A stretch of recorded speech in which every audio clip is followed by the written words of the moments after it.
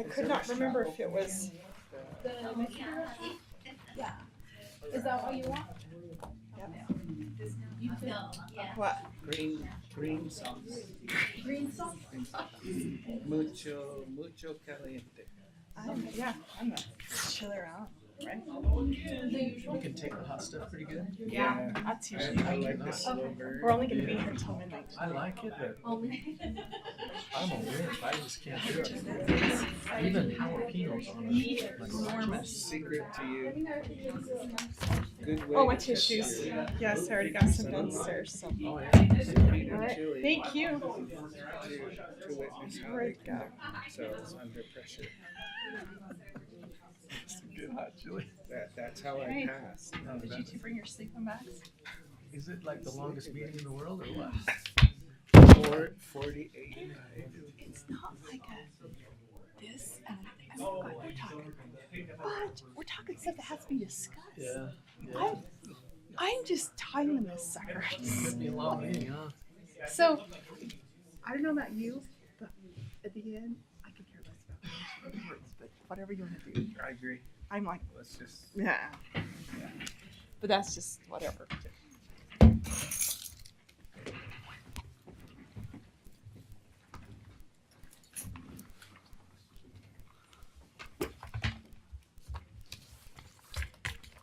Oh, here, right here.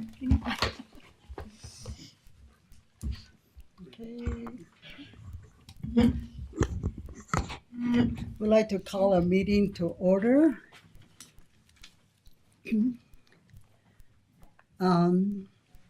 We're gonna have roll call. Commissioner Mon here. Commissioner Harvey, present. And Commissioner Stubbs here. We will, at this time, we would like to invite somebody to say an invocation. Anybody, any volunteers to say an invocation for us? I can say it if you want. Okay, let's see if there's anybody. Have any volunteer there? Sure. Okay, thank you. Our Father in heaven, we're grateful for this day. We are grateful for the opportunity to meet together and discuss governance in San Juan County. We pray that Spirit be upon this body, upon those who are in leadership and those who are in the audience, that we can communicate one with another. We're grateful for this land of liberty we live in. In Jesus' name we pray. Amen. Amen. We'll ask Lyman to lead us on the Pledge of Allegiance. Pledge allegiance to the flag of the United States of America and to the republic for which it stands, one nation under God, indivisible, with liberty and justice for all. I had to get people into the meeting.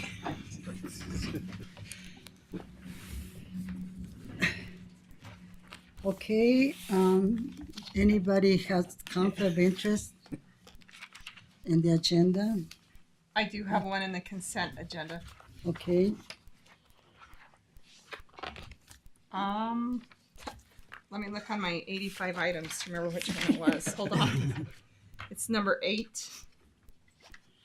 okay. Commissioner Harvey? I do not have any conflict items on the agenda, commissioners. Okay, thank you, and we're gonna turn the time to our County Administrator Mac for the public comments. Okay, let me grab this list real fast.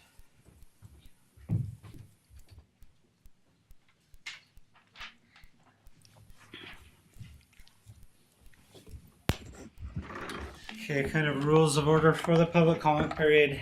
Each of you will be allowed 3 minutes apiece to give us your public comments. Just as a reminder, this is not an opportunity to really engage in dialogue with the commission. The commission are here to hear from the public, and so that's why we use this period. It's not a time for engagement with them, but if the commissioners do choose to engage you, then they can do so at their will. With that being said, just with your comments, just keep them precise, kind, orderly as much as possible. Like I said, we'll give you each 3 minutes apiece. We'll begin here in the audience and take the public comments here from those that have signed up, and then just kind of open it from there. For those of you that are online, we will turn our attention to you after we've taken care of those that are in attendance in the audience. You can note that you would like to make a public comment by raising your hand. There's a feature within Zoom itself where you can raise your hand on there under the reactions and that, so that we know that you want to make a public comment during that time. With that being said, we'll go ahead begin with the list that I have here. The first one, we have Shannon Brooks on here. And just as kind of to know, just when you come up to the podium or online, just please state your name and where you reside within the county, and we'll be able to capture that in our records for the minutes. Shannon Brooks, Monticello area. One thing I'd like to just put as a concept, possibly for a change for this format, is at least 5 minutes. You can't really put out a coherent concept in 3 minutes. I've spoken from this podium a couple times, as you know, and I'm always walking away a little frustrated, and I'm sure others are as well, that we just about get to the climax of what we want to say, and then boom, time's off. That's not the timekeeper's fault. That's the 3 minute limit. So if we went to 5, that'd be awesome. Okay. I've been tracking changes on the 2025 ordinance. It's online. It's on the county website.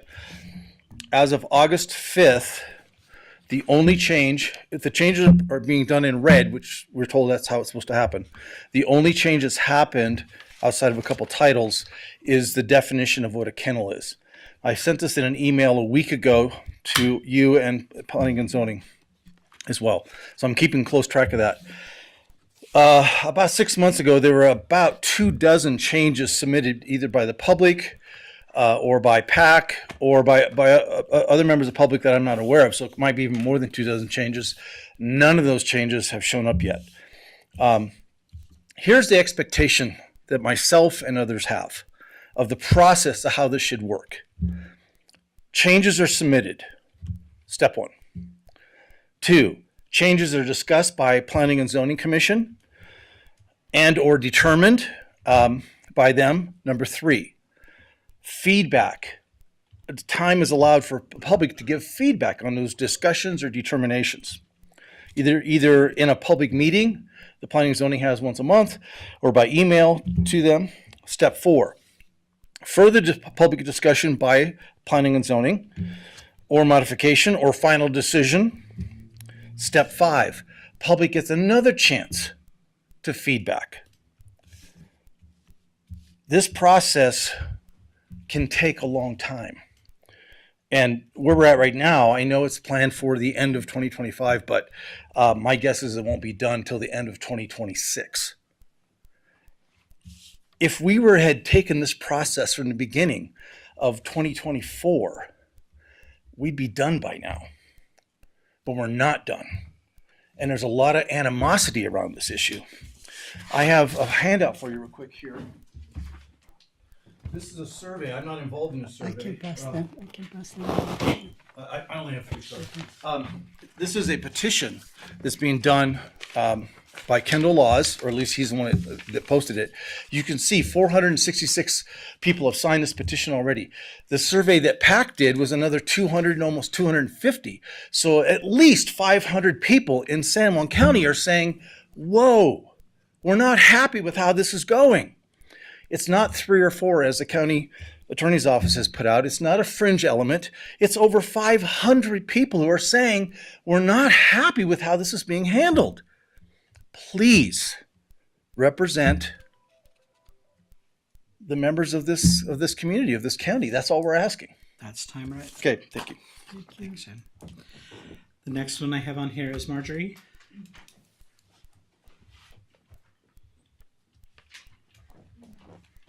Thank you. Marjorie Hans Torland, Old LaSalle. I'm one of a growing number of citizens who care deeply about San Juan County and its future, and who are frustrated with the apparent incompetence, dishonesty, and lack of accountability in relation to the current planning and zoning administrator. I'm here to speak about an instance of incompetence or something premeditated that appears to be incompetence, which occurred July 31st. Around 2 p.m. last Thursday, I was surprised to see a notice on Facebook posted by the coordinator of the LaSalle Community Center, which said, "The San Juan County Planning and Building Department will be at the LaSalle Community Center today from 4 to 7 p.m.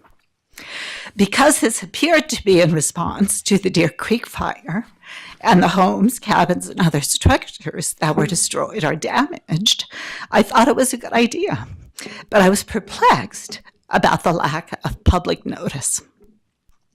I asked the coordinator when she found out about the meeting or office hours session, and she said that Kristen Bushnell contacted her a week before to reserve the community center. I then asked her if there were notices published or flyers posted informing the public about this event.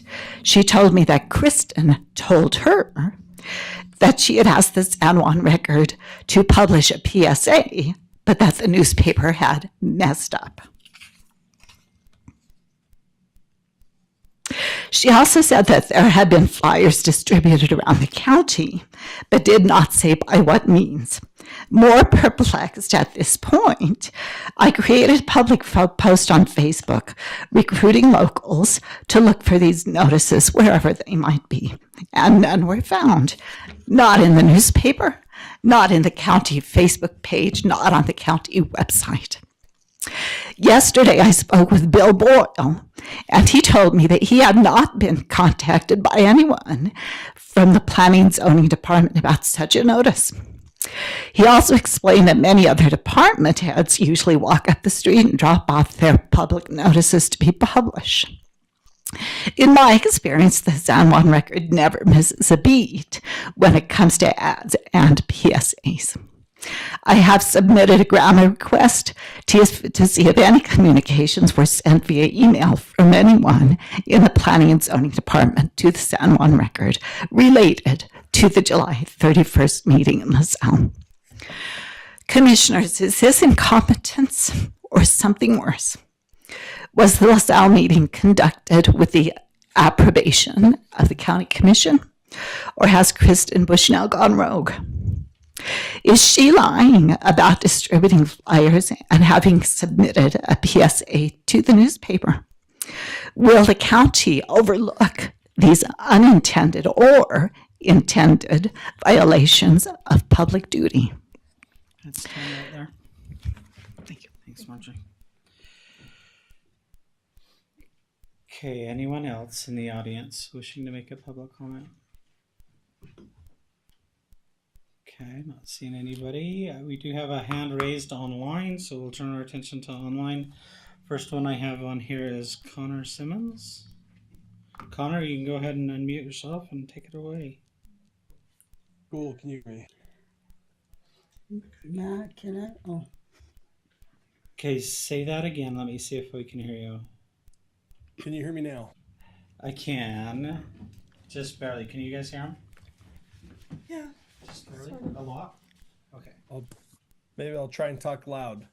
My name is Connor Simmons, and we are on Terra Drive in northern San Juan County. I'm going to do this quick, but we'll send you a copy. In 2021, I purchased a portion of a glamp ground. In my due diligence, I found evidence that it was all legal. From 2021 to 24, things were great, and I know the county was aware of what we were doing.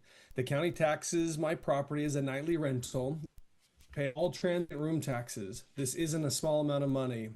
In April 2023, we submitted for a business license and have only had one update saying we were waiting on the rezone. In January 2024, I personally met with Kristen. The meeting was positive, and she pretty much told us to wait for the rezone. In November 20, said in an email to me, the new ordinance should address this, and you will be able to proceed with your business. We have heard this at least 10 times over the last 2 years. Wait for the rezone. I have asked Kristen 3 or 4 times if I get a lawyer to help me figure this out, and she always would say, no, let's work on this together.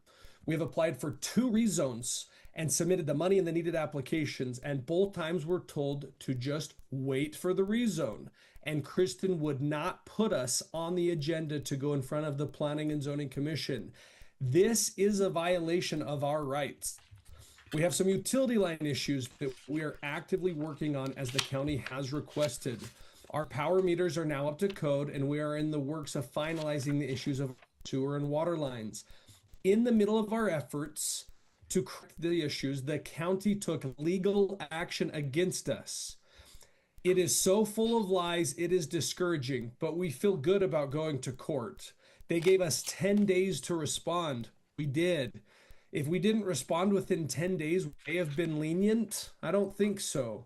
We were told that we would have a response within 20 days after that. It has been 75 days since we responded, and we have no hearing and haven't heard anything from the ALJ. Remember, they filed this against us, and now they ignore us. My attorney submitted everything to the attorney's office. I got a random email on June 12th from Kristen asking that we send her additional information, and she will forward it to the ALJ, and that he will set up a hearing shortly. Again, we haven't heard from the ALJ. I didn't submit anything, my attorney did. Why is Kristen reaching out to me, and why did the ALJ share all of this information? We were told to submit to the ALJ's office, not Kristen. In January 2024 zoning meeting, we were used as an example in front of hundreds of residents by Mitch, specifically mentioning our utility issues we were working on. He said they want to work with people like us and not shut us down. He looked at me and he said this: it feels like a bait and switch. Our livelihoods are on the line. I've been to 7 or 8 planning and zoning meetings and have hundreds of emails with the county, and nothing happens. Kristen said to not get a lawyer, and then the county files a lawsuit against us. Kristen refuses our right for a rezone. Kristen tells us after the new rezone that we will be able to run our business. Connor. Thanks. Okay. Let him keep going.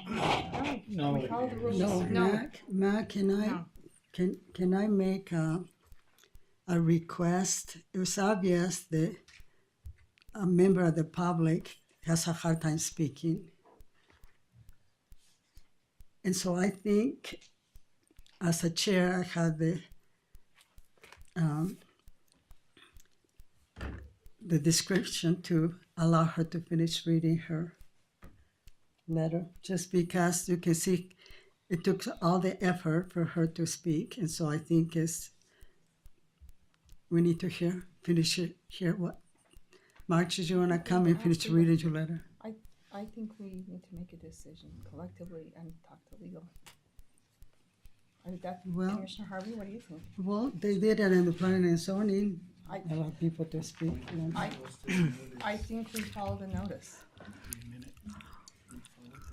I think we follow the notice. Well,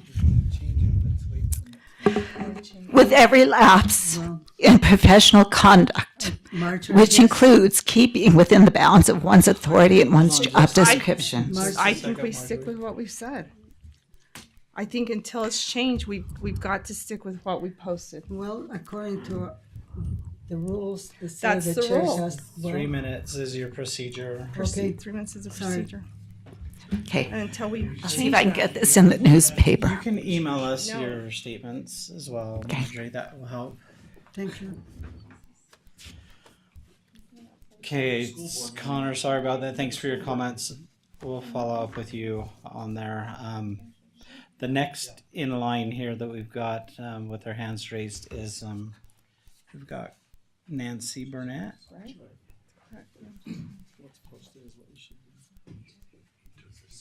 So Nancy, can you hear us?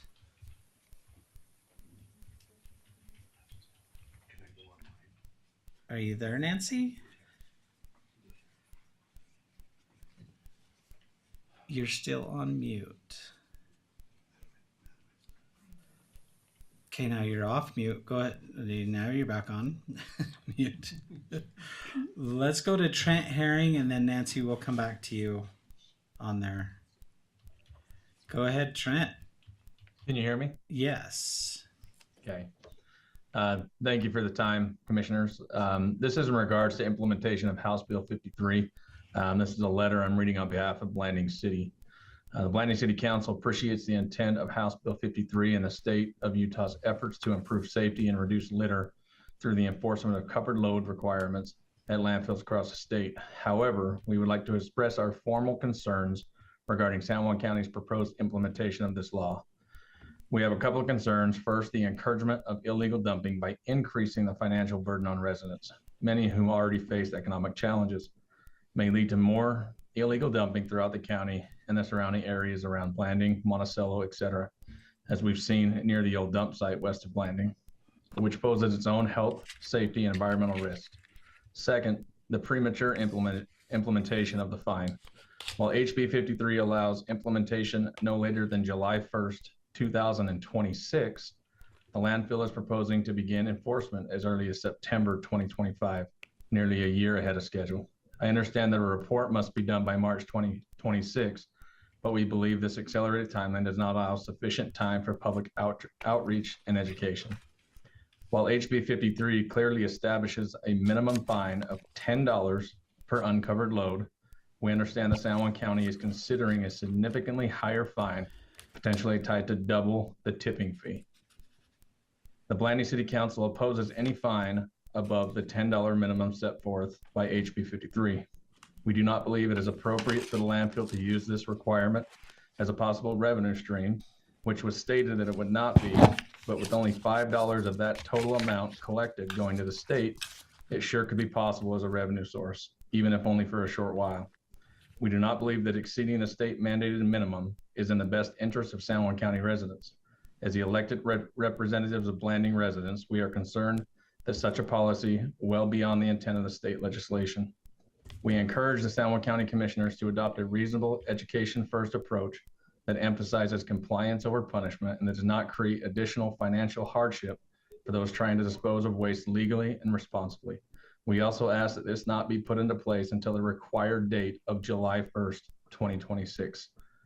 This is on behalf of Blanding City Mayor and the Blanding City Council. Thank you. Thanks, Trent.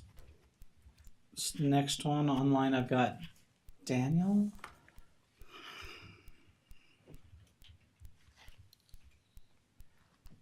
Okay, Daniel, you're still on mute. There you go. You're off mute now. Go ahead. All right. Thank you. I just want to thank the commission for their time and all their hard work. My concern is with the proposed zoning. As it turns out, we hadn't updated the general plan first, so things were done out of order. But I just want to remind everybody that it was like a rush job, that we had to hurry up and pass it. We had to hurry up and pass it. And then as it turns out, something was procedurally not right. And it sounds like people are raising concerns that are sort of along those same lines about procedural issues, and they don't like the implementation of this law or that law. And it just seems like the tide is turning against this for some reason. My concerns with it is everybody, I think, wants the lifestyle they have preserved. And this proposed zoning doesn't seem to seek to preserve our lifestyles. It wants to interrupt and disrupt a lot of lifestyles and the way that we live now. And then when you mention that, people say, oh, well, we took out the thing about the pets. Well, that was an overreach in the beginning. So that is not in your favor. That's not something we should look at and say is a good thing.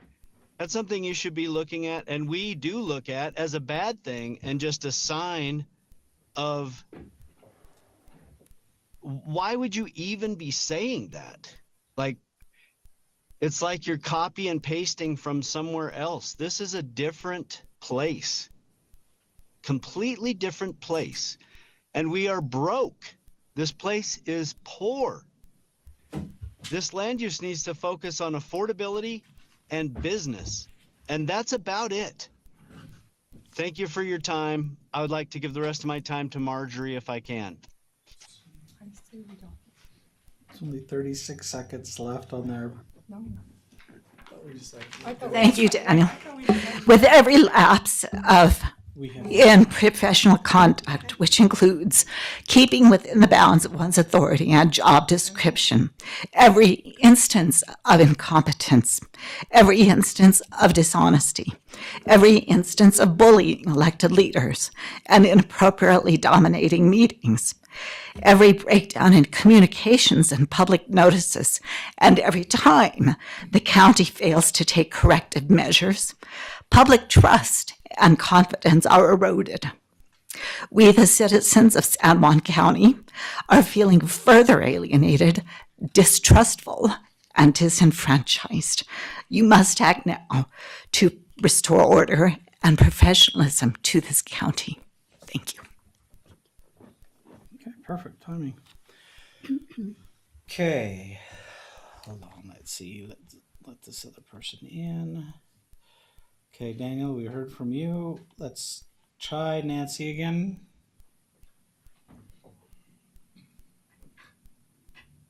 Nancy, I show that you're unmuted, but we can't hear you.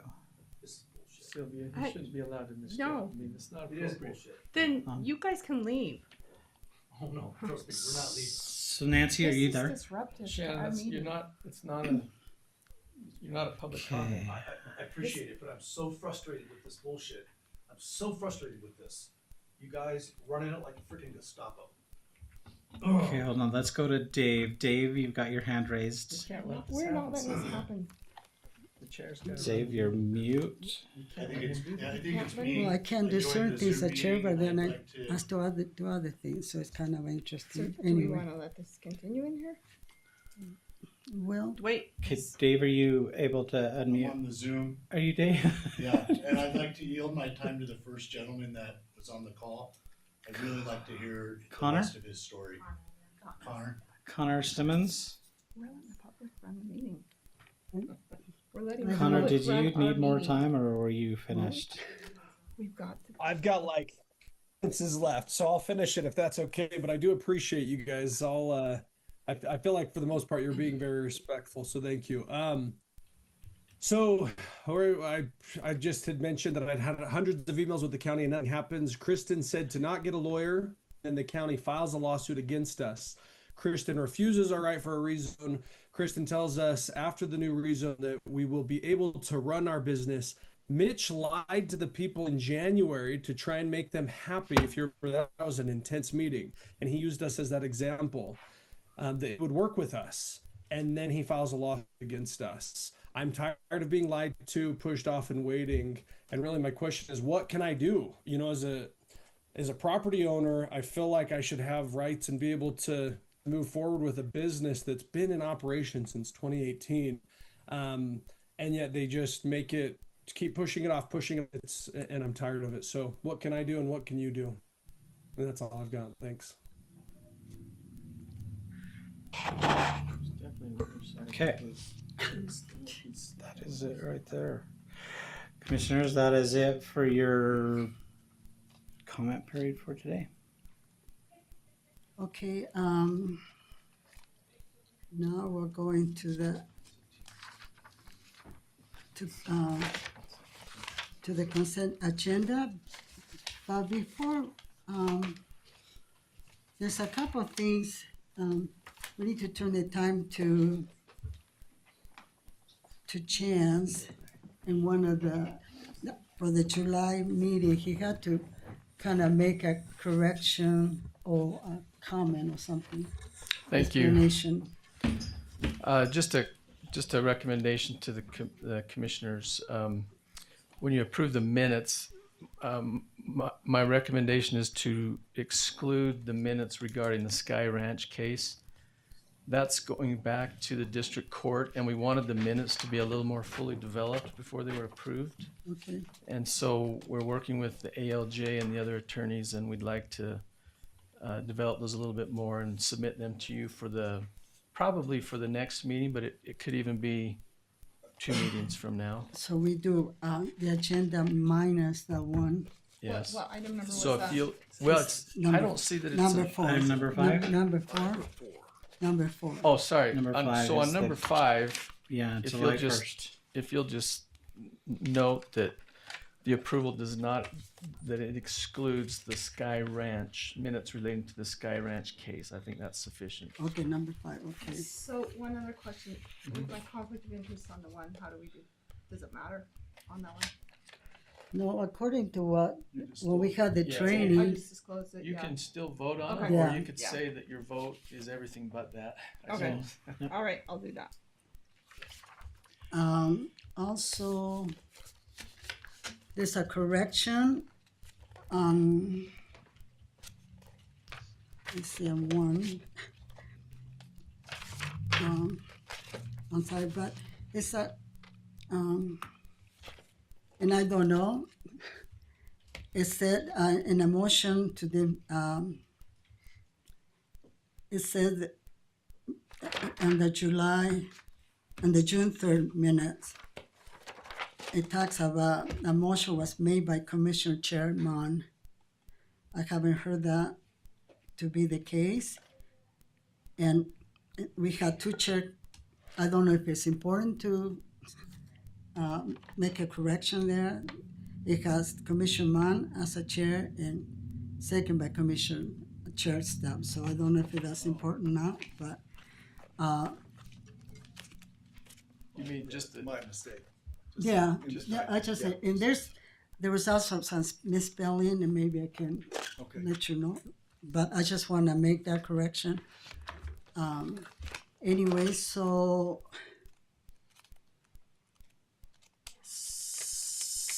Mac, do you want to do the consent agenda? I will, yep. Let me send this out real fast. Okay, so under today's consent agenda items, and there's up to 30 on there. This is what happens when we skip a meeting, but it's, I think, a good testament to staff. Continues to work forward and do great things here in the county. So item number 1, you have the approval of $75,059.75 in small purchases. You have $1,723.56 for a Dell Pro laptop for the Blinding Library. You have $2,030.66 for a condenser case for the landfill. It was a transmission. You got $2,449 for a cab and chassis Ford Power Stroke. Got $2,118.53 for a Riemann electronic control module. $43,800 for a galvanized CMP. $12,890 for a straight blade. $1,549 for Roto Master turbocharge, and so this is the transmission. $8,499 for the transmission for the Ram 250 cab for the landfill, and core charge for San Juan County Road Department total. On here you have the approval of the June 3rd, 2025 Commission work session meeting minutes, approval of the June 17th, 2025 Commission meeting minutes with the changes. You've got the approval of the July 1st, 2025 Commission work meeting minutes. We're going to hold on the approval of the July 1st, 2025 Commission meeting minutes until next Commission meeting. You have the approval of the check registers for July 1st through the 31st, 2025. You have approval of a single event permit local consent for Doug's Barbecue. This is a Pecos conference that they're putting on August 9th, 2025. You have the approval of an independent contractor agreement with Linda Lewis for the 2025 election services contract. You have an approval of an appointment of Dr. Leslie McNaughton to the San Juan County Counseling Board for a 4-year term. Then you have approval of the San Juan Health Department Community and Clinical Interventions contract between San Juan County and the State of Utah Department of Health and Human Services, amendment number 4. And if you look at these on the staff reports, it kind of shows you the amounts that have changed, as well as the time that is changed on these as well. You have the approval of the local health department women, infant, and children's WIC program contract between San Juan County and the State of Utah Department of Health and Human Services, Amendment Number 1.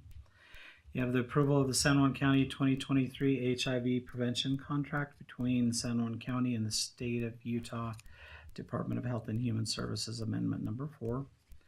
Approval of the San Juan County minimum performance standard contract between San Juan County and the Utah Department of Health and Human Services for state fiscal year 2022, Amendment Number 4. You have the approval of the Public Health Emergency and Healthcare Preparedness Programs for fiscal year 24 through 28. Contract between San Juan County and the State of Utah Department of Health and Human Services, Amendment Number 1. You have the approval of the interlocal agreement for e-cigarette, tobacco, and other drug prevention between San Juan County and the San Juan School District for the Albert R. Lyman Middle School, Amendment Number 2. You have the approval of the interlocal agreement for e-cigarette, tobacco, and other drug prevention between San Juan County and the Hosgo INA 365 program for the Utah Navajo Health Systems, Amendment Number 2.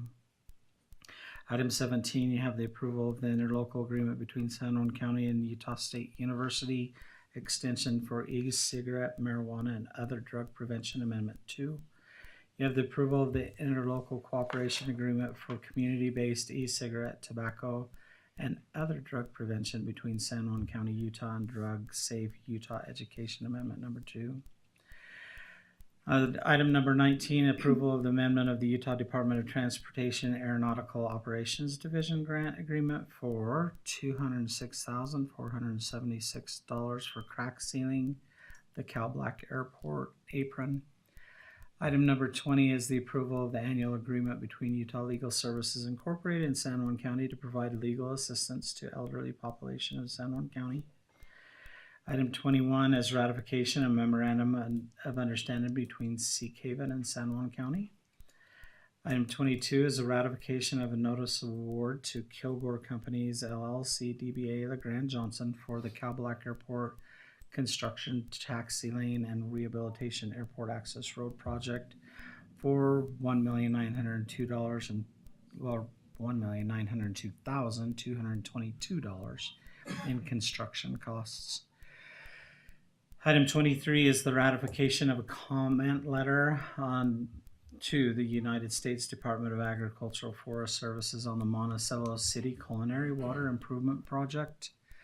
Item 24 is ratification of a comment letter on United States Department of Agricultural Forest Services on the Peters Point Habitat Improvement Project. Item 25, ratification of the 2025 Declaration of Emergency for the Deer Creek Fire. You have consideration and approval of the standing operating guidelines for the emergency medical services and their staff. Item 27 is approval of the 2025 Interlocal Cooperation Agreement between Blanding City and San Juan County for general election services. Approval of the 2025 Interlocal Cooperation Agreement between the City of Monticello and San Juan County for general election services. Item 29 is approval of 2025 Interlocal Cooperation Agreement between the Town of Bluff and San Juan County for the general election services. Item 30 is approval of the Amendment Number 2 between Cheryl Luke and San Juan County for administrative law judge services, specifically for the Sky Ranch case. Commissioners, that is all of the items for your consent agenda We're today. halfway through. And we're halfway through. Anybody have any questions?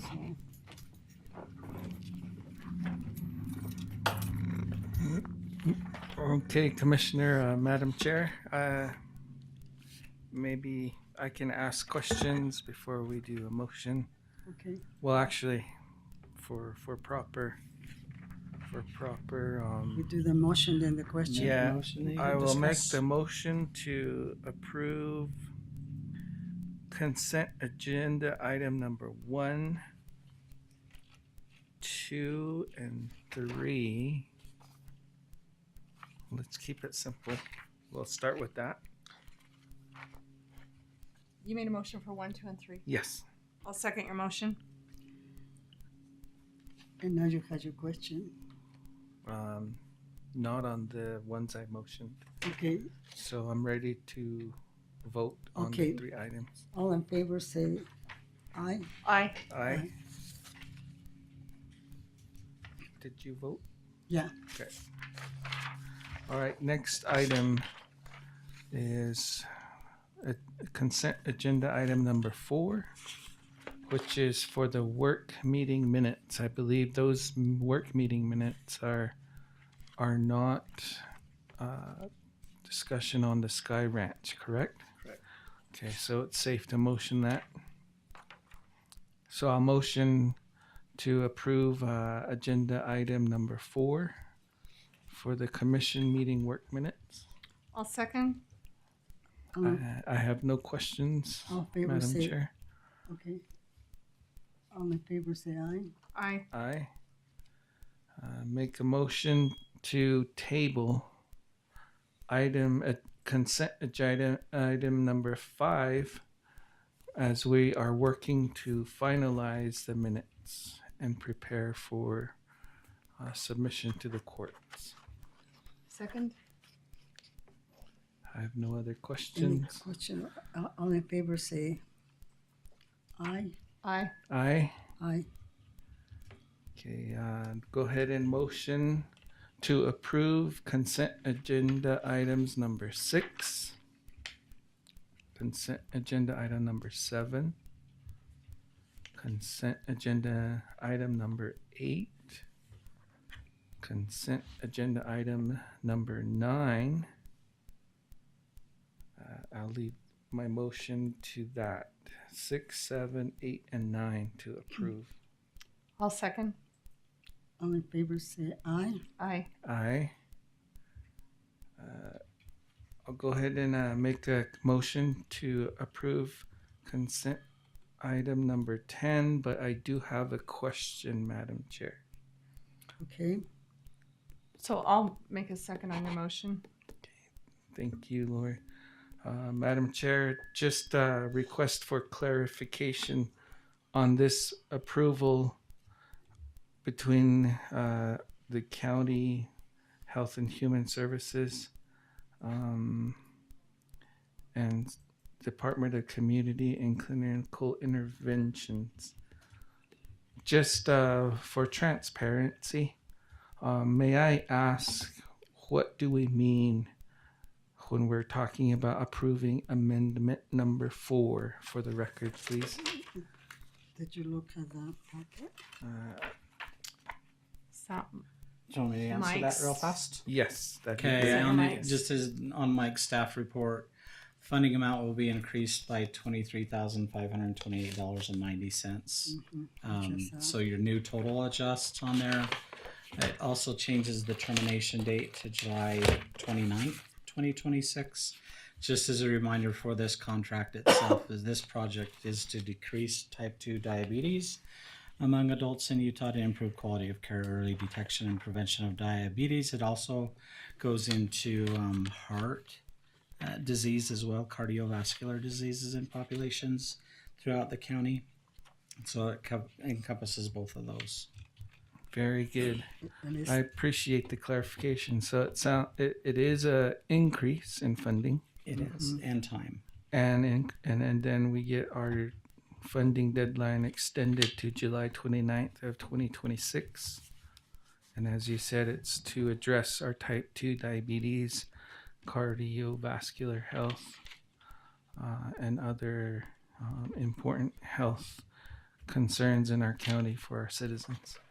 Okay, thank you, Mac. I value that clarification, and I'm sure the public would value the information. So I have no other questions, Madam Chair. I'm ready to vote. on just that item. Yes, on Okay. item number 10. So we have a motion. You make your motion, you got a second? You have a second. All in favor say aye. Aye. Aye. Okay. Okay, so I'm sorry, I'm going to slow things down. I know we're in a rush, but it's important that we're trying to share as much information as we can with the public who are listening in. I will motion consent agenda item number 11. And I'd like to ask for clarification with my motion to approve. Just simple clarification on what amendment number 1 encompasses. Do you Madam Chair. want a second on that? is the WIC, Okay, is second the on that. The WIC program, a second, we have a second. Do we vote and then have the clarification, or do you want to have Clarification Let's first. just get a clarification, Madam Chair, if we Okay. could. Is that, this is There's yours, the Mike, WIC. right? It's the This WIC is a Because very- I program. have questions on a Yeah, bunch my- too, so I guess Just- just haven't So come this up. one, the original amount was $140,622. The funding amount increases $22,720 for a new total funding of $163,342. This is for WIC services throughout the county. And what is the extension date? What is the date this grant is expiring to, Matt? Tell us.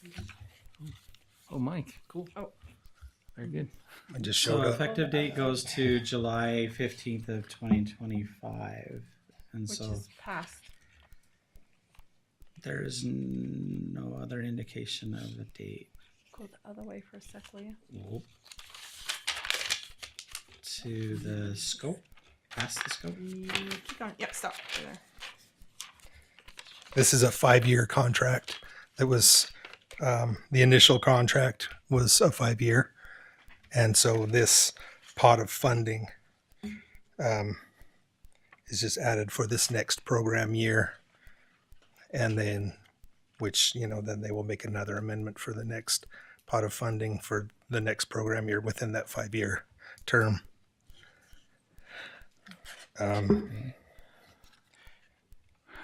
Mike, since you're there, Yes. I don't mean to pick on you, but what are our current efforts in serving our county at this point,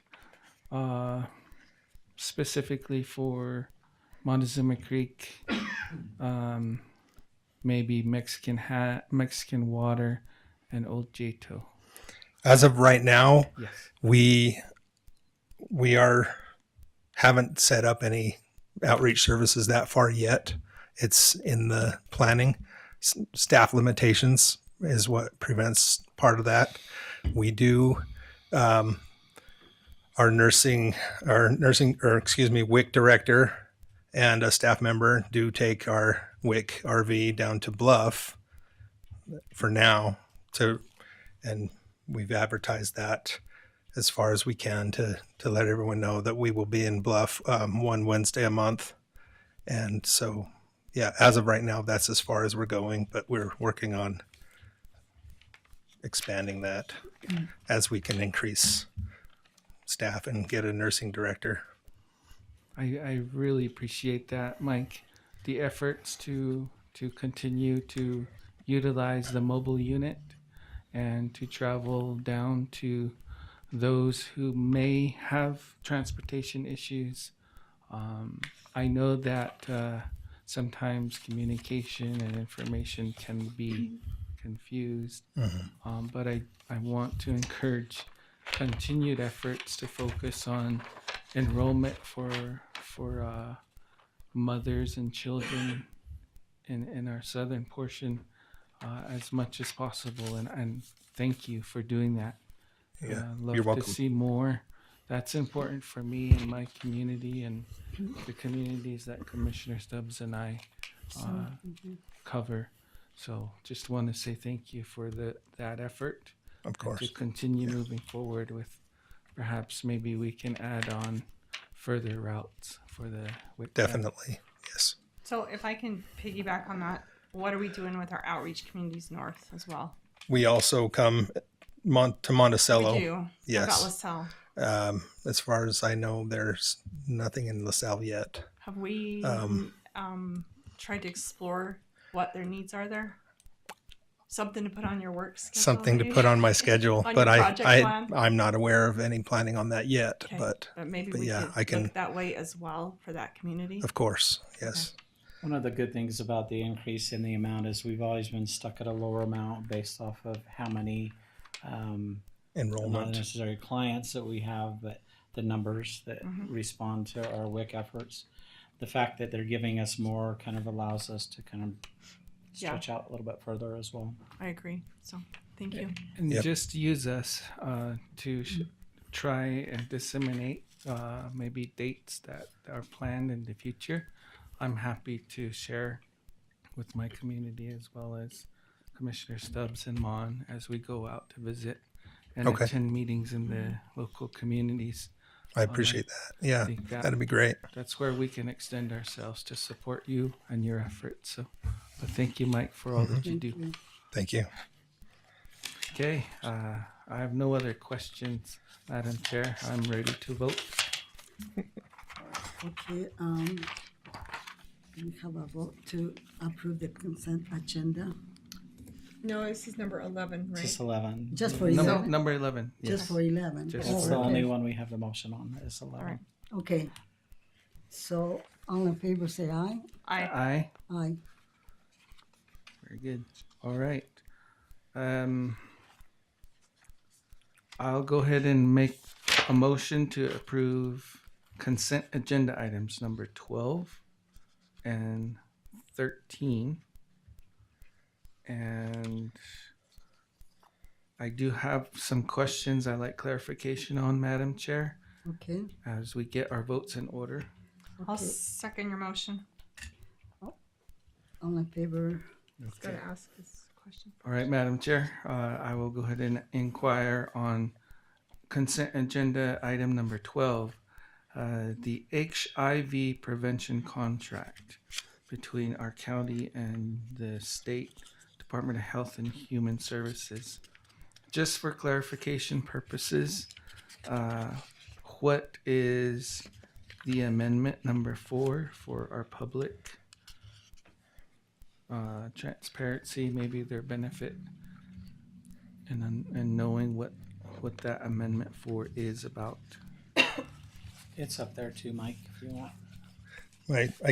I'm currently in a position in my life where glasses or my eyes don't work the greatest. So How's that? Right there. thank you. Yeah. I did print it, but my printer's kind of run low on ink. So the increase is to add $1,500 for the next program year. And this funding is to support any investigation or outreach efforts with regard to HIV and prevention services and investigation. So Okay. Is this a program where it's mobile, or is it primarily housed there at the public health building where we're just inviting the community to come and request screening? Is that how this program is? yeah, right now it's just within the house. With it being such a small amount, it's mainly there to we provide pamphlets and other information, educational information when they come to visit, and if we learn of a case, then we have that funding to pay the employee that does the investigation and reaches out to that person as well. Okay, thank you very much, Mike. The next question is to the next consent agenda item, which is the minimum performance standards contract between our county and the Department of Health and Human Services with the state. What is the amendment that we are going to be approving? What does that entail, just for public knowledge? This amendment is to provide for the next fiscal year $163,000 or $163,603 to help the health department fulfill minimum performance requirements, which are detailed in a statute of what health departments, or the minimum of what we're supposed to have to extend services. And this also comes with, I believe it was last year around the same time that there was another amendment that required the county to match no less than that amount each year for the health department to perform those minimum requirements. Okay. What is our current year or our plan that's in place for our current public health and emergency preparedness plan? When was that made, and are we due for a new one? Sorry, could you rephrase that? Just For our county public health emergency and healthcare preparedness plan. Oh, is that the next agenda item, or? No, this is the funding right now. Oh, okay. Do we have a plan? Sorry. It's okay. I know it's kind of nerve-wracking sometimes with the public, but what is our current date on our plan for public health emergency and healthcare preparedness? What is the actual date that we have in place that we're utilizing?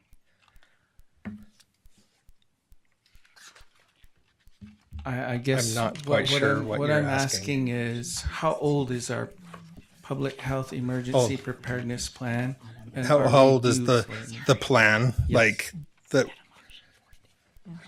there's a lot of plans, but are you speaking of like a plan in general, or the overarching public health emergency plan for all possible public health emergencies? Our county public health emergency plan that is in place right Yeah. this moment? It is fairly old, and it's currently being worked on to update policies, procedures, contact information, and different departments that within the county that aid in certain responses. Sorry, it's kind of a broad question. No, And so, no. but yeah, it's the last one that we have, I believe it was dated 2018. And so that's something that I've been working on to update and make current. Okay. But it has a lot of annexes to it that are more specific Very to good. different emergencies. That's important knowledge, I think, because I will comment in behalf of the residents south. I know that with the Native American leadership among our Utah chapters, the biggest concern that those elected leaders have expressed is the transport of uranium on the highways. And it's not so much that the community opposes it, rather the community is not prepared to respond to a spill. And so I'd like to just mention that there is a need to consider that as well. I think the biggest voices with the tribal elected leadership is they don't have the technical training, they don't have the materials needed to respond to such a situation where maybe a vehicle is tipped and uranium is spilt, how to handle those things. I know that Navajo Nation asserts that it has an environmental protection agency in place, but they are just new and they are underfunded. Mm-hmm. And Navajo Nation tells the Utah chapters, you are responsible for your own emergency management plan. But the local chapters don't know the ins, the details. It's a complex document, and they're there needing that support. But just for public awareness, and I'm sure we'll be discussing it further with your board, is that concern is present. It's increasing in numbers. What do we do to help our community should ever a situation arise when transport spills happen? How do we respond? And so that's just I think maybe another factor. I don't know if our current county plan has such areas to focus on. Uranium spill management, perhaps it is, maybe it isn't. If it's not, that might be a specific area to focus on. If it is, I think it would benefit public health to share that information with the chapters as a source of reference. Of course. I think right now they have nothing. And so that's just a request, and just more information. My curiosity really in exploring our public health emergency plan. How old is it? Is it time that we focus on creating a new one? But thank you, Mike. I'm sorry I'm making you shaking your boots up there. You're fine.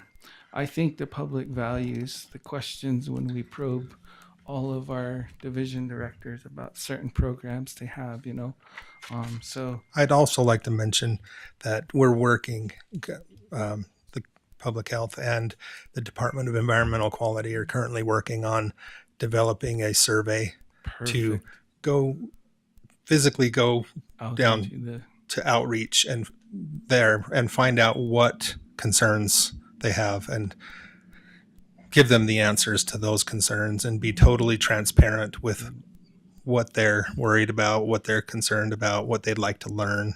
Wonderful. And that will also inform our emergency plan as well. That will be excellent.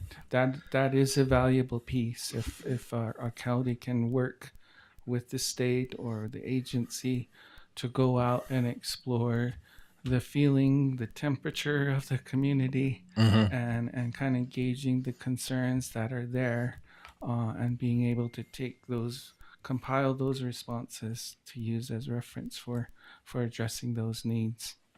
Right. That is awesome. That's really, I compliment you for that effort. So thank you, Mike. You bet. I have a question on as well. So, and just to kind of reiterate that with Mike's comment and those surveys that are going on, they've also had some follow-up meetings that I was able actually to attend that survey meeting with you and Dennis Shumway and that group from Utah State that's doing that surveying, and they've had a couple of follow-up meetings, and very productive in trying to reach what you're talking about. So thank you, Commissioner. And Mike can probably let you know more on those follow-up meetings with that. So the question I have on this contract is, there's a 10% match. Have we always matched this contract? Are we on the emergency preparedness one? It's a 10% match of the federal funding. And so where does that money come from? Is it in grant form? It's comes from our general fund or whatever we can in kind or anything like that. So but it's we've coming always out of your budget on that. Yeah, okay. But it's always been a match required. Okay, thank you. I have no other questions, Madam Chair. I'm ready for a vote. Okay, hold on. Just for a point of clarification on the vote, you had pulled out items 12 and 13, and then we began. So you made a motion on 12 and 13, but then we began discussion on item number 14. So I don't know if you want to amend your motion to include that since we had the discussion. Okay, I'm sorry. So my motion was 12 and 13. So let's go ahead and vote on that motion, and I'm ready for that vote. Okay, so all in favor, say aye. Aye. Aye. Aye. I'd like to make a motion to approve item 14, as Mike has done a wonderful job clarifying all my questions about that program. I'll second. All in favor, say aye. Aye. Aye. Aye. Madam Chair, I'd like to motion to approve consent agenda item number 15. number 16, number 17, and number 18, all having to do with tobacco. But I do have some questions and a comment. Thank I'll you. second the motion. Okay, so who's you gonna ask the question from? Okay. Mike again? This is our public health, right? No, I thought this was CPAC. Mm-hmm. This is public health. Is it The public? public health. You should be online. Awesome. You can speak to that. I seen Zoe. Saw her come on once. Okay, ask away. Let's see if we can. Okay. I don't think we have staff to answer the questions, but I just want to make comment to these valuable programs that we're going to approve. So my first comment is that we've been doing the SHARP survey in the school district following state efforts. SHARP survey is now a new, I think it's currently being asked now. Mm-hmm. And I think my biggest focus is on, let's make sure that parents are aware that there are questions at the school to ask about drug use, alcohol use, tobacco use. And because of the SHARP survey, our county was able to understand that we had a lot of underage smoking. And because of the survey, it has helped us make it a priority to secure funds from the state, because a lot of the respondents in our school district had self-reported that they have access to tobacco, and so now these are the funds to help strengthen the programs to educate our children that are going into the schools and struggling to unaddict themselves, I guess. I think one of the things that I found in the survey was vaping. Vaping was one of those areas that is high. And so I think my point in sharing this with the community is, if we can encourage our children to be honest in that survey, that those answers help channel state and county efforts in addressing areas where we can do better, they're good. The other piece that I wanted to comment on is, and I'm sorry, sometimes I'm sure I'm strong with raising my voice for needs of Native Americans and my community. And I don't mean to say down south, but my community has a different take on tobacco, because there's traditional tobacco, and it's not common to be, in general, using tobacco outside of a ceremonial setting. And I don't know if that makes sense to many, but for Native Americans, there is sacred use when it comes to tobacco versus when you utilize tobacco for recreational use. And so sometimes, to strengthen Native American children, when you remind them there's a difference. There's recreational use and there's ceremonial use. It's valuable and it's meaningful, because then the children understand that when tobacco is utilized in a ceremonial setting, it's not recreational, but it's not only a way to strengthen your prayer to the Creator, but it is also a way to heal the mind and the body. And I don't mean to bring in Navajo philosophy or teachings, but that ceremonial use, and there's purpose. Utah Department of Health and Human Services, Office of Indian Health and Family Services can be a resource for these fundings that the county is now going to receive to focus efforts on Native American children when it comes to appropriate tobacco use, ceremonial tobacco use versus recreational use for Native American children and families. So my best encouragement would be we should include the Office of Indian Health and Family Services, the resources they have to help fuse some of the funding efforts here so that they can also roll out technical support in helping Native American youth understand the difference between recreational use and ceremonial use. And I just wanted to share that knowledge because I think it's important here as we're ready to approve funding for tobacco prevention. And those are my thoughts, commissioners, and I value the fact that you're allowing me to share these important points. I hope the community feels it's valuable.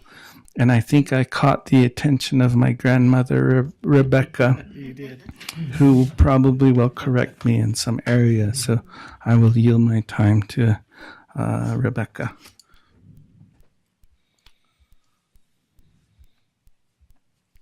Okay, Rebecca. Oh, there you go. Good afternoon, commissioners, Commissioner Stubbs, Commissioner Mon, and Commissioner Harvey.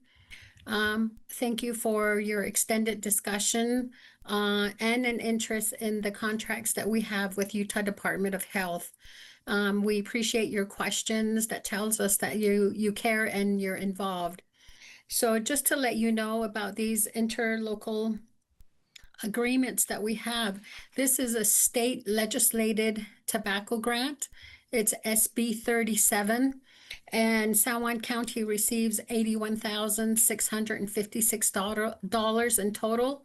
So we have 4 grantees, and it was mentioned here that's Drug Safe Utah, Hojongo Ina 365, Utah State Extension, and Albert R. Lyman. And we hope to get more schools on board to apply for this contract and for the dollars. San Juan Public Health does not keep any funds. It's all passed through to the grantees, and they're all continuation.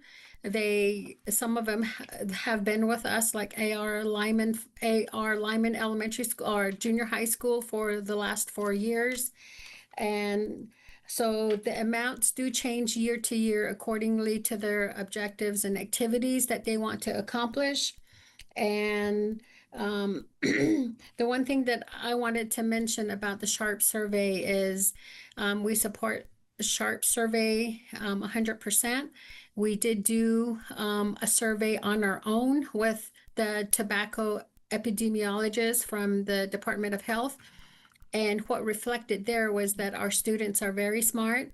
And this is on the southern part of the county. And they know the difference between commercialized tobacco and sacred tobacco use, ceremonial use. So we did that survey and we shared that with Cassie John, and she's worked on some videos and near completion of those videos and pamphlets. So we do meet with her on a quarterly basis, as Commissioner Harvey had mentioned. So we do partner with them. And so we do a lot of our work through partnership.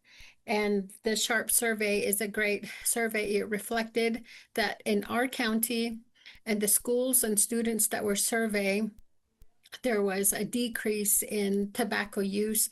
And it was really amazing because we did this survey and there was at least the 3 people that were brave enough to say that they smoke. So out of the whole survey, there was only 3 people that admitted they smoked in our county. So a lot of tobacco prevention and education goes on. We don't have just one target group. We're working on prevention, education, intervention, and to quit tobacco if they are interested in quitting. So we work with different organizations, and this is a great grant that it comes to our San Juan Public Health and able to do community outreach. Again, thank you very much. Ja, shimasane to obolnegi nasht ota. But so dezenegide banasht shimasan. I have no other questions, Madam Chair.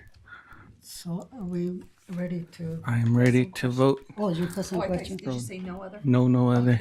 I'm ready to vote. He said there were no other questions, so anyway. So we're voting on, tell us the number again. 15, 16, 13 17, 18. Hashtaada, Hastkantsada, Sositsada, Sebitsada. When I was trying to learn the numbers, there's one that sound like, so I had to do my nose when my husband was teaching me the numbers. Anyway, so it goes to 15 through 18.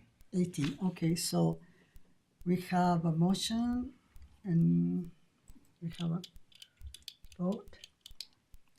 I motion to say approve. Aye. Aye. Aye. Okay, moving on with consent agenda items. A motion to approve consent agenda item number 19 with the amount there for $206,476 for the Cal Black Airport, not the apron, but the Cal Black Airport, right? Or apron? Okay. Yeah, it's a part of it. That's an expensive apron.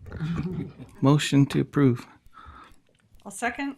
All in favor, say aye. Aye. Aye. Aye. Moving on with consent agenda item number 19. 20. Or 20. 20. Like to motion to approve with questions, Madam Chair. Okay. I'll second your motion. Okay. Madam Chair, my question on this item, our annual agreement with Utah Legal Services and our county. It's wonderful to hear that we have legal assistance available to our elderly population. So Tammy, she can give us the answers. And I know in the Criminal Justice Coordinating Council, we had the state, Mac, you might help me. Public Defender's Office. The Public Defender's Office. They have a specific name, though. They're they oversee the attorneys that our courts hire. Indigent Defense Council. The Indigent Defense Council, yes. When the Indigent Defense Council met with the Criminal Justice Coordinating Council of our county, one of the things that was reported about the attorneys was that every year the funds are drawn to the program to be funded, and I think the challenge has always been having the attorneys who take the cases are not reporting numbers. Isn't that correct, Mac? Mm-hmm. And so I'm wondering if this might be an opportunity to highlight that concern through that had been expressed through the Indigenous Council. They provide funds for attorneys to argue for folks that can't afford an attorney. And I imagine this contract is similar to that effect, maybe not. And so what I'm trying to highlight is if we're utilizing attorneys and we're required to report the volume of cases that attorneys handle as a requirement to report back to the state. Can we do that better? And I don't know if this program has that component in it or not. So this program, and I was looking at it, and I put it in one night when I came back from the fire, so I don't have the amount, but the amount is a $2,000 amount. It's very minimal. And what legal services do is they come down every year and they cycle through each one of the centers and they provide like living will counseling. They don't do Not defense kind of defense stuff. or anything I like see. that. They just sit with the seniors, provide legal will counseling. We contract it out because it's such a small amount, and Utah Legal Services is very specific for what they provide. And I do get like, this is how many people we met with. So I do get a number of who they met with, but it's not for defense. It's just for like Preparing wills and wills maybe and stuff like that. probates, perhaps. Yeah. Okay, that's good to know Yeah. because I'm going to add a piece onto this then. Okay. So I know that elder abuse is real. It exists in our state. Let's just put it that way. We do have the Adult Protection Service program that is available to our residents in our state. And I think a lot of times many may or may not know what number to call. And I know it's challenging, especially for our community because of the jurisdictional differences. I know that if you're a victim from the reservation, you can't call the state, but they will accept your call, but they will transfer the issue to the correct jurisdiction. I think my point in this is, can we do more to help all the seniors and elders in our community to know what they can do, where to go, should they be experiencing any type of abuse? And what can we do to increase that awareness throughout our county? So you're tackling an issue I've been fighting for since I took over the aging programs. Elder abuse in our county is complicated because of those jurisdictional lines. We do have cards that we have made that have the Utah number, and depending on where you live on the reservation, they'll either come out of Shiprock or Tuba City.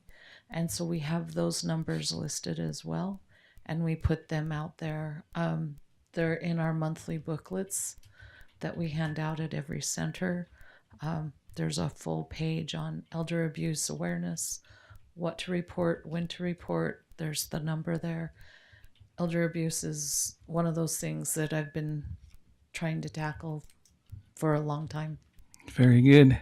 I really appreciate this information sharing part of our discussion for Native American elders and those that are in the Navajo Nation jurisdiction.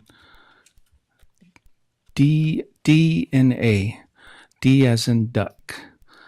Dene Legal Services is the legal services available to Native Americans. They do come to UNHS. I believe they travel out to Montezuma Creek and out to Monument Valley. I am curious to test whether or not they are willing to come out to our centers as well. Perhaps maybe public health facility might be space. Maybe I know we have residents here, native residents here in Monticello, perhaps another space. But just so that you're aware, Dene Legal Services is free. It's based on income, and they are the authority for helping and legal aid services for victims from the reservation on and off. So that's just other important pieces I want to divulge for the public. But thank you, Tammy, for allowing me to pick on you and highlight, the work you're doing. The 2 numbers is valuable because then you have options, and the numbers, being able to give those out to our elders for reference, that's important. I actually was walking around the 4th of July in the park in Blanding, and Tammy gave me a refrigerator sticky. But it was in El Español. No habla español. Picano español. But those are very valuable too. The magnets, because they'll always go on spaces where they're available. So thank you, Tammy, for allowing me to indulge in this discussion. Thank you. I have no other questions, Madam Chair. For item I am ready for 20. number 20. Yep. Okay, so all in favor say aye. Aye. Aye. Aye.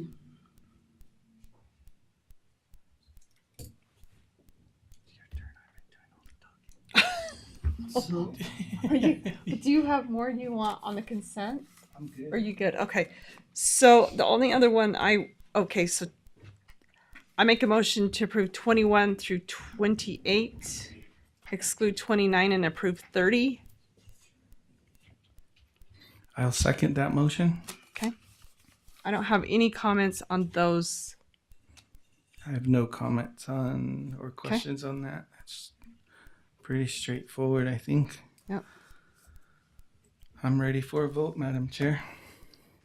Good. I just want to make a comment on the number 21. I think it's a really good thing that's happening. We have 3 counties working on this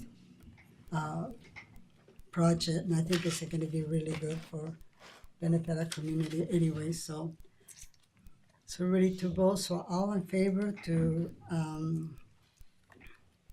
vote the rest of the consent agenda, say aye.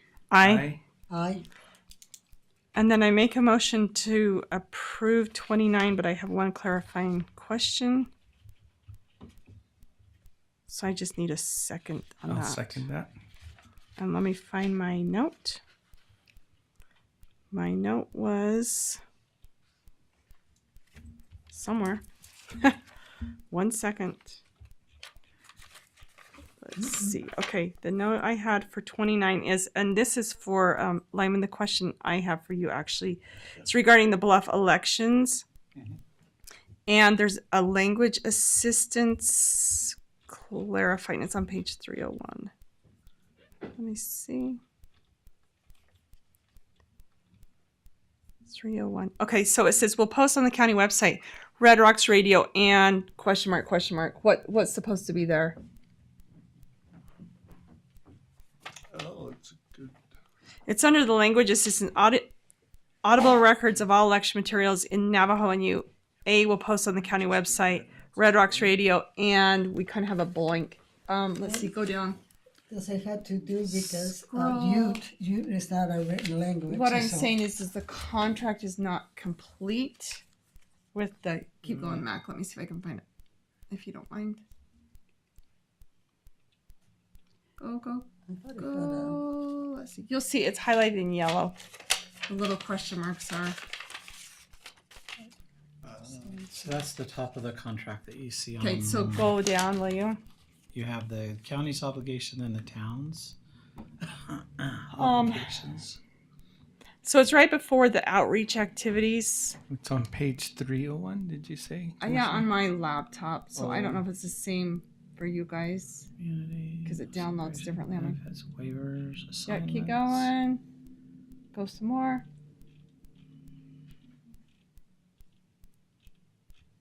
Yep, keep going. Okay. I know where it's at now. Keep going. Some more. Some more. Right there. Here. See those question marks right there? How should that be finished, I guess? So it's number 2. We'll post on the county website, Red Rocks Radio, and It has a little yellow. yeah. And it would also be the radio station in Farmington and Gallup. Do we need to finish that sentence out, or finish with Red Rocks and such areas, or what do we need to do on that? Just finish it up. Red Rocks off and put the other 2 on. Okay, so I guess I'll amend my motion to approve this contract with the additional correction With the addition. according to the clerk's office recommendation. Does that work? Okay, so that's my motion. Okay, I'll second that motion with the corrections. Okay. So, all in favor, say aye. Aye. Aye. Wow. Whew, we made it through the consent agenda. You really read that Wow. to catch those. Laura. You guys are going fast. So we have.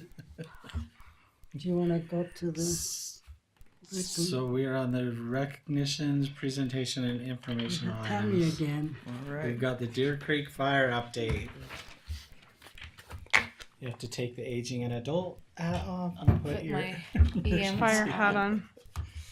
Do you want maps? I have current maps.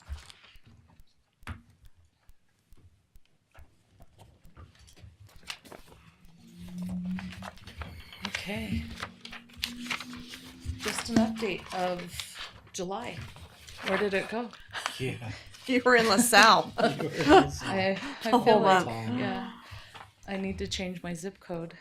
So the Deer Creek fire, it started on July 10th, about 1 o'clock in the afternoon. It escalated into a complex and unpredictable fire within a short amount of time. The wind was really driving it. It made its biggest climb the first day with 5,000 acres. So our start date was July 10th. As of today, there's still some hot spots inside, but not a lot. It's 95% contained. Our final size is 17,724 acres. Before the Monroe fire blew up, our fire was the biggest fire and had priority. And then the weather kind of changed over on the Monroe fire, and it drove that one pretty much like we're seeing this one. So right as it started, we were monitoring radio traffic, and they were calling for evacuations of communities or subdivisions in Old LaSalle. We pushed those evacuation alerts out through our Alert Sense, the program that we use to do reverse 911.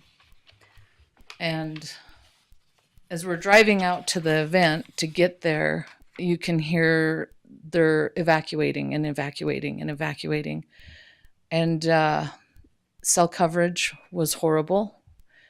And between cell coverage, I could get a call into the state because they can also do our iPause and our reverse 911 if I can't. And so driving out there between dropped calls, it was like almost every other word. Can you send? And like it was a drop and a drop. They were able to evacuate from Mountain Shadows all the way to the Colorado border, which was very beneficial because the fire was running. So the state, they really helped with getting that iPause out. And in the middle of it all, dispatch went down. So we had an event within an event within an event, and it just, the radio and cell communication was complicated. Radios, the radios were loud, scratchy, quiet, couldn't hear. Our radio coverage was not very good. It was pretty complicated. Comms were not working great for us that day.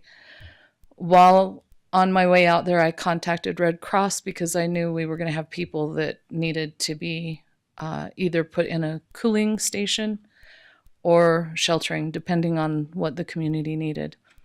By the time we got out there, Red Cross had taken their shelter trailer from Moab and had it at the community center. And so we were ready. Crystal Johnson had the community center ready and open for people to come in and either get information, get out of the weather. At that time, people were staying with family or friends. They did not want to shelter there, but they did want to go there to, sit down, talk and stuff. And like I said, the fire expanded drastically. The 11th wasn't too bad. And by the evening of the 11th, they had declared the fire an FMAG. So an FMAG is a federally managed assistance grant. So that FMAG designation allows federal money to come in and help the state manage that fire. So it doesn't really give us money, but it gives the state money to manage that fire.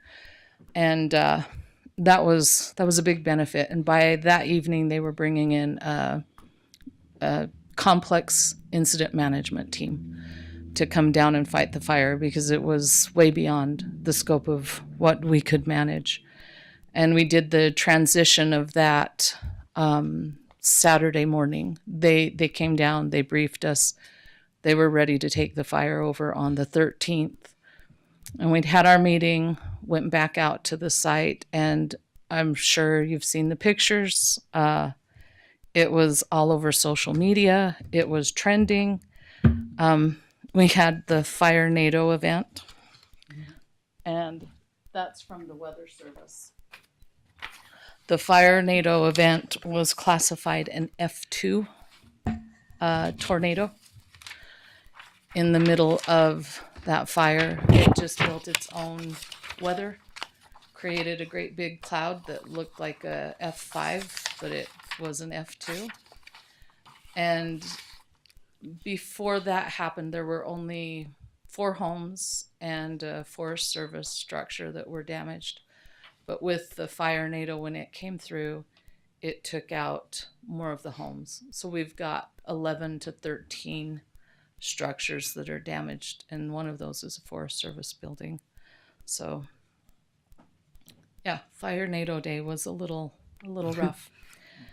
Some of our after action items, the radio comms were brutal. I would go up to talk to the sheriff, get his information, drive down to New LaSalle, talk to Crystal, drive to the senior center where I knew I had like 1 bar of service, and call whoever I needed to call or follow up with whoever I needed to follow up with, and then drive back out or drive and go and get whatever. So it was a lot of relaying information by driving because you could not get communications. Starlink, the Grand County Sheriff's Department brought Starlink in that night. They had a little portable Starlink, and that helped with comms for the sheriff's office. And by the next day, I had reached out to Carbon County. They had a bigger Starlink, and we were able to bring the Starlink down, and that stayed up until about a week ago.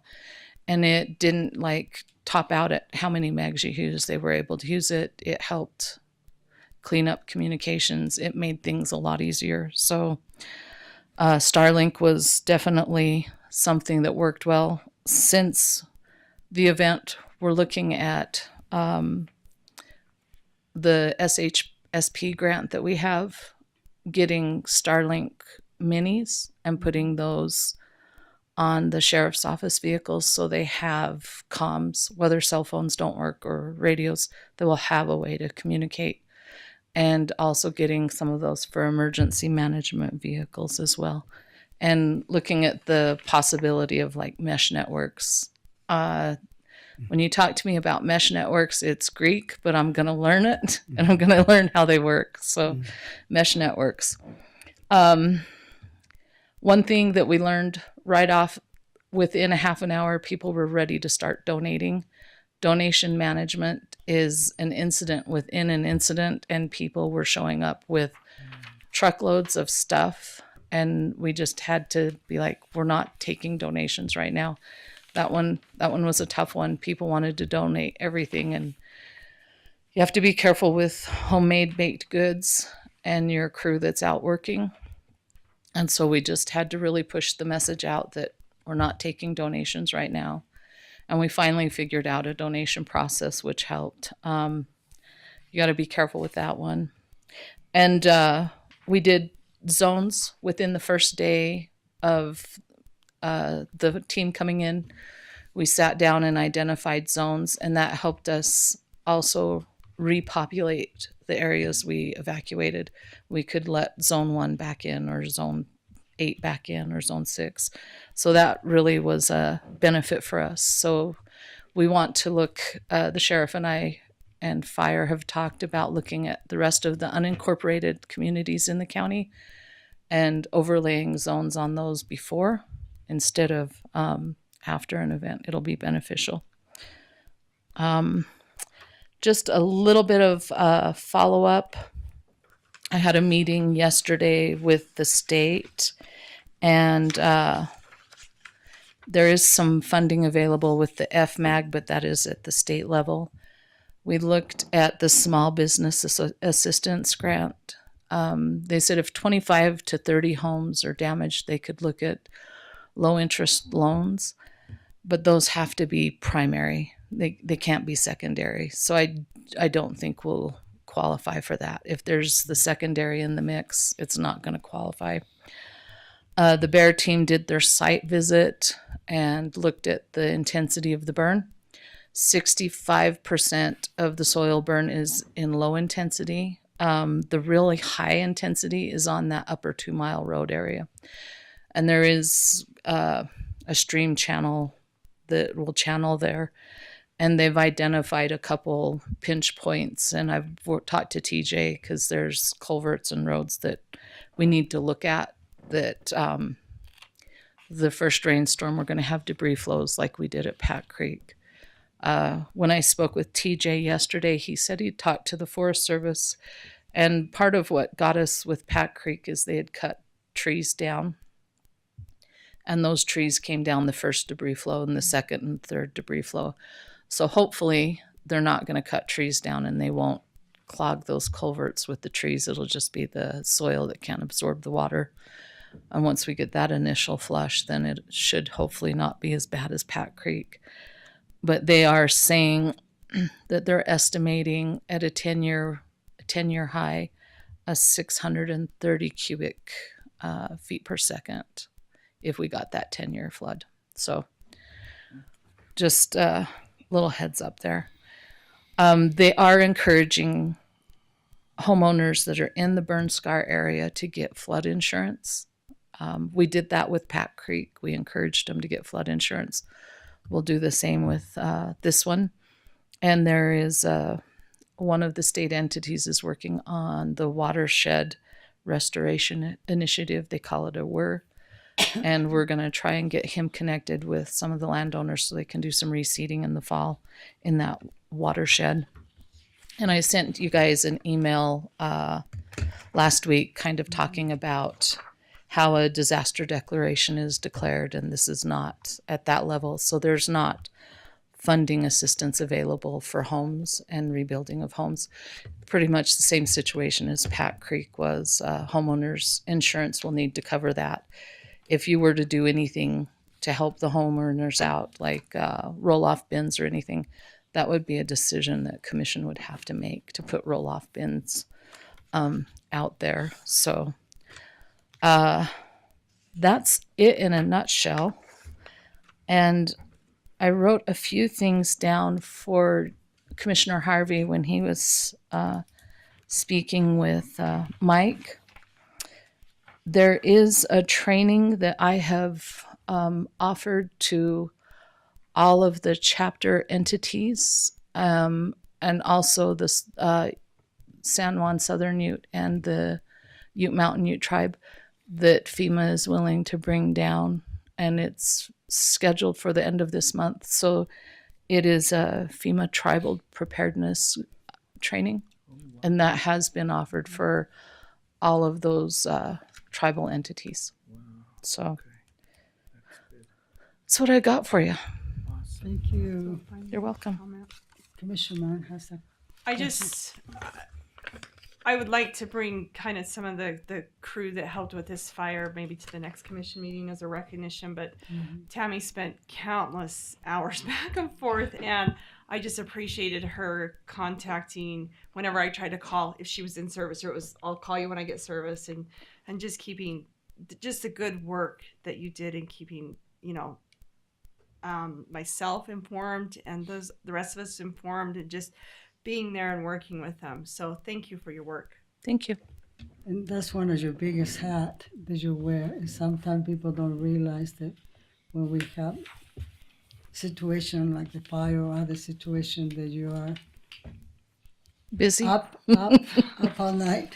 Yes. Basically, and so we appreciate more than words can express what you have done for us. And I think that my thing it would be to just go to some more training. I really appreciated what it was like to know by having done some of the training that you suggest, and that's going to be my goal to go. So I know when to stay out of the way, and when I know when I can help. So anyway, so training is always good. You can never have enough training. So anyway, so Commissioner Harvey has a comment. First of all, I want to extend my, for the community of LaSalle. I can only imagine how hard and confusing and just all the different things that the community itself has experienced. That's really hard, and I think for us as commissioners, we continue to pray for ways that you can heal. And then Tammy, thank you for your leadership. That was an important piece in handling all this. It is a lot, and for you to be able to navigate the traffic, to be able to, it's good exercise, but I'm sure the exercise has brought you many valuable lessons learned. But for feedback from us, I agree with Commissioner Mon. You kept us updated. You shared the state reports. You've given us information about the status of the fire, and that's been very valuable for us, keeping us appraised of the events and the situation. I hear you in regards to the need to maybe look at some infrastructure. What I'm hearing is communication is going to be important for the community, as well as any other resources that are available to help rebuild. I was hoping, but I think you've answered the question for me.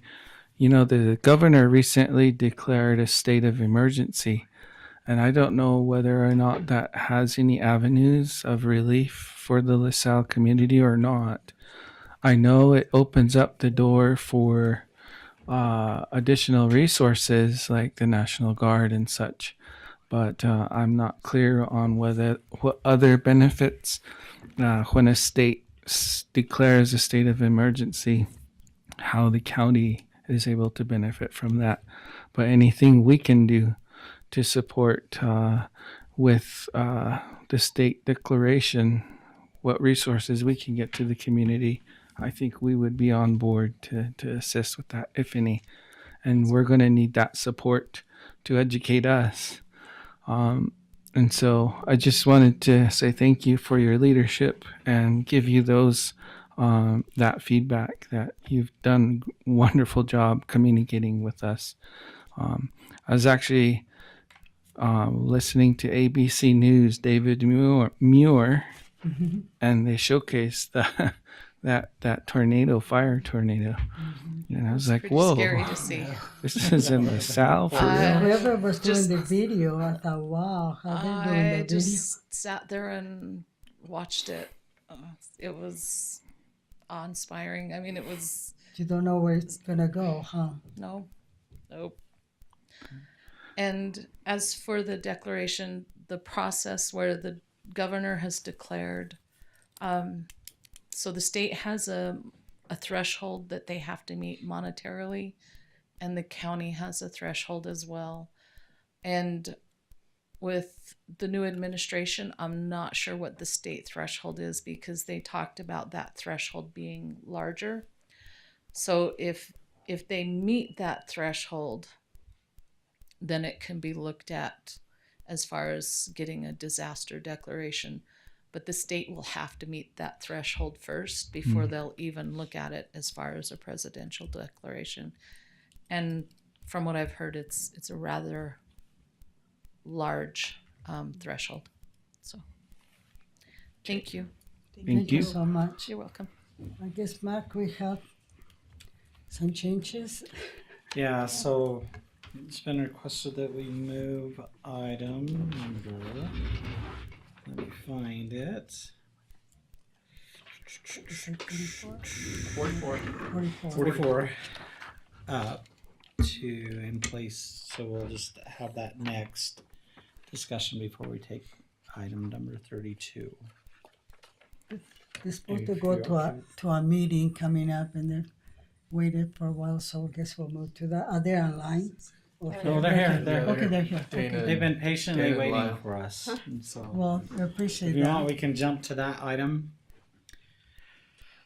See, so you have consideration and approval of the development agreement between San Juan County and Elon Spanish Valley Estates LLC for the development of 48.81 acres up to 192 single-family duplex and live-work-play townhomes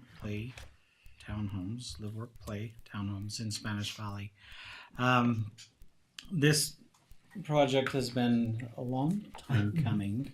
It started out, several years ago with a different developer, and these developers have come in to finish it off. In our Spanish Valley ordinance, that 2019 version,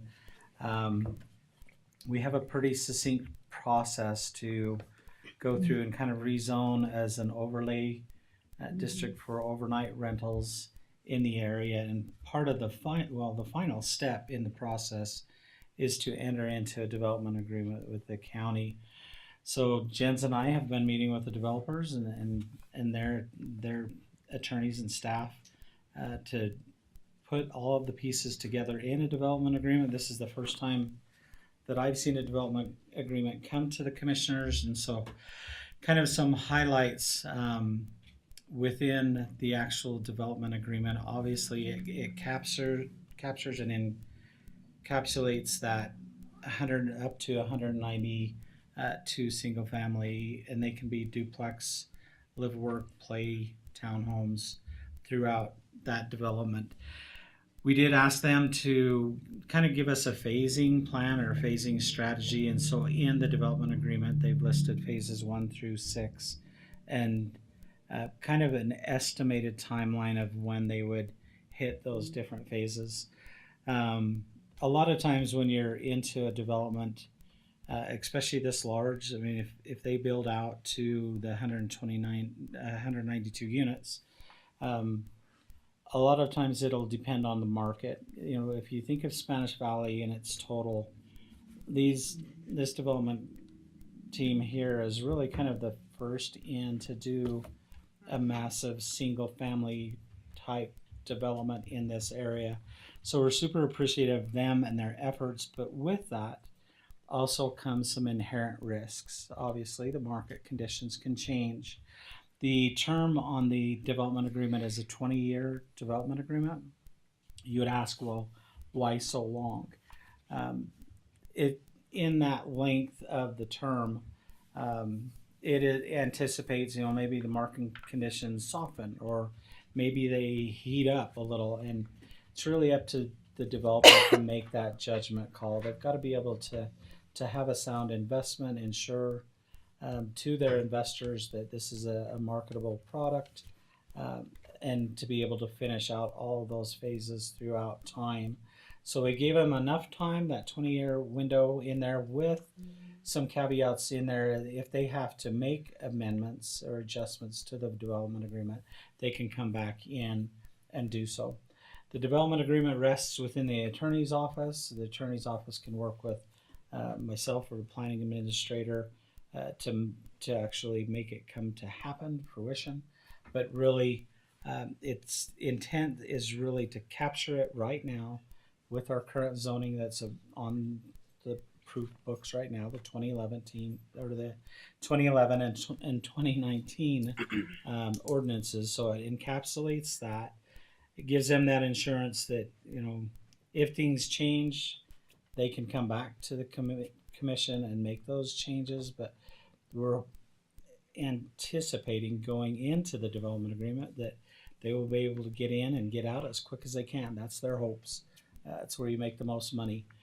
But yet we also wanted the insurances in here, you know, that they have the stormwater collection systems, that they have the infrastructure done right, that they're paying attention, more importantly, to the community, is several of the easements and right-of-ways onto adjacent properties that exist around this development itself. So we're super excited to get this development agreement passed, at least present it for you, and then we do have the developers here to speak to any questions that you may have. I like what I saw, the plans. It's just, I like that. You have big homes and you have small homes and you have areas where for people to enjoy themselves outside, and like what the buildings are proposed to look like. We get to the development.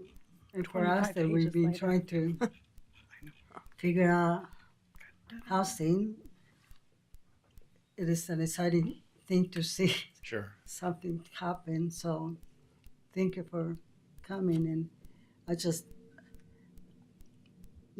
like what I see in the plan. And anyway, so you know, I can say I wish you the best, because your best is our best. I understand that. We appreciate And that. so, anyway.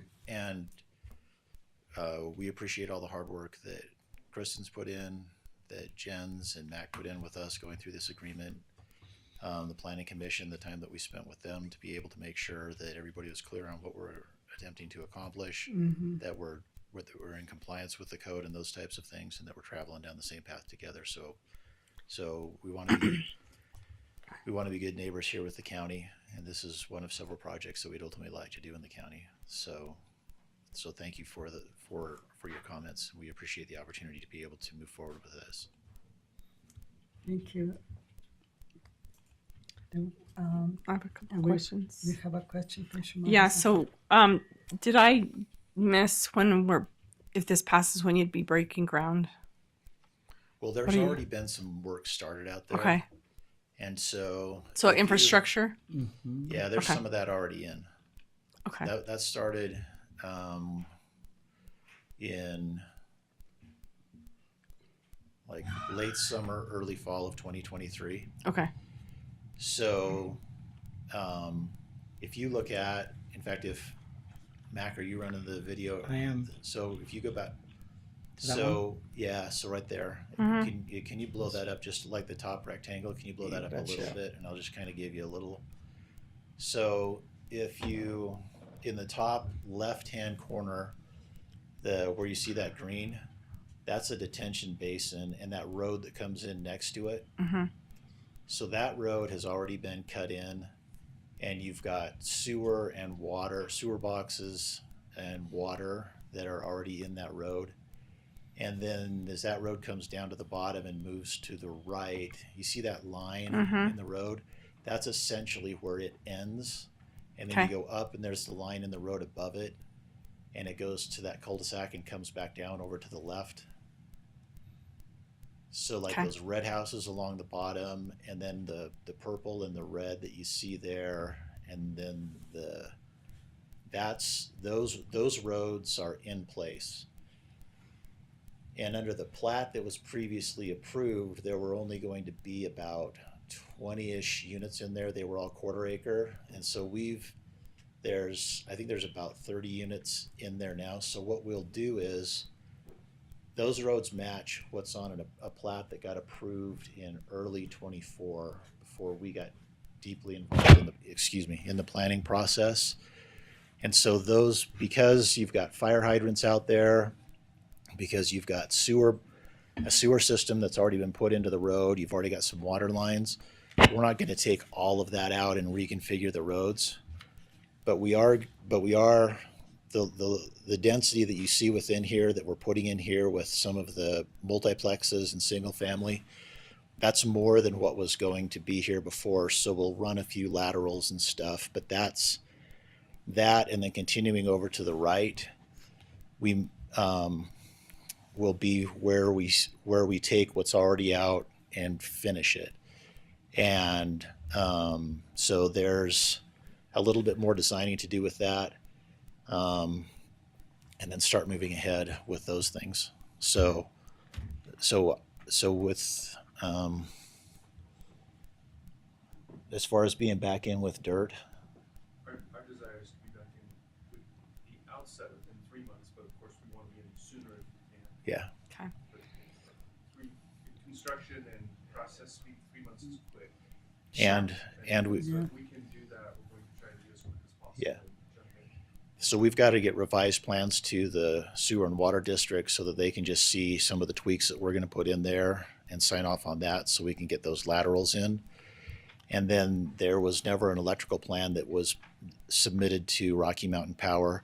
So we've got some engineering to get to them. So once we get your blessing on this development agreement, then we can finish the engineering and get some of those things done so we can move it ahead. So I mean, water is always an issue. Have you had are you gonna have to supplement this at all with well water? No. Just we're good on. Yes, no, we've the infrastructure. we've talked to Dawn. We've got Okay. a letter from Dawn, and they're fine with the 192 units in here. Okay. They said they've got service available for that. Okay. Thank you. Yeah. Any other questions? No, thank you. All right. No, I read all the pages that you talk about, so I'm happy to ask for a motion. So I'll make a motion to approve. I'll second the motion to approve. Okay, all in favor, say aye. Aye. Aye. Okay. Thank you. Yeah, well, Then you can go high. thank you. We Sorry appreciate about the wait there, you guys. I That's appreciate okay. it. Thank you. Thank you. Thank you. Process has been really healthy. It's been good for us. So Thank you. we know you're going through some changes, and we're with you in those. So thank you. Thanks. Thank you. This is one way where the old way looks nice, easier than the new way. Very good. Hey, thanks, guys. Appreciate it. Thank you. Thanks for coming down. Thank you, bye. Now we go back. Okay, now we go back to number, Item 32. This is consideration and approval of the 2025 second quarter financial report. Lyman. Okay, thank you very much. The auditors have required us to submit this report to the commission so they can look at the financial activity that goes on within this second quarter. And so it's a fairly lengthy report, and there's a lot of information that's not in there, such as property taxes hasn't been added in. I've got a report on that later that can bring that up. So we have actual data in here, and so there's gaps. And it looks like we're under budget, over budget in some places, but I think in the long run, it's going to look real well. It gives you a chance to look at revenues, expenses, and even balance sheet items. And so that's really nice. In fact, the very first page, I'll just highlight it a little bit. It has prior actual, so that would be 2024, but without the audit adjustments, and we're still waiting to complete that part, and then so that we can put those entries in. I'm not sure any of the entries will affect our balance sheet that much. Cash and liabilities and receivables all should be fairly constant.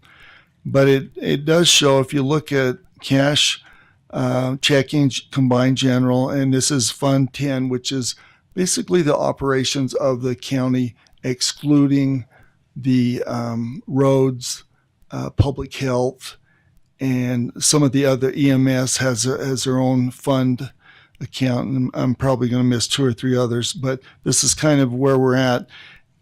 There is that drop of cash. Let me make sure I've got everything. So anyway, cash from prior actual was in 2024 was 14.8 million, and current year actuals at 13,670. So you can see that there's a trend of our cash burn, and so and I know the employees and everyone that we're looking at expenses and opportunities for revenue and what we can do to help the county meet our challenges. And then lots of other revenue and expenses below that. Even go so far as to break down into the different funds, like the road fund, the road B fund, and and as you know, the road fund is real healthy. And we have the MBA account, we have the health fund, and a few other things like that. But it's a lengthy report, but if you have any questions, feel free to come by our office. We'll try to drill down into the information and give you what you need or desire or have an interest in learning about. So. I'll wait till after the primary election, since you probably, your brain probably is going that direction. That would be good too. Thank you. I did have some trying to understand, what actually is usable money, or what is in investment, what is in properties, what is, you know what I mean? Because sometimes we look at this figure and we think we are rich, but I'm sure there's only so much that can be there to be spent, I guess. Anyway, but I would come after the primary election is over. Be wonderful. Just one quick question, and Sure. you can look this up and let me know, but just on the interest column, the prior year was like 448,000, and our current year's at 65. So just something to look into, and then you can let me know about that. You're only 50% done with the year. Mm-hmm. Right. So But- it would be realizing those. But if we're only at 65,000, and our prior total is, let me find the page I was on, but Yeah. just something to look at, and we can discuss that. Sure. Yeah. What page are you referring to? Well, I want to tell you 310, but it's probably different in yours. Okay. So it's under interest. I see where you're at account 36,10,000. Right. Yeah. Current year actual. So just And there is a lag on recording interest as we reconcile the accounts. And so that lag might make up some of the difference. and I figure, we've still got audit stuff that's got to come back in. So yeah, it'll be a clearer picture probably in October, correct? Yeah. Yes. Okay. And hopefully, All right.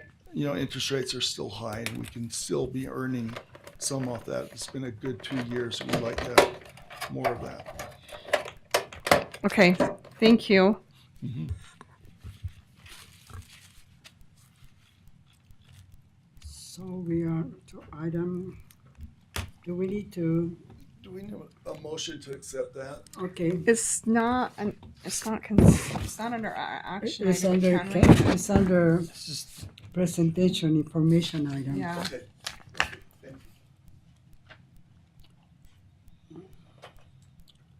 Is Mitch Mon coming? You're gonna Okay, be there? discussion regarding general plan Well, request for proposal. He I have has some to question be- for him. He has to be put on the agenda, and I think we can answer. Can we do it next time? I don't know. This I think I prefer can we answer do your it because it's a general plan that was supposed to come back to us. So I Well- mean, it's representation of planning and zoning, which you're over anyway, correct? Yeah. Yeah. Did you? I You can- I you can- prefer to hear what he says. You But- don't, but Commissioner Harvey does. You do what? Okay, I just have questions because I'll come down to the front. And you don't have to turn your heads. okay, this is just a discussion. We're just discussing. We are not making any decision over here. Okay, I just want to say that, and you were there for a planning and zoning meeting. I was there, sitting in the back, normally like a regular citizen, according to our procedure, says that commissioners have no authority in the here. So while I was there, I heard lots of things that I haven't heard. There was lots of things because when they came over here last time, they were just gonna work on a 3-page when it comes to the general plan on the chapter that had to do with land management. But when I sat there,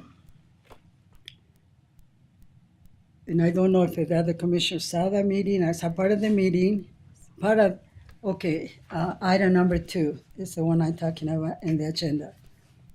And normally I do get, I say a courtesy, I guess, agenda, but this time I did not receive one. I don't know if MAC received one agenda for what was gonna happen, so I was there trying to figure out what happened. So agenda, when item number 2 came, and that start talking about the general plan. They had a whole schedule. They had scheduled themselves into all our commission meetings, our work meetings for the rest of the year. I had never heard that. They had never talked to me. Have they talked to Mac about that? No. No.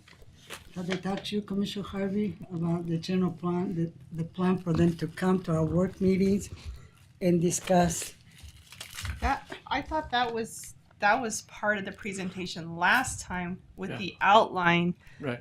With that outline that we talked about. Is that not where that was That's right. presented?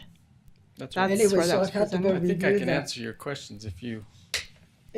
Anyway, finish. so I only got to listen part of the conversation because at that time you asked me to step outside. So, but since then I went back and looked at it as a county commissioner.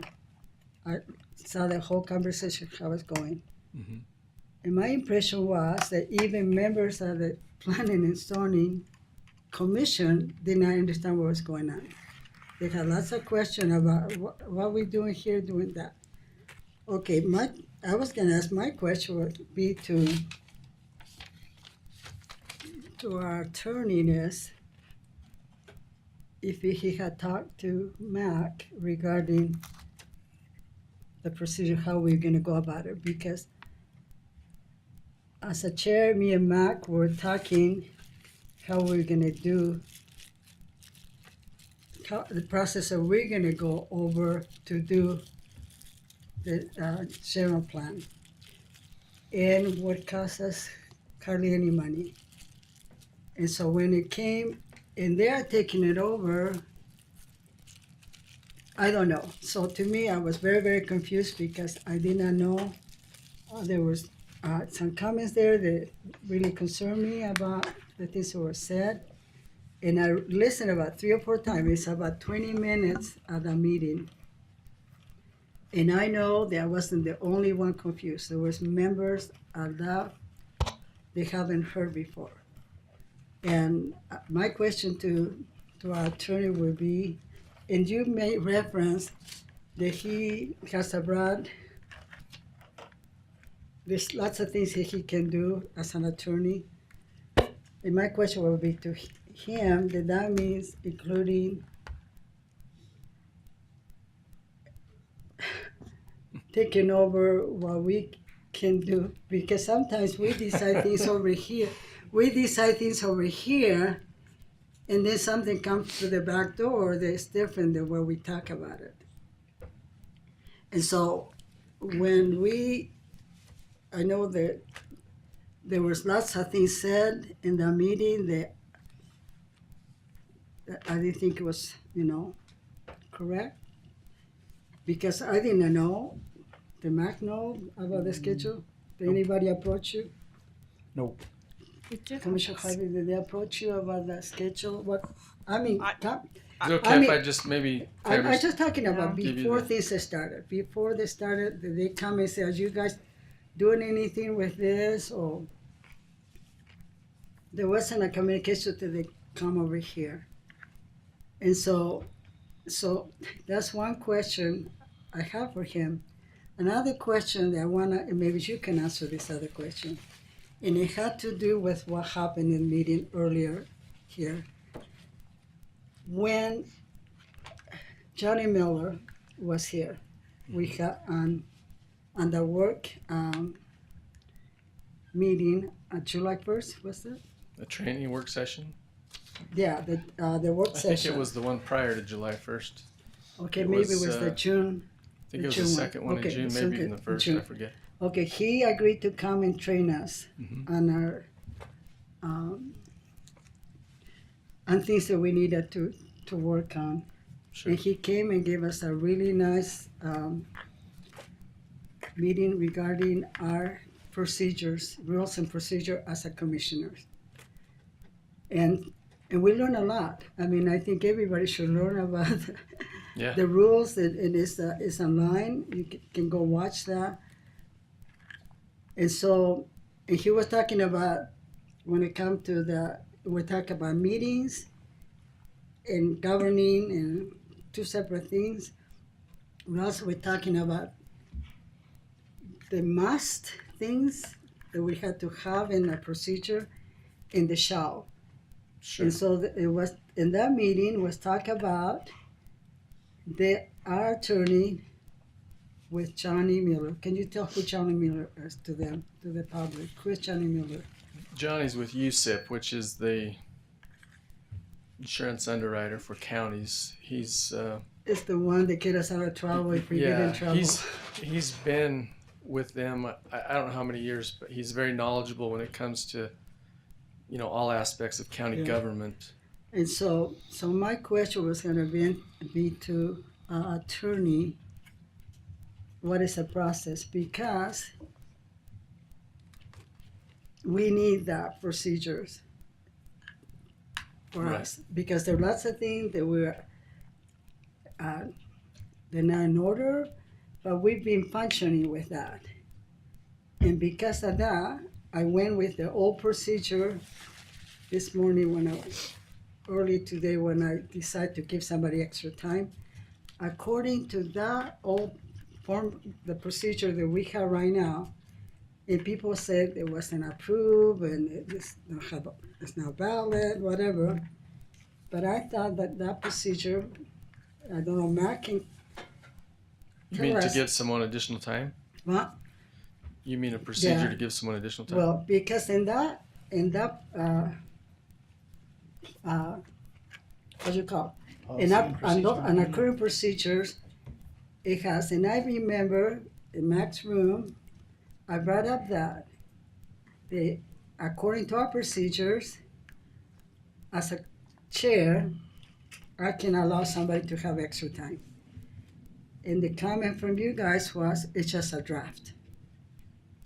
And then I remember also, I don't think, well, yeah, you just said there was a draft, just a draft. okay. And so I thought, well, but then that's what we were operating at. That's how we have been operating. So then another time when I said, because when I hear, I'm trying to concentrate on what's going to hear, and sometimes it's hard for me to be hearing things. And so, that's the reason we invite you to come over here. And so I remember making a special copy for everybody to have a hard copy of that. Mm-hmm. So I don't have to be worried. Am I breaking the rules, whatever? And so I give it to you.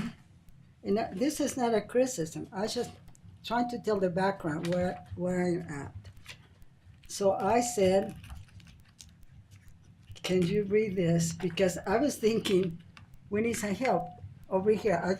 I was terrified. It was one of my first time conducting, terrified that I was going to make mistakes, trying to concentrate everything. And you said, you want me to read it? And I said, yeah.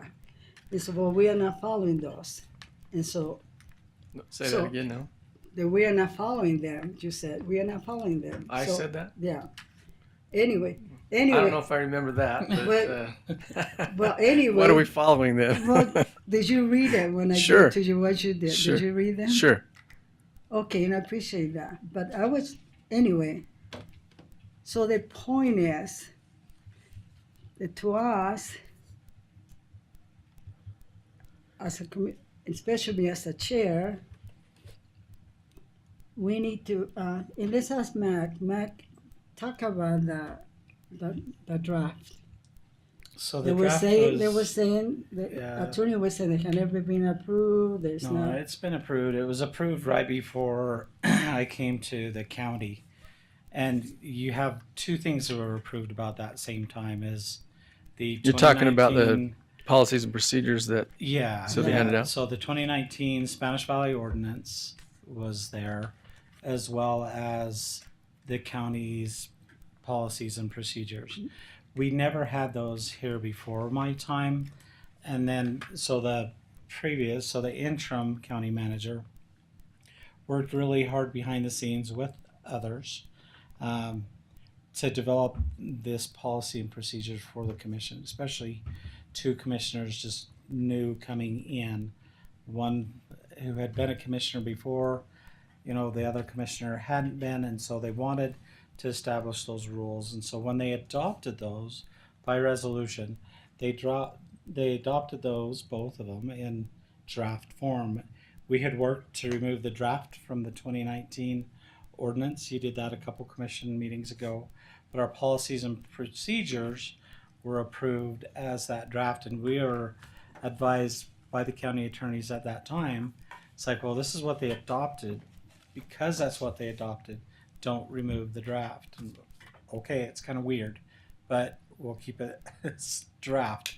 And so that's why you see that draft indicated on there, but it was officially adopted by county resolution. And I know that. I don't have a beef with that. I mean, I don't know that I no. ever opposed that it was ever approved. I know, but Johnny said that we need to make changes. That each commission should have their own bylaws and sure. And things like that. And so to me, because I went by that, what I read, and I have been here, the time I have been here, things will operate according to that. Something happened to the point that I was told as a chair, the only responsibility I have is to conduct the meeting. There's no other responsibility. So what? Okay, I just want to show something to the public. I'm just not sure I understand the connection between all this and the item on the agenda. No. This is lots of documents here that I had to sign.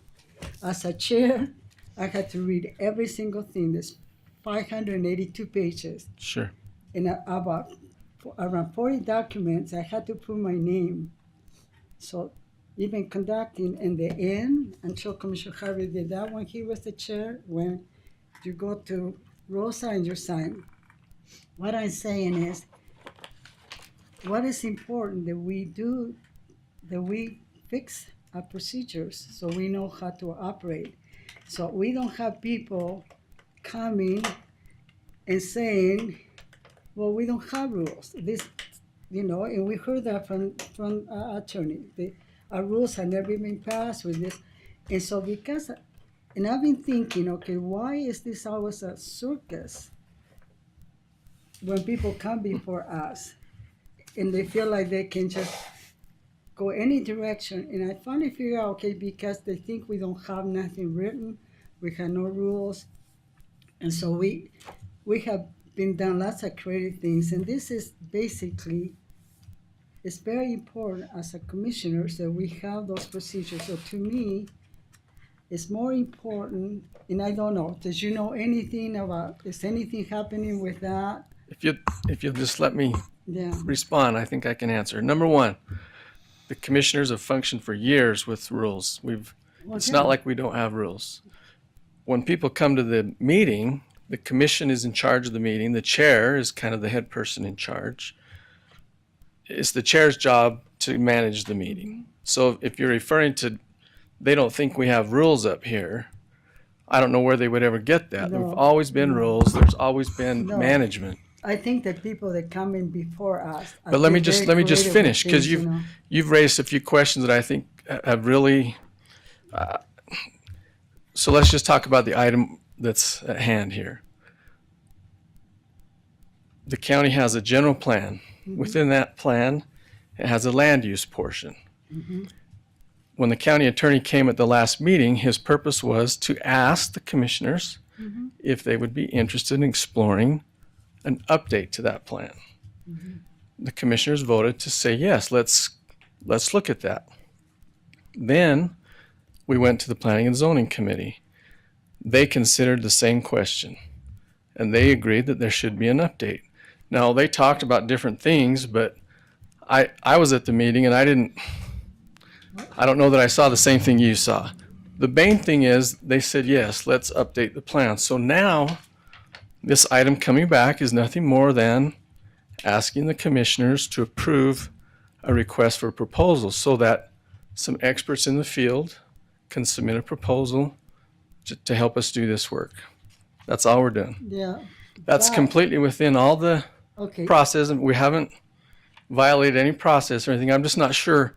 Well, I'm not sure what you're talking about when you talk Well, about rules because- and processes versus I'll tell what's you been done here. What happened? You and I left the room just as the. I asked you to go out because you were talking. I mean, you couldn't hear. And so I said, let's go out and talk outside. Yeah. No. Anyway, but that's when they start talking about they're gonna come. They requested to come this work meeting, and every work meeting to come and Yeah, do the different part of the. If you of just the let me finish, general plan. there was the proposal is that there are going to be meetings on the ordinance going forward, right? And they're proposing that the commissioners be involved with that, and they can participate in those meetings. It's not a decision made or anything. It's if you want to do it. It's a plan that if you're interested, if the commissioners are interested in pursuing this ordinance and pursuing a general plan update, the Planning and Zoning Committee has a plan to do that, and we can all work together to do it. If the commissioners are not interested, that's okay. It's your prerogative. We just need to know. And there's nothing out of line or inappropriate that's been done. No decisions have been made. It's right here with you all. So if you're interested, let's do it. If you're not, and when it comes to decisions, land use decisions by law, they go through Yeah. planning and zoning. But So if the commissioners have a planning and zoning commission, you go through that process with them.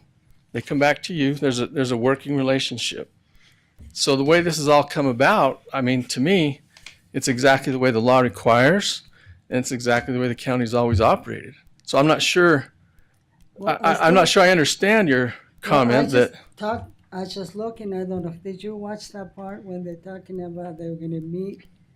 They have scheduled themselves to. Yeah, they're proposing a schedule to get this done. So if the commissioners don't like the schedule or don't like what's proposed, all you got to do is say, we're not going to do that.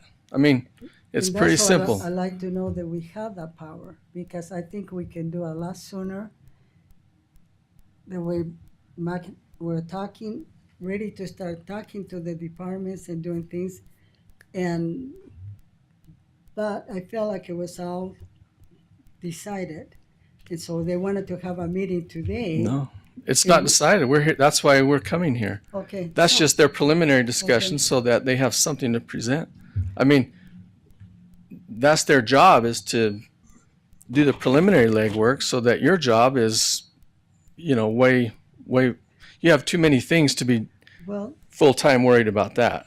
I think that. At least that's the way I look think at that it. anything that had I think the one chapter, whatever that affects them, I Mhm. think they can work on that. But- The planning and zoning, or Whatever the one chapter. Sure, the land that they use. want- the land use. Sure. I think they can work on that. But when they're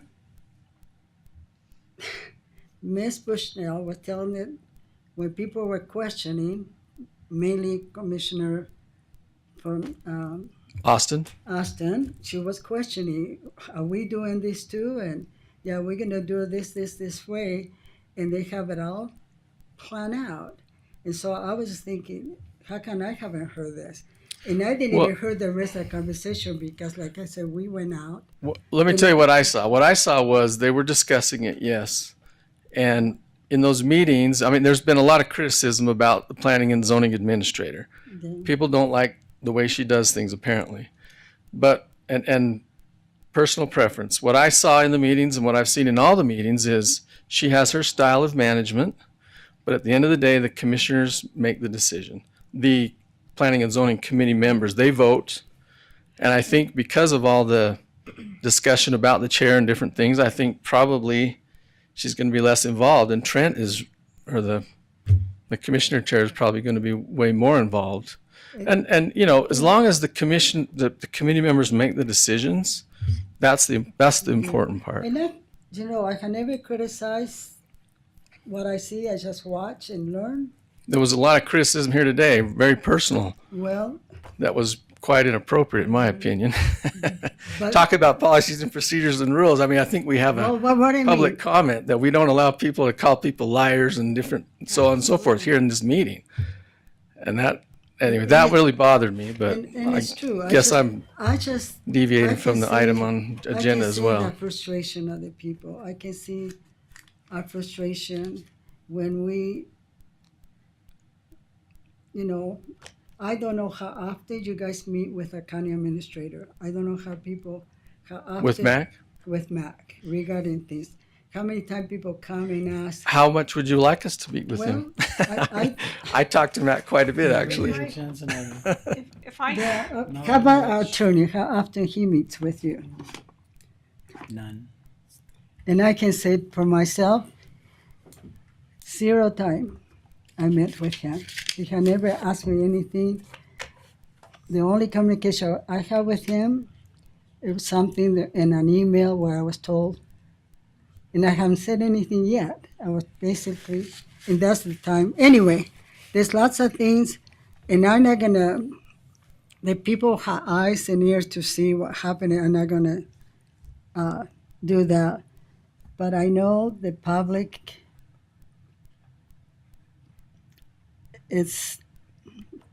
they feel like they're not listened, and so, and I can see the frustration, but my frustration was because I read that in the document that I could do that I could give an extra time to a person, and a person that's struggling with oxygen to me, that person, it was a handicapped person. Well, And just keep in mind that when the chair did this very same thing in the planning and zoning Yeah. committee, I mean, who was it that jumped out all over the chair and caused the meeting to be totally? And that's the reason I So- spoke up and I said that was Yeah. that was That gives done you an properly. idea. He had the right to do that because of what I read.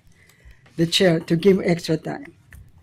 And Right. so, I'm just saying someone from that group then Yeah. jumped all over the chair. well, for doing that. and that's the reason I was trying to pacify the crowd by explaining what the chair did Sure. was appropriate. And so that's all I want is for us to get our procedures in order. So when I come over here, I don't feel like and I know the public, they know the rules, they know how we behave, and we don't engage. But my thing, I went because I saw a person that struggled to make her voice work. And I was just trying to. I'm not And so- not criticizing that you gave the speaker extra time. Anyway, I'm not. but so what we need to do from you, and you can go look back at the video and see what I'm talking about, because we miss a lot. I miss a lot, when I went outside, I didn't have an agenda to follow what's coming next. And so just watch, it's about 20 minutes. Well, I was there. I mean, I saw the meeting. I Well, know very well what you're talking about.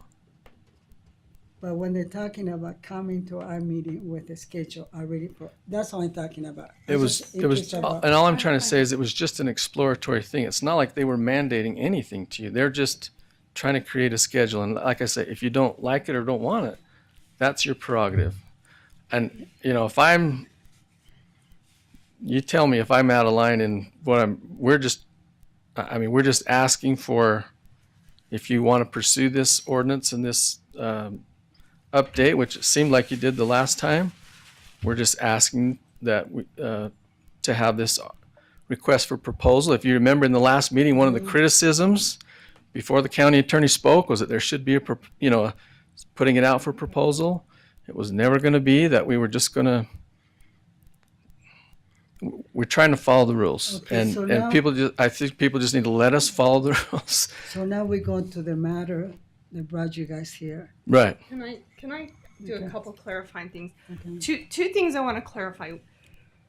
The first is I brought forth a document when I first came in that I felt would be very helpful for us as commissioners in this meeting if it was read prior to public comment.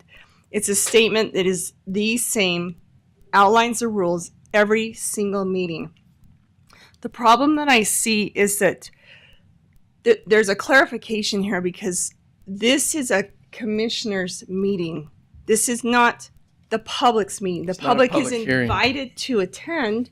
We allow public comment, but this is a commissioner's meeting. And when the guidelines are not set forth, the public, obviously we can see it can get out of hand. So I guess the reason Commissioner Harvey and I both agreed to not allowing her to speak again is because it says right on here there is a 3-minute time limit. So once you start giving that leverage, if that's what you choose, I mean, if that's what we choose to do as a whole, then that's fine.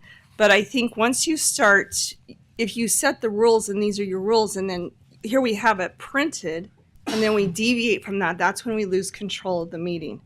But that's my opinion on that. The second thing is my understanding, if it brings any clarification to this matter, is the fact that the general plan, which is different from the land use ordinance, they're two different things. The general plan has to be updated first. That's why that was brought to us the 1st of July, so that that update and the process of updating that prior can be done before moving forward with the land use ordinance.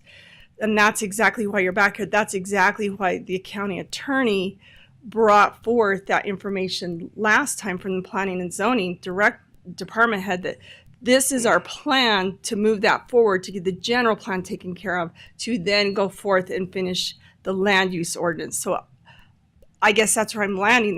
That's why it's not unclear to me, because that was my understanding from the last meeting. And that's why you're here, is to say, hey, now we're with that plan that was brought to us last time, and this is the next step to that plan. Am I correct on that? Right. One of the so context is always important. When the ordinance that we're working on now was initially, when it started initially, it was some years ago, close in time, or at least much closer in time to the last update to the general plan. The general plan, of course, is your 1,000-foot view, your very general, broad, plan, and then your ordinance is the specific implementation of that plan. So one of the criticisms when we started working on this ordinance was that we should update the general plan first. That's the normal procedure, and so that is, so that is the reason for asking to do this kind of together with, but of course it happens before any further work on the ordinance. But that, like you said, the community's watching, and we have a survey from Mr. Brooks with a lot of signatures on it and so forth. So my personal feeling is the commissioners, it's important if you support the ordinance and you want it to pass and you want the general plan to be updated, then we need you to get behind it and let's do it. Whatever we need to do with the public, we'll do. There have been a lot of efforts already. I know there's a lot of opposition and so forth. This meeting is probably not the time to go into all the details there, but it's very important and helpful if the public who puts their trust in you knows that you support the ordinance and the updating of the general plan. I personally have felt like once the ordinance is studied and read and people see the additional options it gives, you know, in the meetings I've been in, they've all thought it was really good.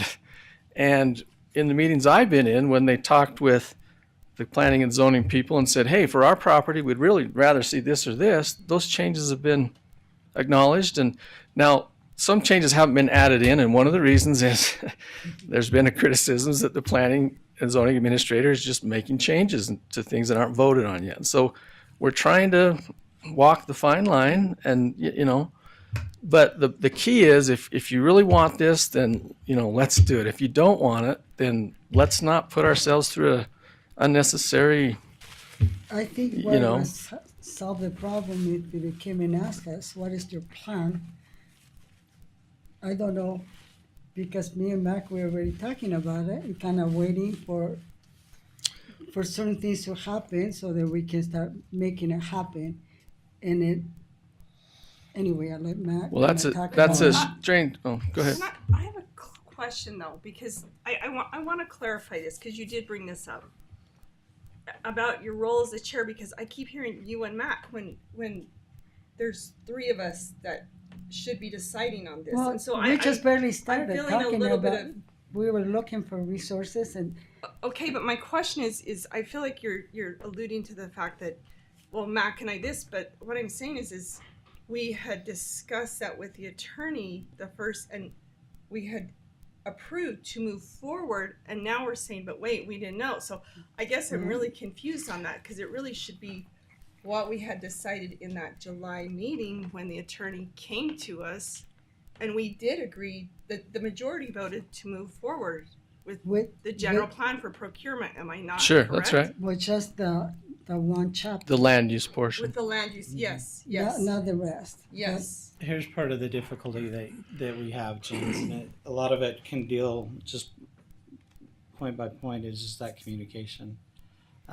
You know, we go to a lot of meetings outside of here, have a lot of discussion. UAC is one of them, where at UAC, you know, Utah Association of Counties, it all gets together collectively, and we have these discussions, and one of them is the general plan. And so in that general plan, you know, we're very well aware that we have to make code changes that are required 2025 this year to be in place, Right. or else, you know, from the state legislators. So Sorry to interrupt, but one of the reasons for this request to hire a person that this is their specialty, so to speak. absolutely, yes. And so, but yet you also have in those conversations is the state saying that, hey, we can actually help you do this. So if Mitch and you aren't aware of those conversations from the state level, those departments that we have to put language in there that they're willing to do this on their That's own, great. I free mean, of charge. And that's where the where we were communication, at.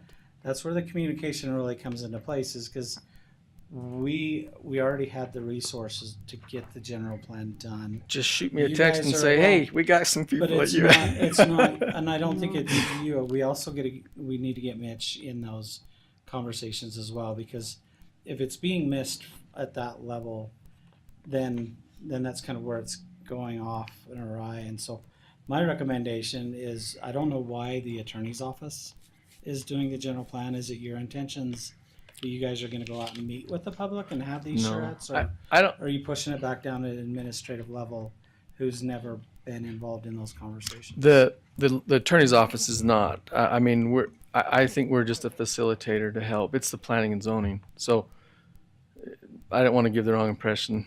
I mean, That's part of the confusion, I think, on here is like, I'm not sure what we the. see it on the agenda and we're like, wait, we've got all these resources that can help us for free. Why would we have to issue an RFP for 3 pages? You know, because the Division of Drinking Water, they're willing to help. Kelly and his staff up at the state for Well, SAG. I mean, that's great. I I don't know. Nobody is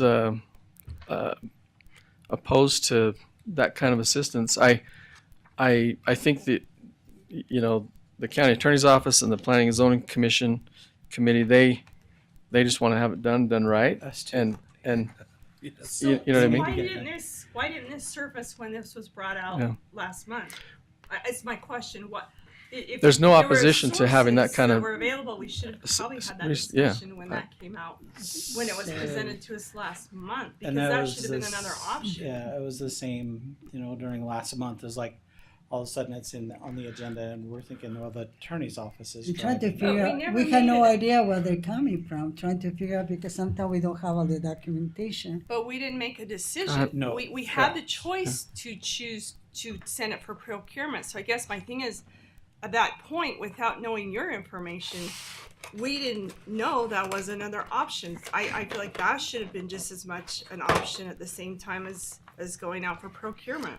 Well, taking a look at these options is good. If you recall, one of the other criticisms of the ordinance from the beginning was that it wasn't professionally done. They felt like we didn't have, the right people involved in it. And if we hire a professional together with, or maybe the state resources you're referring to, whatever that is, we think that'll be helpful for the public to feel like,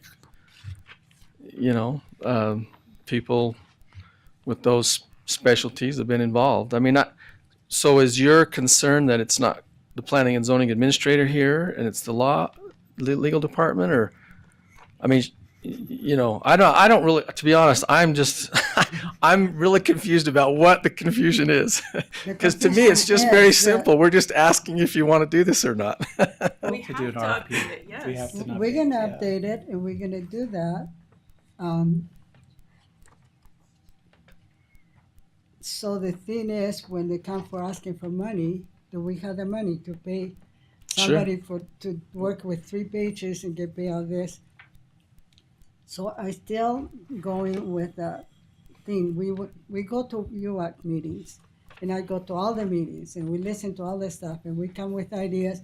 So when the new one came, the new from the state came, and we knew finally all the bills that have passed and the things, all the ordinances. There were some things that still were not finalized, and when that all came, Mac and I were not decided. We knew because we went to those meetings and we were told that this is available. So I was surprised. We're glad to know. I mean, hey. Yeah, and so that's the all you reason. had to do was say. No, all we had to do is. I mean, you've been in all the meetings. You've been involved in this process, so I don't understand where you're coming from, to be Well, honest. I just don't. No. So one of the things that I'd recommend on this is let's put it back on the county administrator's plate, and we'll go ahead and start working on And those different I avenues. think we just and- need to meet with our attorney. He need to come in and meet with us and know what we're doing. And That's what we're doing, is it not? well, yeah, That's no, what we're. I'm talking about the attorney, and you too. You can come So, too. But well, I guess the real specific question is just do you want us? Do you approve of a request for proposal to do this, or if you do, great. If you don't, that's your prerogative. You've got at your disposal planning and zoning committee. If you want them to do something or do this, then this is what we're asking. I think that it's just pretty simple. I mean, it's pretty straightforward, and it's already in the works. So well, they can work on their part. They want to work. They bring it to us. We incorporate what we have. We have people. So you're check going to that. do your own update? Is that what you're saying? Has or- the request for proposal been drafted?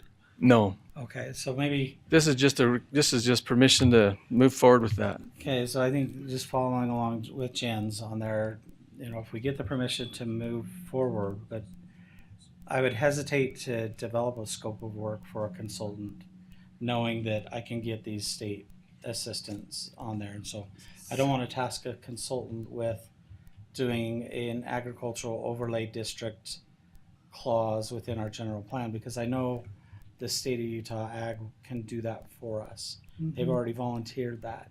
I know that on water conservation, Division of Drinking Water can do that for us. And so And we know let us that- work on it together, Jens and I, to try to figure out what parts would go into an RFP and which parts weren't. During the mid-year budget, we can look at trying to So figure are out we how gonna, much. are we gonna pay for special to come and work with them beside? Possibly. Let's see how far we can get it. I would imagine these folks are Without- well aware of what the state They has are. to offer, and there's probably a way to marry those. Kinda- Yep. Yeah. So I let mean- us marry them together. I do get concerned when the departments are told, well, the attorneys are doing this, and so not even the departments are involved with it, and so it's just the county attorney, and so let's what push do it you back mean? down to the county administrator, and then I can help orchestrate it with the county attorney's office, planning, and then just do like we've always done, master plans and general plans, ordinances, resolutions at an administrative level. I'm a team player. I like to Perfect. shoot, but I like to pass. So, you know, Well- I Yeah, even let's help. play defense if I have to. Well, all I want is clear rules, so I know what I can do. I just don't wanna be able to have to explain what I do in this if we have read the rules. So the most important thing the attorney can do for us to work with Johnny and bring us, they can go over and do all the must, all the rules, all the, and Yeah. and by listening to the presentation, we learn a lot about. One of the musts is that land use things goes through the planning and zoning if you have a planning and zoning department. Well, Otherwise, it comes through. There's a maybe- recommending body. And we'll see Yes. that, we'll see that.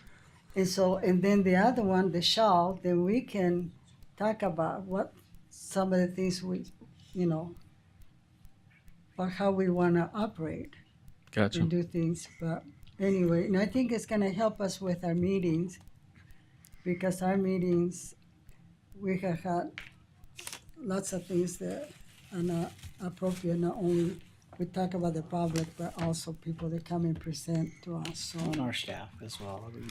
Anyway, so, So is there a Thank decision you. then here today, or if you, what's the well, decision? this one, you and him will get to, this will go to the administrator now. Is that what your vote? You better, And Just so there's you're no- all clear. There's no You voting better on, vote. on this, though. It's just a discussion. It's just a discussion. right, but, well, it's not a, if you vote on it, then we know what way the commissioners Well- want us to go. I don't, you don't No, see what I'm saying? we- I'm not trying to, Madam Chair, I'd like to call point of order if I could. Okay. I'd like to get back on our agenda here. I believe we're going to hear about the request for proposal. That's what we're here to do. So I'd like Mitch to present or Jen, sorry. He's pretending to be Mitch. I thought we were in an area where we have a proposal. So let's go ahead and hear what you have, Jens. I want to hear, and it's good we're talking about this because I think the end point is we're all going to be going down the same road together. So, Madam Chair, I'd like to hear Jens share his request for proposal. Go ahead. so the request is that we have for proposal, we solicit proposals for someone with expertise in the general plan land use area that can help the county planning and zoning, the commissioners, however it's all going to be done. The request is that we solicit some proposals, how they can help us with this, and then one will have to be chosen and approved. And it's just that's really, we've talked about a lot of the surrounding items here, but that's the request. And we are at your disposal. We're a resource for you, so you can give us the directions. This is what we're recommending or requesting now, is just to solicit some proposals. Doesn't mean we So- can't use the state we- resources. Can we ask questions about the proposal? Well, sure. Because, okay, how much money are we talking about? So in the last meeting, if you remember, the county attorney had already spoken to one of these experts who helped with the county's prior work. And I want to say that there was a number thrown out of 10,000. The cap was 10 to 10. 13, 10,000. We were looking at 5. Yeah, and so I think that whatever resources the county has, those can be utilized with the expert if the county commissioners choose to have an expert. And if there's a lack of resources to use them for everything, there are other resources, it sounds like. Or you may decide you don't want to do it at all. So my other question, we're only talking about chapter, Just the land use part, which is only a few pages. 3 pages or Right. something like I think that. it's something like that. It's not very much.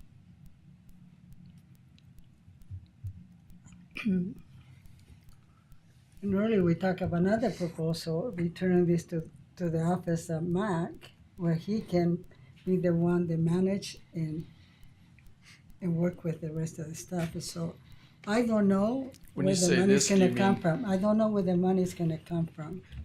I don't know, do we have that kind of money, Mac? $10,000 for? Nope. We would have to make the adjustment once we go Mac through has the that in his budget wallet. review. If you wanted it So- right now, you I- could pull it out. I would like to see us send it out and see where it lands, because I really feel this has got to be done correctly and done by the right people. You because may want these experts to No. appear online or in a meeting. to well, explain what I'm they saying do. is could we just send the proposal? It doesn't mean we Oh, have yeah. to commit to No, them. yeah, sure. I'm Just saying send it out and see what comes back. I don't know how Commissioner Harvey feels, but I would like to send it out and just see where it lands and Maybe see no where one we're will at. do- Maybe no one will But submit a proposal. I also feel extremely strong about this, that this, regardless of what we choose to do with this, that we don't pull it away from planning and zoning. They've got to be involved in the process completely. And so if that means working with Mac on this office, that's fine. But pulling it completely away from them and having it go to this office, no, they've got to be involved in that process from start to finish, because that's their thing. Legally, that's the requirement. Absolutely. They can So, get I don't know, input Commissioner from Harvey, everybody. what do you think? I agree. Another thought that I have is in regards to, okay, so what I understand right now, because I'm being asked to consider this and to approve, what I understand right now is we're looking at a ceiling of 10,000. Yeah, max at 10. That is the ceiling for whomever the contractor is going to be. So that is my understanding. And today, should we approve allowing the request for a proposal to go out? The work is only to create 3 pages. Just to update the section that is now represented by 3 pages. Maybe they'll come back It'll with be 1.5. more. You have to have a conservation Yeah, plan, it'll a be water more. conservation plan, and those are pretty in depth. Okay, so again, my understanding is the ceiling limit's 10,000. We're hiring a consultant to create an update, just one section of the plan, and that's the end product. That's the outcome. Okay, and that answers my question. Mac, question for you. If you were to contact the state on the resources you have mentioned, what do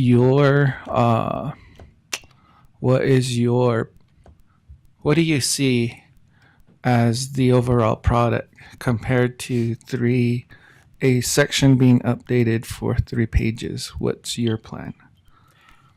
Huge. There's a lot of work effort that needs to be taken place, especially when you look at that water section, the water conservation. And we had Commissioner Mon and I had met with the Southeastern Watershed District, and they had given a presentation to the Watershed District mentioning and indicating that both us and Grand County need to go through this water conservation plan, which also includes an analysis of the water availability that you have, and then putting in place kind of these conservation goals that we would have in the general plan that would then mirror our land use ordinance. And so they're willing to help us. It'll be, some time for them to get geared up and be able to open that. But I think we've got to have those discussions, which is what I worry about on trying to develop an RFP scope of work without the knowledge of what they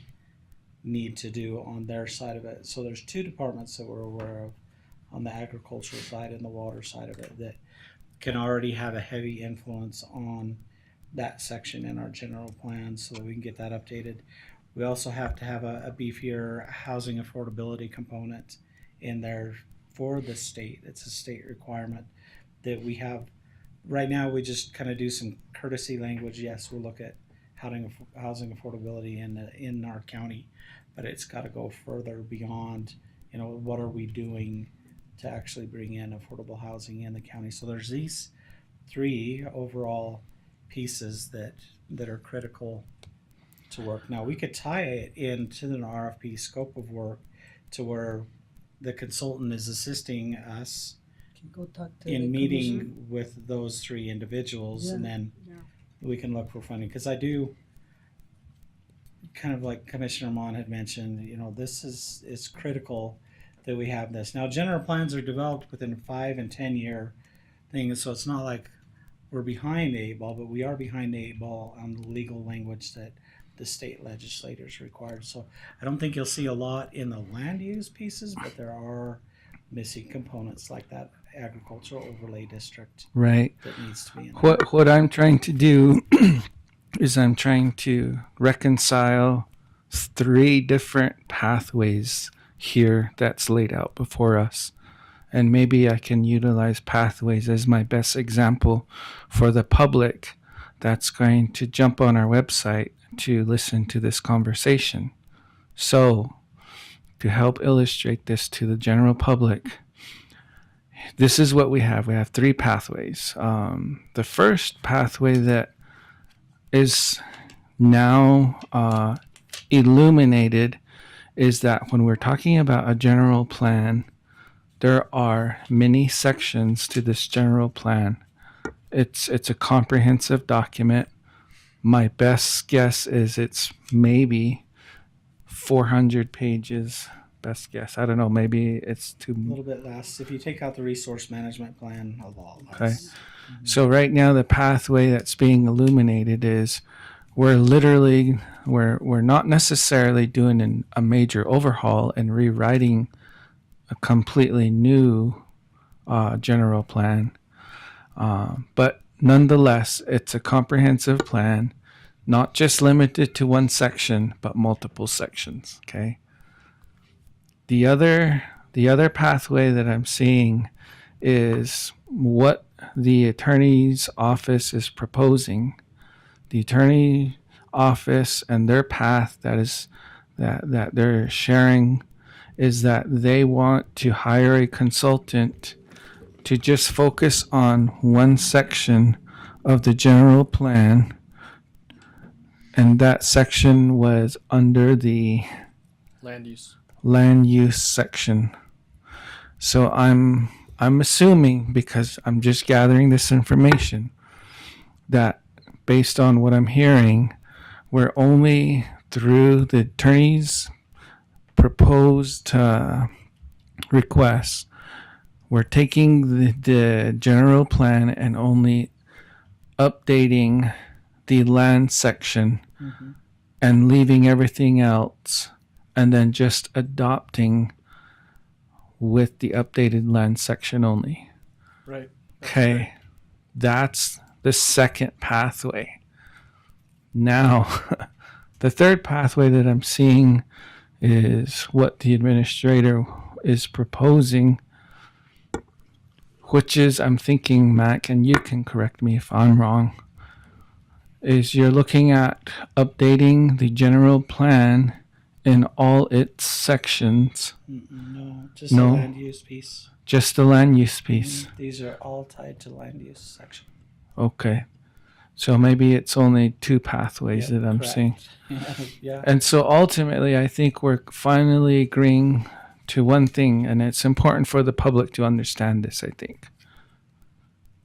Right now, the consensus is our efforts are going to be focused on just a section within the general plan. That section is under land, the land use section. Right. And that is the focus, to update a section and the existing plan and all its many sections will be left as is, and we're bringing that forward. So it's not an ambiguous overhaul. We're just bringing front and center from the existing land use plan, the land section that's in the document right now, and focusing our efforts in updating that section. The other sections will be updated at some point. Yeah, we At have. some point in we're the gonna be future. working. Not Okay, Can I just say another path? go ahead. Another path I see, okay, what's wrong with the person that's gonna be helping us at no cost, go help the planning and zoning doing the thing that they wanna do. It costs nothing. Nothing's wrong with that. So that is another thing. And then still working under eventually, and we'll start working because every section in the land use has a state agency, and through the UAC and different things, we can have them look at what we have. We bring it to each of the departments. They can see what they have, they compare, and we decide, and then they can review one more time. So it's very simple, and I think if we can have whoever, we have people that are willing to help us, so they can go. We're not taking away from planning and zoning. All we're trying to do is save $10,000 that we don't have. I think a good possibility is for those that submit a proposal, they could explain what they will do, how they will do it, how they can tap into these resources, and you can decide if you may decide, well, great, that sounds good, or you may decide the other resources we can use those. Whatever you decide, you have those options. Some of those questions can probably be answered. We can work together, work together. Once that we can figure out. Working together is always the goal. Yeah. Well, it's a goal, and sometimes with the distance, there's no way Commissioner Harvey has a full-time job, so he cannot be here. For some The reason. distance that he lives across, the county is very large, and that's another Sure. thing. And sometimes it's, people are not available at the meetings that we are in, and so we just gather information and try to figure out how we can make this work. Madam Chair, respectfully, I think for Commissioner Mon and myself, our biggest priority, I think, is we need to put some wheels onto this effort. And what the attorney's office is proposing is enticing because it sounds like they want to move forward with hiring the consultant. It takes less time and effort, and I think that's appealing because it'll be done quicker. Now that MAC is willing to bring some state resources to the table to assist us, I'm interested in those timelines because that's going to be important. What does your as far as bringing those state resources in, what's your timeline, Mac, to bring them in? Fairly quick. It's gonna. The state is doing this for multiple counties throughout the state, and we're kind of one of the last, or a couple of us are last to get this finalized, and so it should be fairly cookie cutter from them because they've done those divisions at the state level have done this multiple times through multiple counties, and so it should happen pretty quick. I think we can just, in light of the fact that we can't move forward on the ordinances until we move forward on this one, so this becomes the hot burning, let's work on this, get this done so that we can move forward. There is a public piece that also has to be a part of this component. General plans are supposed to be 100% driven by the public, and I don't think we can leave that component out.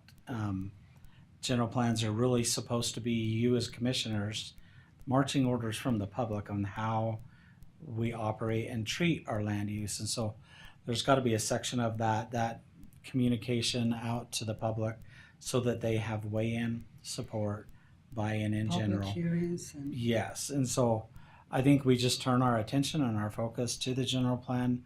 We can bring in the state departments and ask them. I can't speak to them just off of the cuff, but I know that they've done this other counties, so it should be fairly simple to get to. It's working with, Water Conservancy District and our special service districts on their water issues that they have to meet that conservation efforts. And so we just put this as a priority number one and go after it. I think the other piece that worries me is we're sort of pulling rank if we were to say we're going to let the administrator go ahead and focus on this and bring in the state resources. But I think there's a middle ground as well. I can hear what Jens is saying where there's a process, and we've talked about processes, Madam Chairwoman. Planning, zoning usually is the body to deliberate and discuss the general plan. Mm-hmm.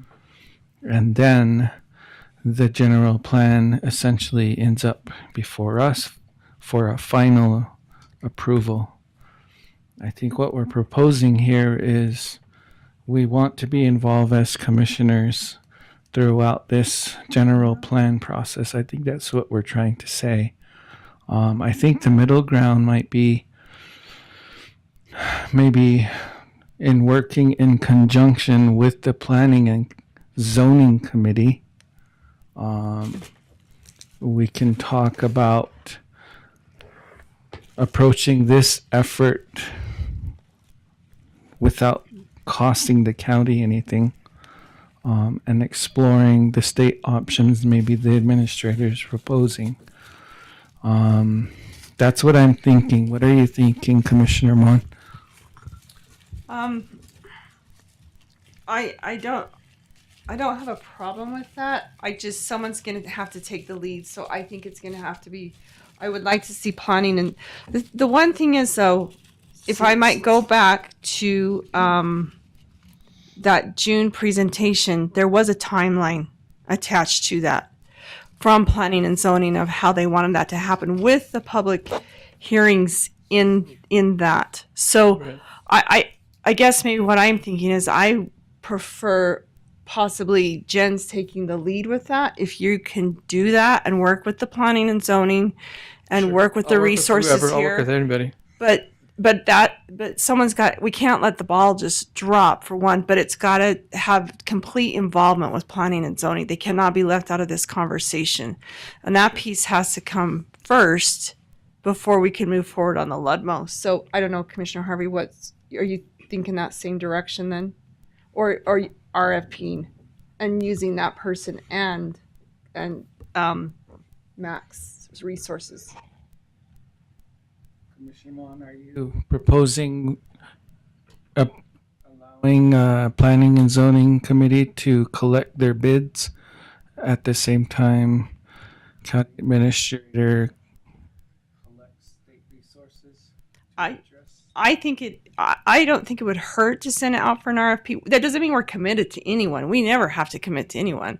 It's just kind of seeing where they land. And if it's a little more minimal than we thought, then it might be the way to go to kind of push the process forward and also working with administration to get the other pieces into play. But maybe what we do is see where it falls.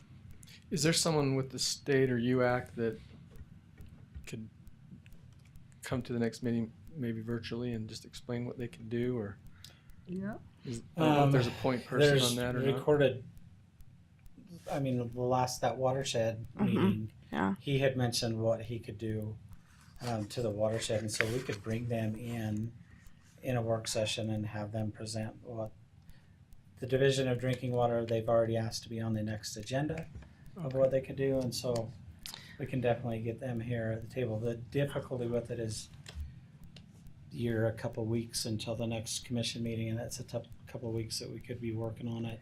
Through that communication with me and those divisions, and so we can loop. And you have to remember on the org chart, planning rests under me, and that there's never any intention to not include planning in this. We've got to include her in there because she's the key component. But we can get everybody to sit at the table and have those discussions with them and start working on it now. Develop the scope of work for the RFP, so that we can push out instead of waiting till the next commission meeting just to hear what we could hear on our own. I prefer that we move quickly on that, like you mentioned, and I don't have a problem with that, Commissioner Harvey, either. As long as we have some progress in the next 2 weeks that can be reported to us, maybe we don't need to push out the RFP, but obviously a meeting needs to be scheduled and have taken place before next commission meeting with planning and zoning and your resources, and see if we can all come in the middle and you for sure are in on that meeting. Sure. I'm comfortable with that if anyone else is. I'm comfortable with that, Commissioner Mon. Would you like to make that motion? Can I make a comment?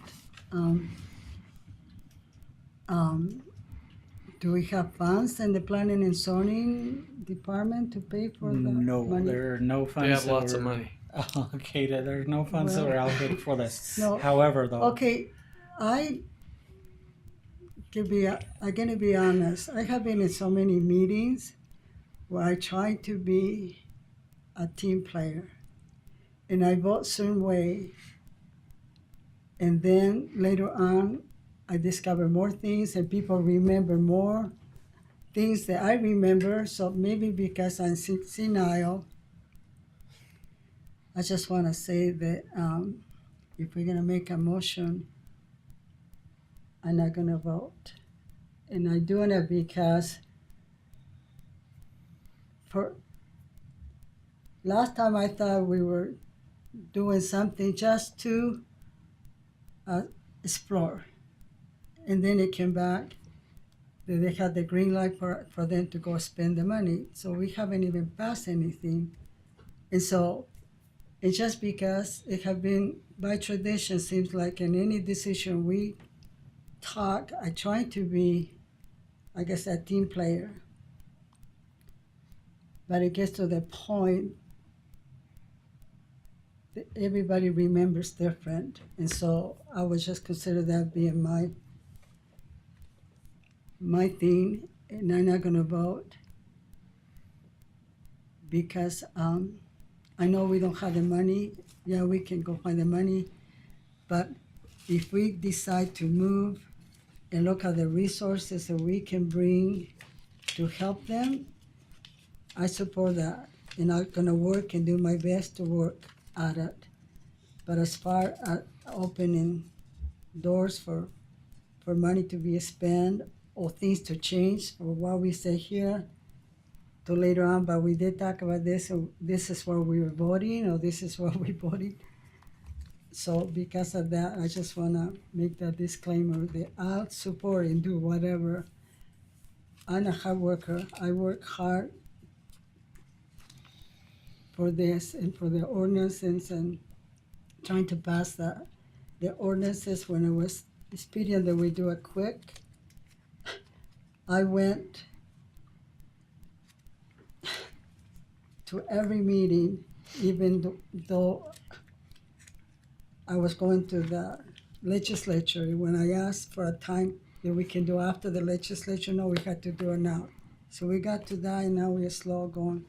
So anyway, I just wanted to give my support that I'll do whatever it takes to make it happen. It can be a good reflection of the people when it comes to the land use. That we can work with the departments, so we can work with the departments of the state of Utah to make it happen. But I am, just because past history where I feel like I'm supporting an idea, people forget and it becomes something else. And so I won't vote. So you want to make a motion? So the only thing is this is a presentation information item, so I don't know that we can vote on it other than just give direction. Yeah. So that's what I thought. That's what I think. I we just want to make sure the do. direction was that you were agreeing on what the direction was. Right. So are you clear on the direction? Yes. Okay, do you want to repeat that so we know? The direction is that we will send out a request for proposal. Well, no. Oh, We're not. That's not the direction. The direction that, just correct me if I'm wrong, I guess Commissioner now I'm Harvey. really confused. The direction that we want is this. Supposedly there are state resources, and so planning and zoning and administrator And you. need to get together, and by next meeting on August 19th. So we're to determine what those resources can do. By Well, and start in on it. Determine what the resources are. Where are we at? What do we need to do? What do we need to do? That meeting needs to take place. An invite can come to commissioners. I guess if we can attend, we will. But those need to work together. And then by the next meeting on the 19th, we need a report of where we are at. I like that. With that moving forward, and then we'll make the next step. And then if we feel it's over your head, then we go to someone who's very specified in what they need to do. I mean, that's the next step. But right now it's for the next 2 weeks. I guess I Meet. zoned out there. So, Okay. no request for proposal until after this exercise with the state. Yep, which makes sense. In And maybe I we're thought not you sure. were wanting the proposals solicited so that you would have them. You just wouldn't, what do you put in the Which- scope of work? And so this will help us develop the scope of work. Well, I think that's fine. That's great. What do you? The commissioners just. I think everybody again going back to the big picture. We've got to be realistic, and I'm not opposed to the state resources at all. The timeline, if We'll do it faster than they can do it. If they go until December, we'll do it faster. well, I'm just saying that. It's your decision whether you really want to support this plan of action, which takes us through the end of the year, and if you want to do it, then great. Can I just don't want to get delayed right away. I'm not opposed to anything like this at all. I just don't want to lose 2 weeks or whatever. Can I clarify something? Yeah. The timeline that we agreed to in July, I'm asking that gets resubmitted to each of us, and then we all have the timeline again, and we still follow the timeline that is there. So we still follow all those requirements, but we're using just different resources. Does that make sense? That we still follow the timeline because it pushes us down the road. Does that work with you, Mac? 100%. Well, and No. even So- speaking with the department, they struggled because they missed some of the timeline on Yeah. there. And so I think it's the big emphasis in all of this really should be start on it right away. Yeah. And let's have the meeting. And then next commission meeting, we come back in and report where we're at. With By the then- timeline. By then, we should have kind of this clear outline of, okay, this is Okay. what is needed. This is what we're doing going forward. So, Okay. as far as this next meeting with these resources, is that something I'll schedule you've and we'll got get that? going. Okay. Okay. Okay. Are you comfortable with that, Commissioner Harvey? I am, Commissioner Mon. So I'll get the RFP for sent out. for the public benefit and any community member who's going to be pushing the rewind button on the website. If anything, this conversation, to summarize, is we are all in consensus on revising just one section within the county's general plan. Our efforts are focused on revising the land section in the existing general plan. That's what our efforts are. In all the other sections. And then all the other sections we can do at a later time. Yes. But right now the priority is to focus on getting the land section in the county's general plan revised, updated, current. That's the consensus we're moving towards. The end result of this decision today is that by next commission meeting, we will have Planning and Zoning Committee, their timelines that they have proposed in their Planning and Zoning Committee before us as a commission to discuss. The other outcome. Can we have our own agenda too? Own proposal of our plan? That's when we have. Let's adjust that after we see it, I would say. Yeah, we have the opportunity to comment as commissioners when the Planning and Zoning Committee's timeline to revise this land section under the county general plan is presented. The other outcome is our administrator, Mac, is going to update us on what state agencies are willing to support us in revising the land section of our general plan and what those timelines might be. And correct me if I'm wrong, Mac, but the third product is we may have a scope of work in place based on whether it's realistic for these state agencies to begin immediately assisting us in revising that land section within the general plan or not. If it's not, then we have the scope of work we can move forward with. Yep, with a consultant. And we're putting wheels on this project. Yep. Why didn't you get it On followed up? fire. I'm gonna have to listen to the minutes. Well, he clarified it very well, so. Google Translate. I think will you get did a it. beautiful job clarifying it, so. Do I need to do this in Espanol? No. No. Okay. Okay. All right. I'm ready for your motion, Commissioner Mon. Oh, well, we can't make a motion because it's a This is information your item. directive. Yep, that's I the support directive. your directive. Okay, thank you. Cool. Okay. Number 34. Out of Okay, at 80. 34, consideration and discussion of the fee adjustments for litter cleanup amendments in accordance one with is mine. Utah State House Bill 53 to be presented at the August 19th, 2025 public hearing.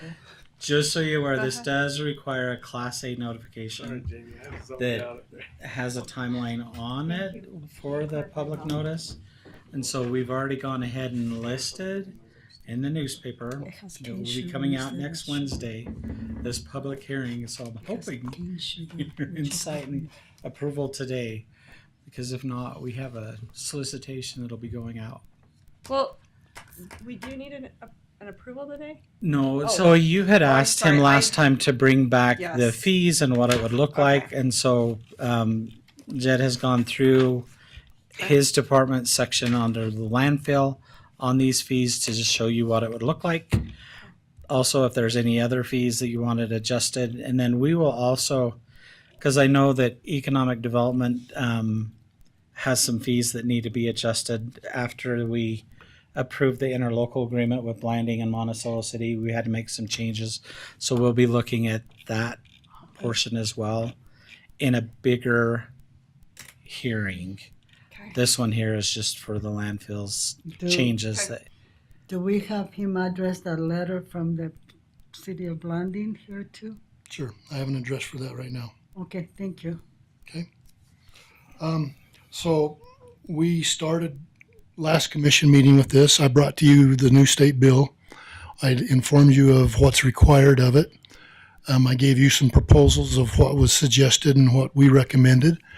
And most of you at that time agreed that we should proceed forward with those recommendations.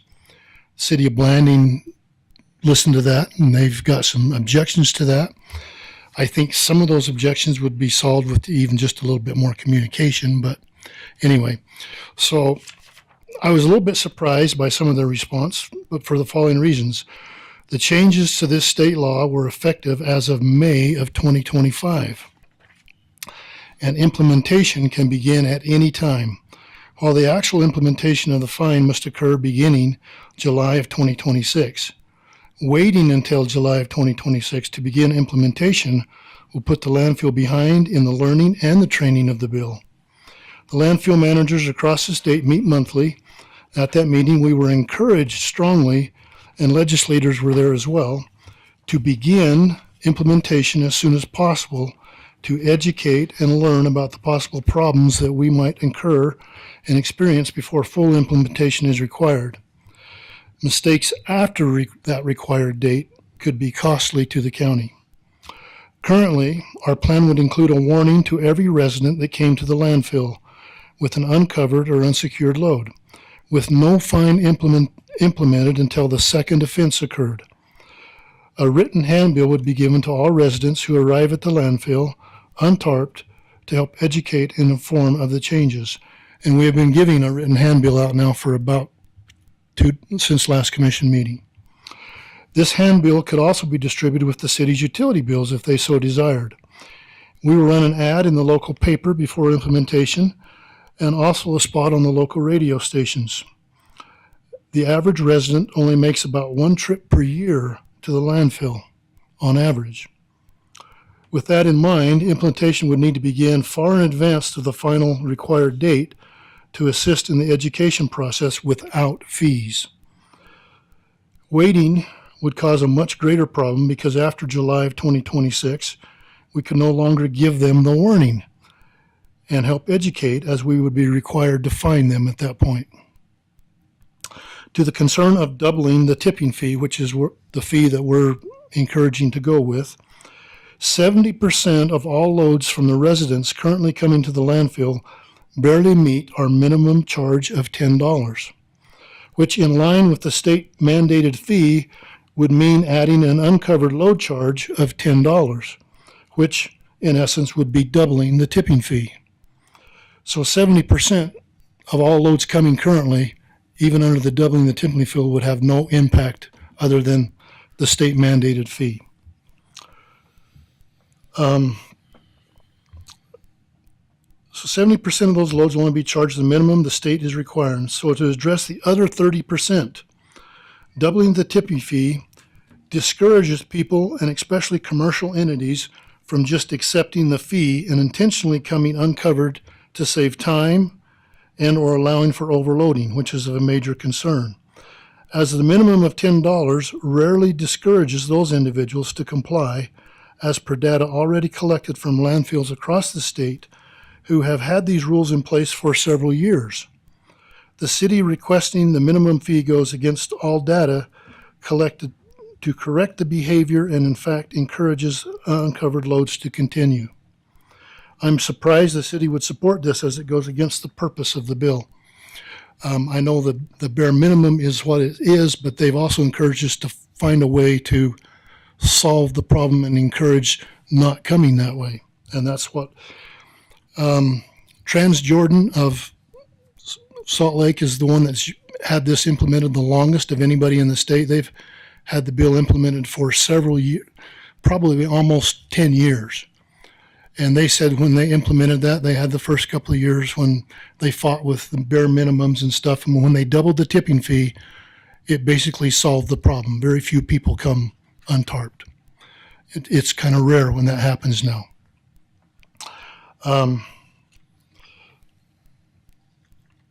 I was also concerned about their illegal dumping they openly admit is already occurring.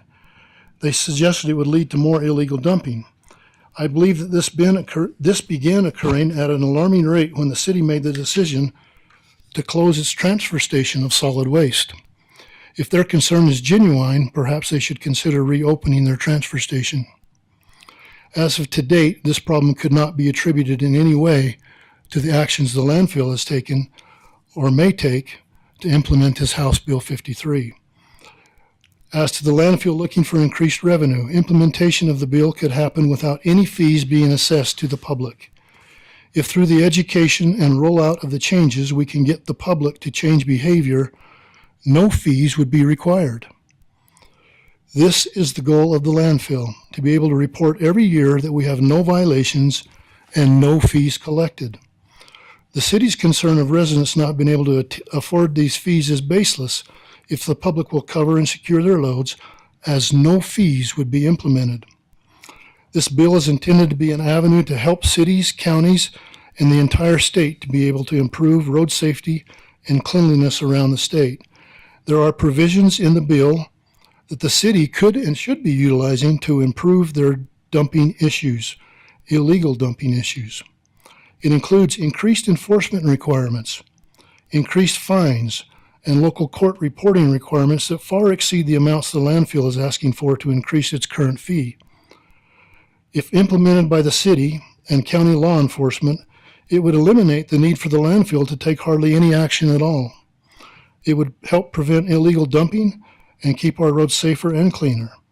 This has been where my surprise and concern has lied with opposition to those changes. I will support whatever the commissioners decide on far as final fees. However, I would strongly encourage them to consider the data that's already been collected statewide from several places that suggests that the minimum does not cure the behavior. And therefore, I would encourage us to strongly proceed forward with what has been proposed. You know, we travel quite a bit up in the, through Salt Lake and Orem, probably on the freeway.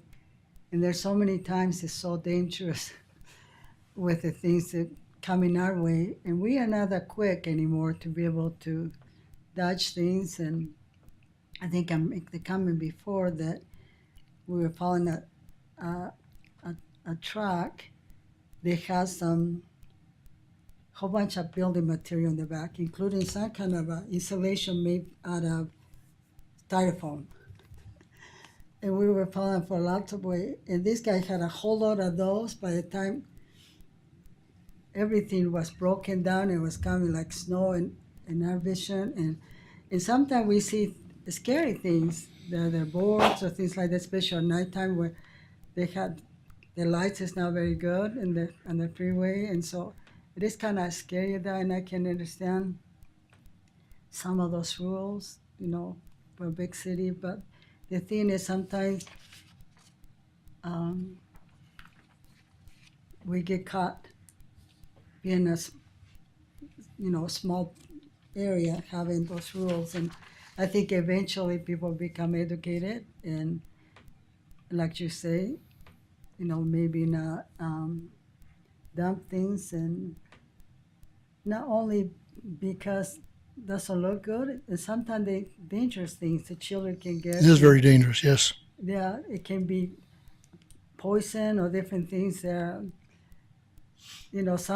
of the cleaning stuff look like punch or Kool-Aid, and the little kids may think that was a drink, and if they see it on the side of the road, they may think, I don't know, but True. I just want to make that Also want to point out that this bill actually includes several entities in the county. It includes law enforcement.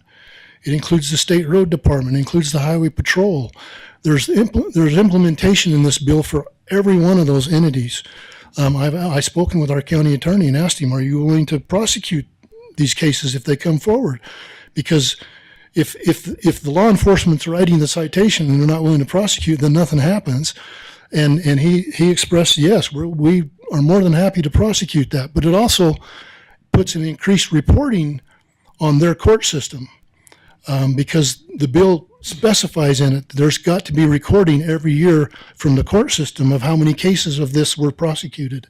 So the bill far outreaches the landfill itself. We've got a lot of entities involved here. The education process, it tells the state highway department that they're supposed to educate as well on the bill, not just the landfill. And so I think if we waited to implement this, we would find that we would come right up to the date, and all of a sudden we start charging people. We'd have a lot of really upset people. With the way we're trying to roll it out, I think in reality, there may be some fines before that date, but the reality of it is probably not very many, because we're going to give everybody that comes a first chance. Say, hey, we realize you don't know this yet. We're going to give them the information they need at that point in time. And then we're going to say specifically, just make sure you come tarped and secured for your next trip. I think we would find that the majority of the people are willing to make that change. However, with the bare minimum, I would worry, because I'll give you an example. Let's say a commercial truck driver, he loaded up his truck, it's full, it takes an extra 15, 20 minutes to tarp. Hey, I'm just going to go. What's $10? I'll pay the $10 myself. And to whereas his load might be a $600 load. And I can guarantee you, if his employer knows that load got changed from $600 to $1,200, he's either going to fire him or he's going to make sure that never occurs again. And I think you would find that would help correct the behavior. On average, are we going to have loads that are going to exceed and go to that dollar amount? Probably not ever, because most of our large commercial trucks are very good at tarping, and your large garbage trucks are enclosed. But there is occasionally somebody shows up not prepared. And that's why I think you need the time frame we're talking about to implement it, because it's going to, think to yourself, how often do you go to the landfill? I don't remember seeing any of you there yet this year. So the reality of it is, it will take a while for us to even educate the public in the process that we're talking about doing that. And so most people that come between now and July of 2026, if have never had their first warning, would get a warning. They wouldn't be paying a fine. So with that education piece, so if I showed up tomorrow and you gave me my paper and told me, now what if I showed up again and then I get written up, and I go to the courts and I say, well, I was never told.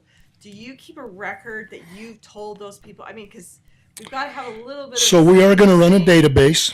Yeah. We're going to run that with license plate numbers. Okay. And the license plate numbers will give us a database to know who's been warned. It's not that you would get written up. The landfill doesn't have the ability to write you a citation. Right. The only thing we have the ability to do is to fine you. And so if your load charge was $10 and it was your second offense, then your load charge that day would be $20 instead of $10.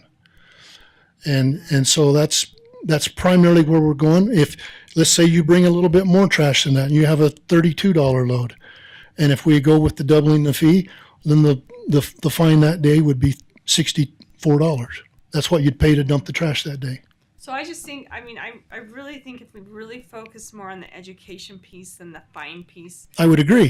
Then I think you're 100%. I think we're going to really rein that in better and where it should be, because, people are mad when they don't know. They do. They are. When they know, and we've said we've done due diligence, then that's extremely helpful. The fine aspect for me, for doubling the tipping fee, and the only reason I would suggest that is because I'm taking data from many other landfills who have already been through this process for several years, and their data suggests that if you don't do that a whole bunch of people are okay with paying an extra $10. No matter what. They'll just soon keep coming and never tarp their load. They'll just pay the $10. And so that's why I would suggest the other, because it helps to discourage that behavior. Also, I think that if our law enforcement gets on board with this and writes tickets for it, their fine is a much greater fine. Their fine is $200 for the first offense, $400 for the second offense. On the third offense, they can be required to do 8 hours of community service in the form of trash pickup, wherever the county desires. Great, I've got a list. We need somebody for the parade. Yes, I do. And that is for private residents. If it's a commercial account, on the first offense, it is $500. On the second offense, it's $1,000. And they also have the same. Mike, has the state, has the highway patrol or whoever, have they started implementing their fees? I do not know 'Cause that I guess answer to that's that my question. If we're, I mean, if we're So how far is the training gone along that line? Because I think if those entities would begin that implementation, wondering. it wouldn't take very many stops of them informing somebody, hey, this is your fine today, that they would never go back to the landfill untarped. I guess that's kind of maybe that you could have that conversation with them, see where they're at with I it. spoke with Sheriff Lacey this morning on it, and Sheriff Lacey told me that yeah, he thought it should something they should train their deputies on, And do together. and of the difference in the law now. Yeah. Highway Patrol, I don't have I can meet with them and talk to them about it, but they're supposedly, they have an entity that's supposed to train them on this very thing because it is a state law now. It's not a suggestion. Charlie Taylor's kind of your neighbor. You just walk down the street and have Yeah. a party. Anyway, it's not a suggestion. It is a state law. Anyway, so my proposal today is that we go forward with the suggested fee schedule that we are suggesting with the landfill. I know there are concerns. I know they've been voiced, and we will have a public hearing so they could be voiced again. Correct. So next commission meeting, we would have the public hearing and everything for Before final our fee approval, schedule. correct. Okay, so this is just basically information type of thing. If we're going to proceed forward with the fee schedule we're discussing. And that's how we advertised it, correct? Correct, an amendment to the fee schedule overall. Right. Thanks. Okay, that was it right there for that one. Okay. Thank you. Okay, thanks. Thank you. Thanks, Jed. Now you can go to work. Yeah, I know. Now we're under the business action items. Oh, that's right. Item 35 is consideration and approval of a new building for the Children's Justice Center. We've got Robert presenting here today. Wow, it's a pleasure to be here. Rather than go through the staff report, I'm sure if you haven't read it, it's there for you to read. But there's a couple of points I would like to make in terms of the development of the CJC building. We have looked at a couple different options in terms of trying to find the best fiscally responsible and the best avenue for kids to have a safe place to go. And I think we've, based on costs, based on time, and things like that, I think I'm presenting today to get an approval to see if we can move forward with a new build on a new building for the CJC.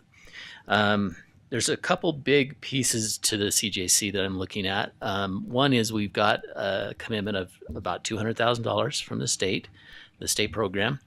And with the costs being estimated at this point at the early preliminary costs of about $500, we're hoping to see less than that, but 500 safe.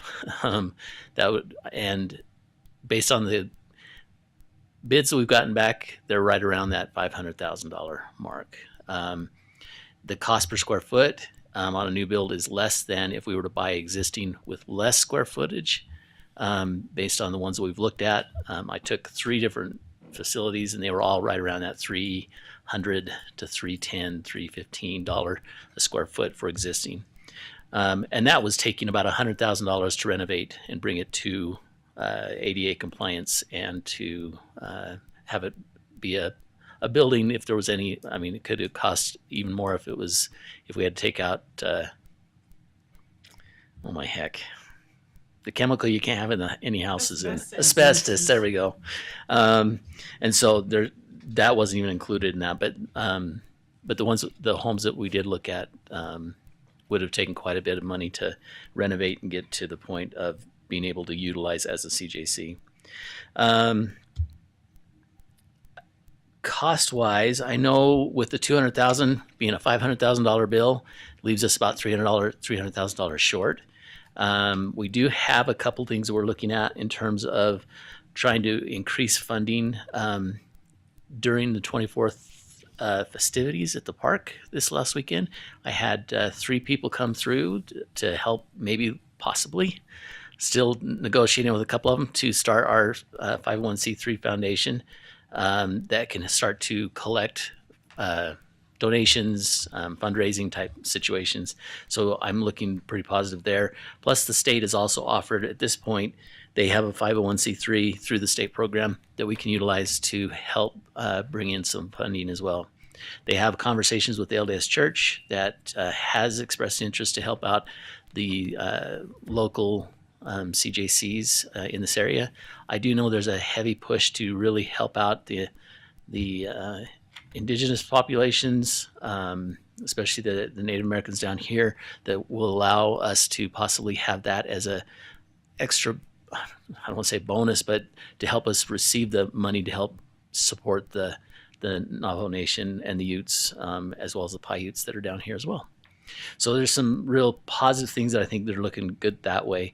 Also, the Larry H. Miller Foundation has expressed interest to really see our application. I have not submitted that. I'm waiting to get the 501c3 from the state office to get that application going, but that is in the works to help with the funding on that. And then San Juan Clean Energy, County Clean Energy Foundation is another one that we've reached out to. I do have the application on my desk, and we will be starting to fill those out as well. Ultimately, what I feel pretty confident, I can't say it's absolute total 100% confidence, but I think it's a 80-85% confidence that we'll be able to raise the additional $300,000 to be able to help support get this building built, keeping the fiscal impact to the county fairly low. But at this point, I can't say that at a full 100%. So we'll continue to keep pushing to find grants and other foundations to help support the overall building.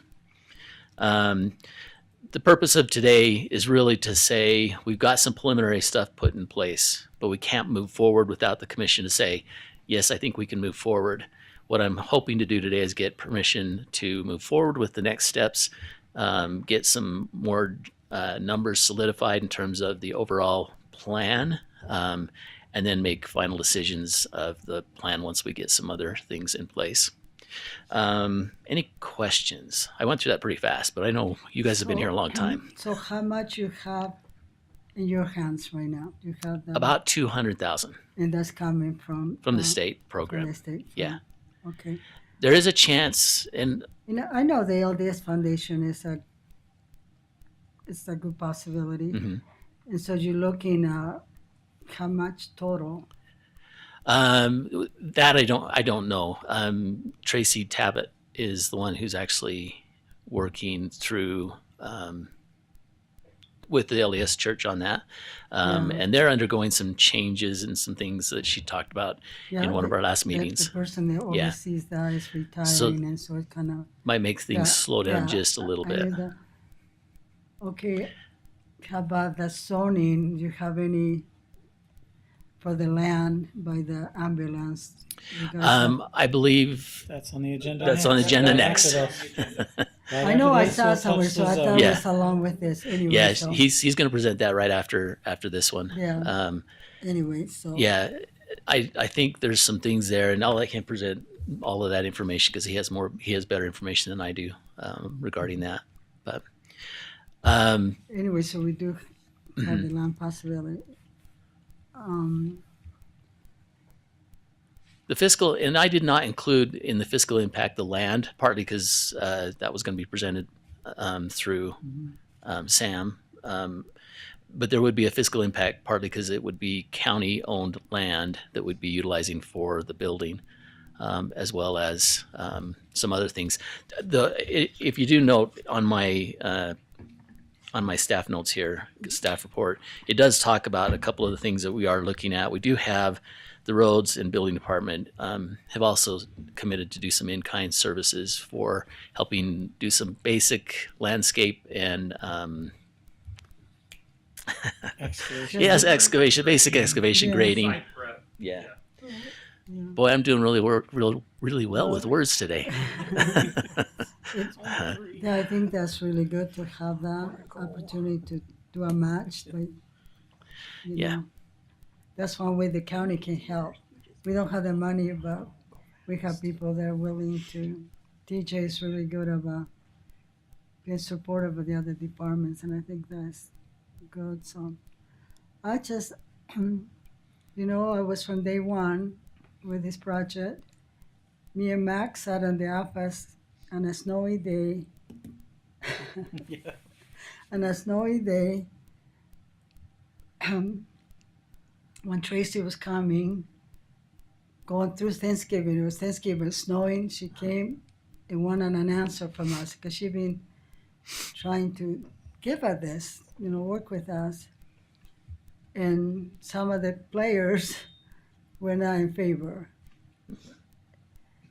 And as we sat, think, okay, how we can even make it work when the main players were not with us, and we realized that what opportunity this will be. And I just saw a miracle happen that day because the people that we're not sure if they supported said the magic word, okay, I'll do it only if I get to supervise it. And me and Mac, we just couldn't look at each other because it was like, what? and it started. And then we started thinking, okay, we have the building. I thought, yeah, we can paint, we can clean, we can do that. We kind of got excited, but I didn't know that it was being shared, that the building was being shared. Anyway, so we went and to see what we have right now, I think it's an amazing thing. And during the process when we were trying to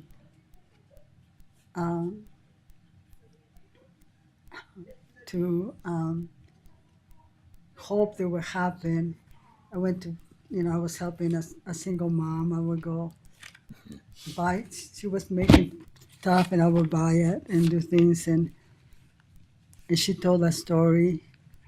And that story, we don't talk about it. We don't tell anybody. And anyway, so I knew that we needed that. And I think with time, we'll see more and more, success. Yeah. I don't know if we call it success, but have more people that can come and feel free to do that. And there's many forms of things that can happen, abuse that can happen to children, including children and children. I learned that as I work with children. And so I am very supportive of whatever would to accomplish this. And I mean, I make good spaghetti sauce. Brian locked the door because he doesn't want anybody to steal his spaghetti maker. Anyway, and we can do a fundraiser. I think it can be some things that probably the community would get involved in. Yeah. Maybe something for a doorknob. I don't know. Yeah. We've got one of the ladies that I talked with at the 24th she's in marketing. She talked to me about my sign, how to improve it. Yeah. And so I said, hey, by the way, you want to help me out with some other things? And Yeah. she's one I haven't heard back from, but she was very interested to help us out.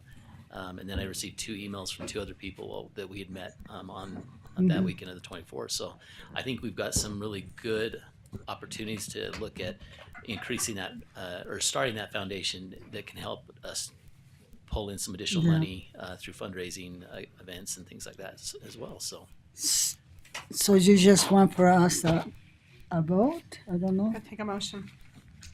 So I motion to approve the consideration for the new building for the Children's Justice Center to move forward. I second the motion, and Madam Chair, I have some comments. Okay. First of all, Robert, thank you for the work you do with the Children's Justice Center and for your exploration of this new facility. My recommendation is one thing I wanted to share. Annually now, for the past 2 years, the Criminal Justice Coordinating Council has been preparing a project priority list that it submits to the Utah Association of Counties. And Utah Association of Counties has been submitting that to our legislature. We never really had a semi-project ready listed in any of our projects. It's been more ambiguous kind of things like data sharing and maybe need for greater coordination with Utah courts and such. But if you're willing, we can include this as a priority under the Criminal Justice Coordinating Council for this upcoming legislature for funding requests. Another share that I think might be important for you, maybe you can consider this, is Utah courts, which is under the state judicial branch. They are currently in discussion with the national, and you know the national Casey Family Foundation, I think. Yeah, right. They are discussing Indian Child Welfare Act court. DCFS Eastern Region, as you know, has the highest count of Native American children in state custody and has a high count of Native American families working with the Division on Reunification. And one of the needs has been, how could there be a bridge for culturally appropriate services for the Native American families that work in the state courts. Right now, 7th Judicial Court, our area, the Judicial Court of the state, they staff, all DCFS cases, they go through the state judicial court system. And as you know, ICWA, Indian Child Welfare Act, that's a standing law, and the state of Utah wants to honor ICWA. And I believe that there could be a pilot, and Navajo Nation is willing to be part of that pilot. The closest court we have within Navajo Nation jurisdiction is Anna Judicial District Court. 7th District Judicial Court has Judge Bunnell, Craig Bunnell, and Judge Cass White. They're currently working to conflict out of some cases so that they can start coming down. I think one of the biggest barriers is the courthouse is under construction right now. And so all the hearings are still conducted via Zoom. And so a lot of the cases are handled at the DCFS office through Zoom. But once construction completes here with the county, that space for court will open again. Monticello is a long way to travel for Navajo Nation. But Blanding is where Navajo Nation has a shelter, a women's shelter, subcontracted by Utah Navajo Health Systems. I know the shelter is in need of accessing court as well. In the future, I'm thinking that Navajo Nation Court would be willing to test a pilot ICWA court. One of the things I was going to recommend is if you can design a space that can be utilized sort of like a team staffing setting that the division had. Because I think ICWA court, the spirit of ICWA court is to not make it so intimidating, but rather more focus on the family and bringing the judge, the courts, the players in the courts at a level where they're part of the solution with the family, as opposed to being the authority in any of the decisions. So most of the ICWA courts, you have judges that don't wear their robes but sit at the table with families, and you have spiritual leaders in the room. DCFS, of course, explored traditional peacemaking with the Navajo Nation as well. And I think traditional peacemaking through the Navajo Nation is also being explored by the domestic violence shelter in their process. Well, my point is there's a need for space where it might be available for both jurisdictions to come to work on ICWA cases, culturally appropriate space. ICWA court usually has Navajo, the tribal flag. They usually have ceremonial objects. So that's more comfortable space for Native American families to engage with the judge and the division. So perhaps a space as such, Casey Foundation would probably, if you highlight what space you can, they might be a source of funding. Navajo Nation would definitely, because of the need, be a source of funding. But that's just some suggestions maybe you can explore. But I'm willing to put and include this project in with the Criminal Justice Coordinating Council. But yeah, the space for ICWA, that's becoming a reality. My timeline, from what I understand, possibly a year away now. And so that's maybe something you can consider. That's just my share, just some updates. And I'll try and include you moving forward with the Utah court discussions with Navajo Nation, because I think you're an important factor when it comes to working with children, Native American children and families in our county. So we're beginning to make some good headway, which is so exciting. Really looking forward to where we're headed, and I think we're making some good strides. So hopefully that will continue. And I love the idea of maybe trying to create a space that could be used for ICWA courts and the courts, Native courts as well. Very cool. Not to mention the services that we're working on, trying to get culturally responsive and culturally effective treatments and services available to them as well. So very some cool. Good things happening. Very cool. I have no other questions, Madam Chair. I'm ready for a vote. I just want to quickly say Commissioner Harvey and I are part of the NRF board, and it's basically is from the governor's office. It's where they have funds, they're mineral funds from the minerals, and most of the time they work on the reservation with infrastructure and homes and different things. But they have been really good at doing special projects.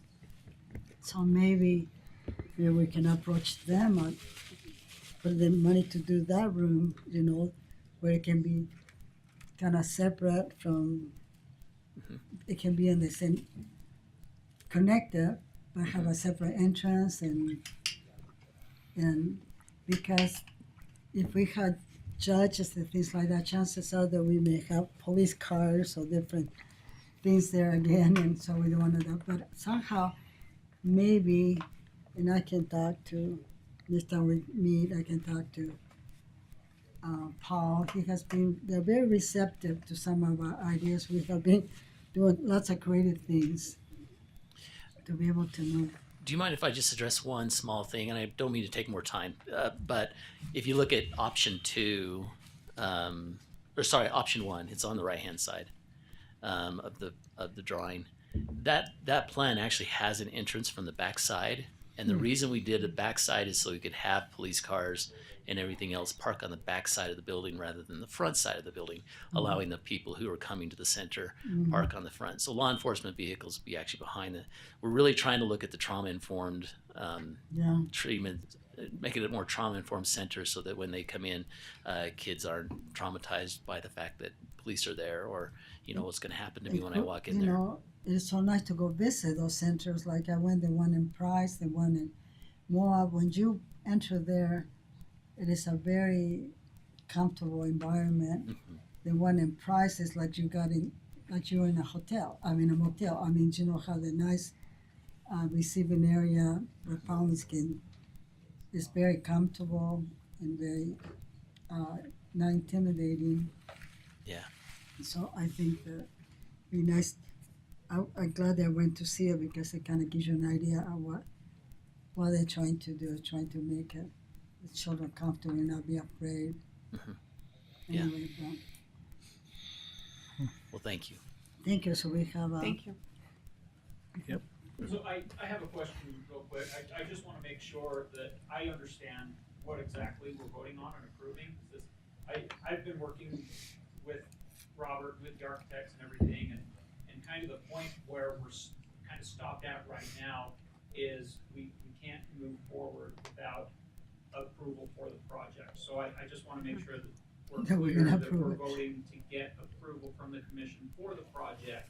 There will be other steps along the way when it comes back to the hiring contractor and whatnot. Yeah. But that we are getting, the Yes. commission's Yeah. approval for the project so that we can move forward. Yep.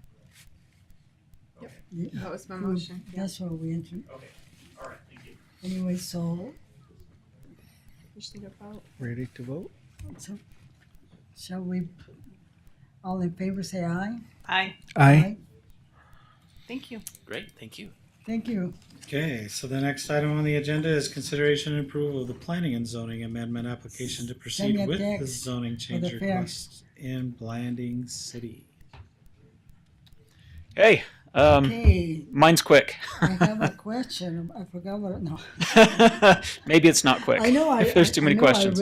I did read your report, but anyway. Okay. Tell us what you find out. Yeah, so basically what I'm asking for is your approval to approach the City of Blanding for a rezone request, to start the process to request a rezone on the property that we're looking at building the CJC building on. We have actually two different parcels that are options that the county owns that are within Blanding City. The preferred option is next to the Ambulance. the ambulance garage is on the same parcel, and it's next to the nursing home. Yeah. The nursing home is already zoned residential 2, R2, which is the zone that we would need in order to build the CJC on our parcel, which is right next door. So in my mind, even if we're not going ahead with the CJC project, I think it would be appropriate to rezone that parcel to match its historical and current use with the ambulance garage and the helipad on that property already. I really don't think its current R1 zoning is appropriate for its current use, regardless of what we do with it in the future. So that's basically what I'm looking for is approval to start the process to apply for that rezone with Blanding City. And I mentioned before that I tried to talk to them into rezoning, but I think it makes sense because it's already the ambulance garage and everything is there. It'd be nice just to do it for whatever purpose later on. Yes. But I like the location better than the other one because it's a little bit more private, Yes, and yeah, for the Children's Justice Center, it's definitely the better of the two options. But if we have a problem with the rezoning, we can fall back on that other location, which is Yeah. down by the public health building. Yeah. Anyway. Ready for a motion? Yeah, I'm ready for a motion. You want me to make that a motion? Yeah, because I was kind of gone. All right, motion to approve. Second. This exploration of trying to get the zoning changed for. Correct. Yes, this is For an any actual reason. application Item to 36, yep. to Okay. Blanding City Okay. for the rezone. All in favor, say aye. Aye. Aye. All right, thank Thank you. you. Thank you, Sam. Okay, the next Thank you, item Sam. on your agenda is consideration and approval of a letter of agency regarding to Salem County Library Bye. System participation in E-Rate Utah Education Telehealth Network Consortium. Nicole.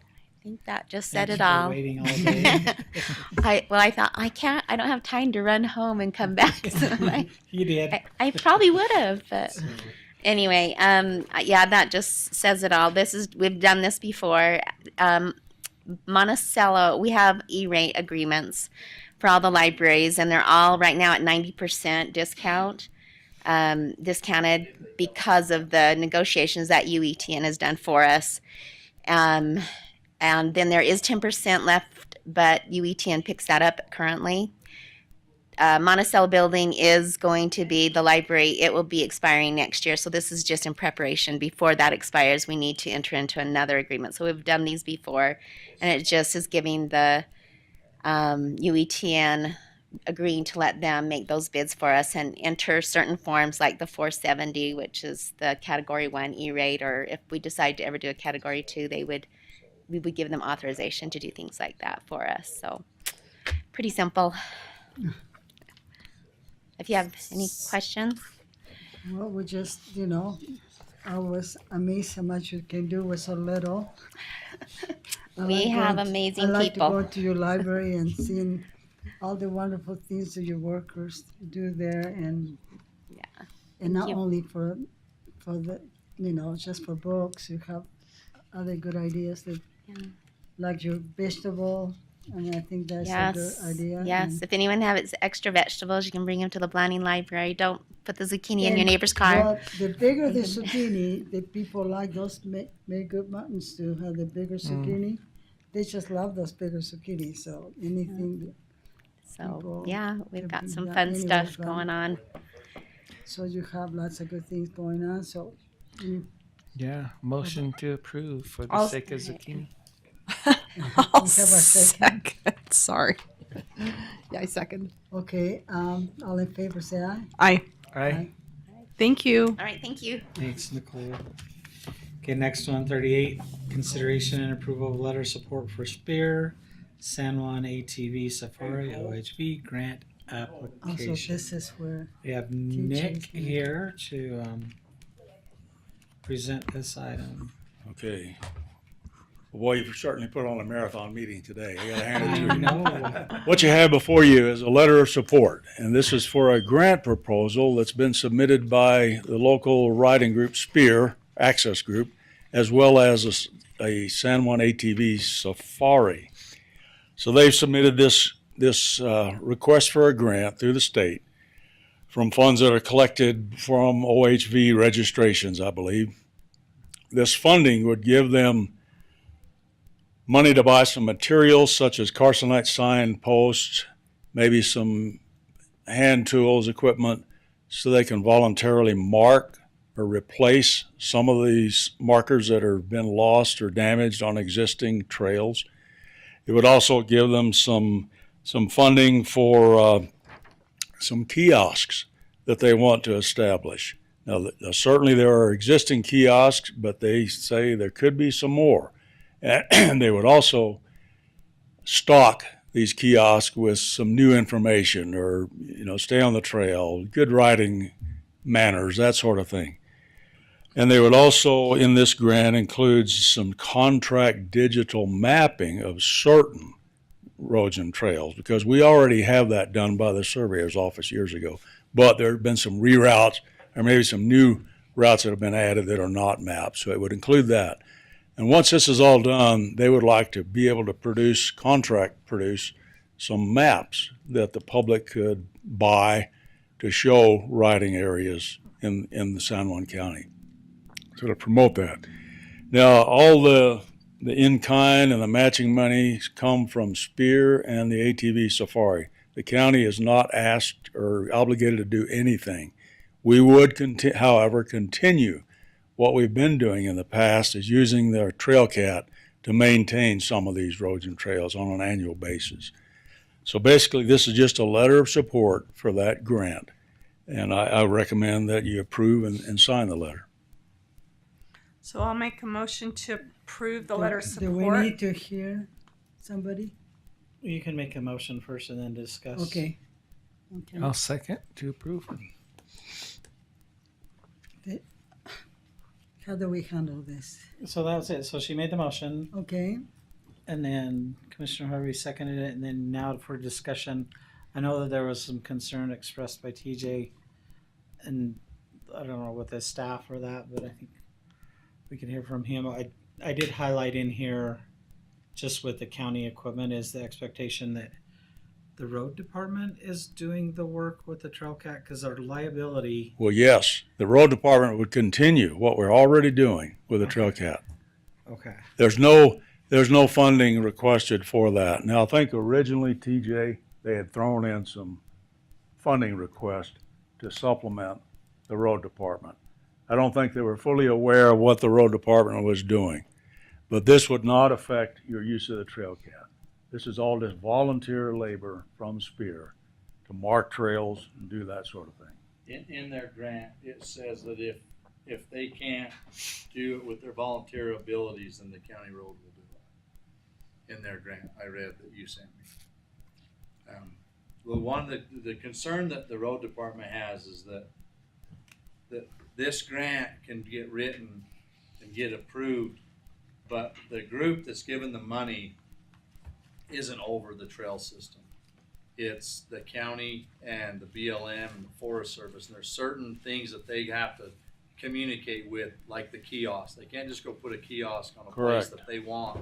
So from the road department, from the county, from your standpoint, my opinion would be that you make sure they understand that this isn't a county gives them a free pass to just go do whatever they want, because they have to deal with the other agencies, the BLM, Forest Service, make sure that they've been notified of what they want, that everything is in line.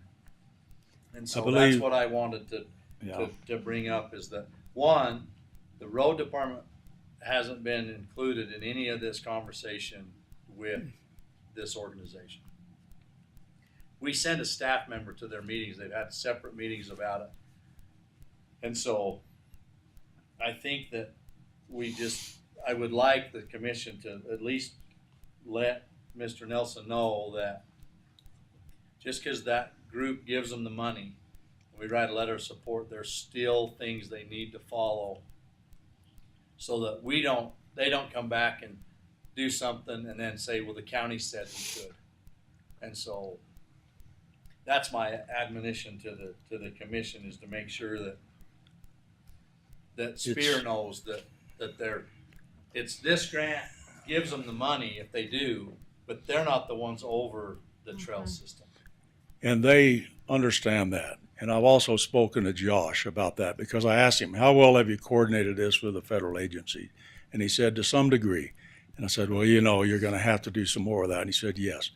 Now this with Spear, they've done marking with trails. They put out carcinite signs. They do know that they have to get federal agency approval before they can put anything in the ground. And they've done that in the past. So I don't think this is going to be a problem, but I appreciate TJ bringing that up, because it is something we need to be aware of. They need to be aware of.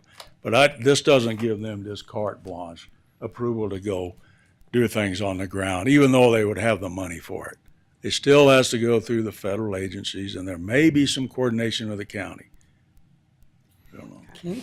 Commissioner Can we Mon, make a- Yes. Sorry, Commissioner Mon, can you accept maybe amending for a paragraph in the letter, That's what I just to was cover thinking. that concern? Okay, so I'm going to amend my motion to approve the letter of support for the Spear San Juan ATV Safari OHV grant application, but they must coordinate with all governmental agencies and the road department with regards to the trail building system and where the signs go. Yeah.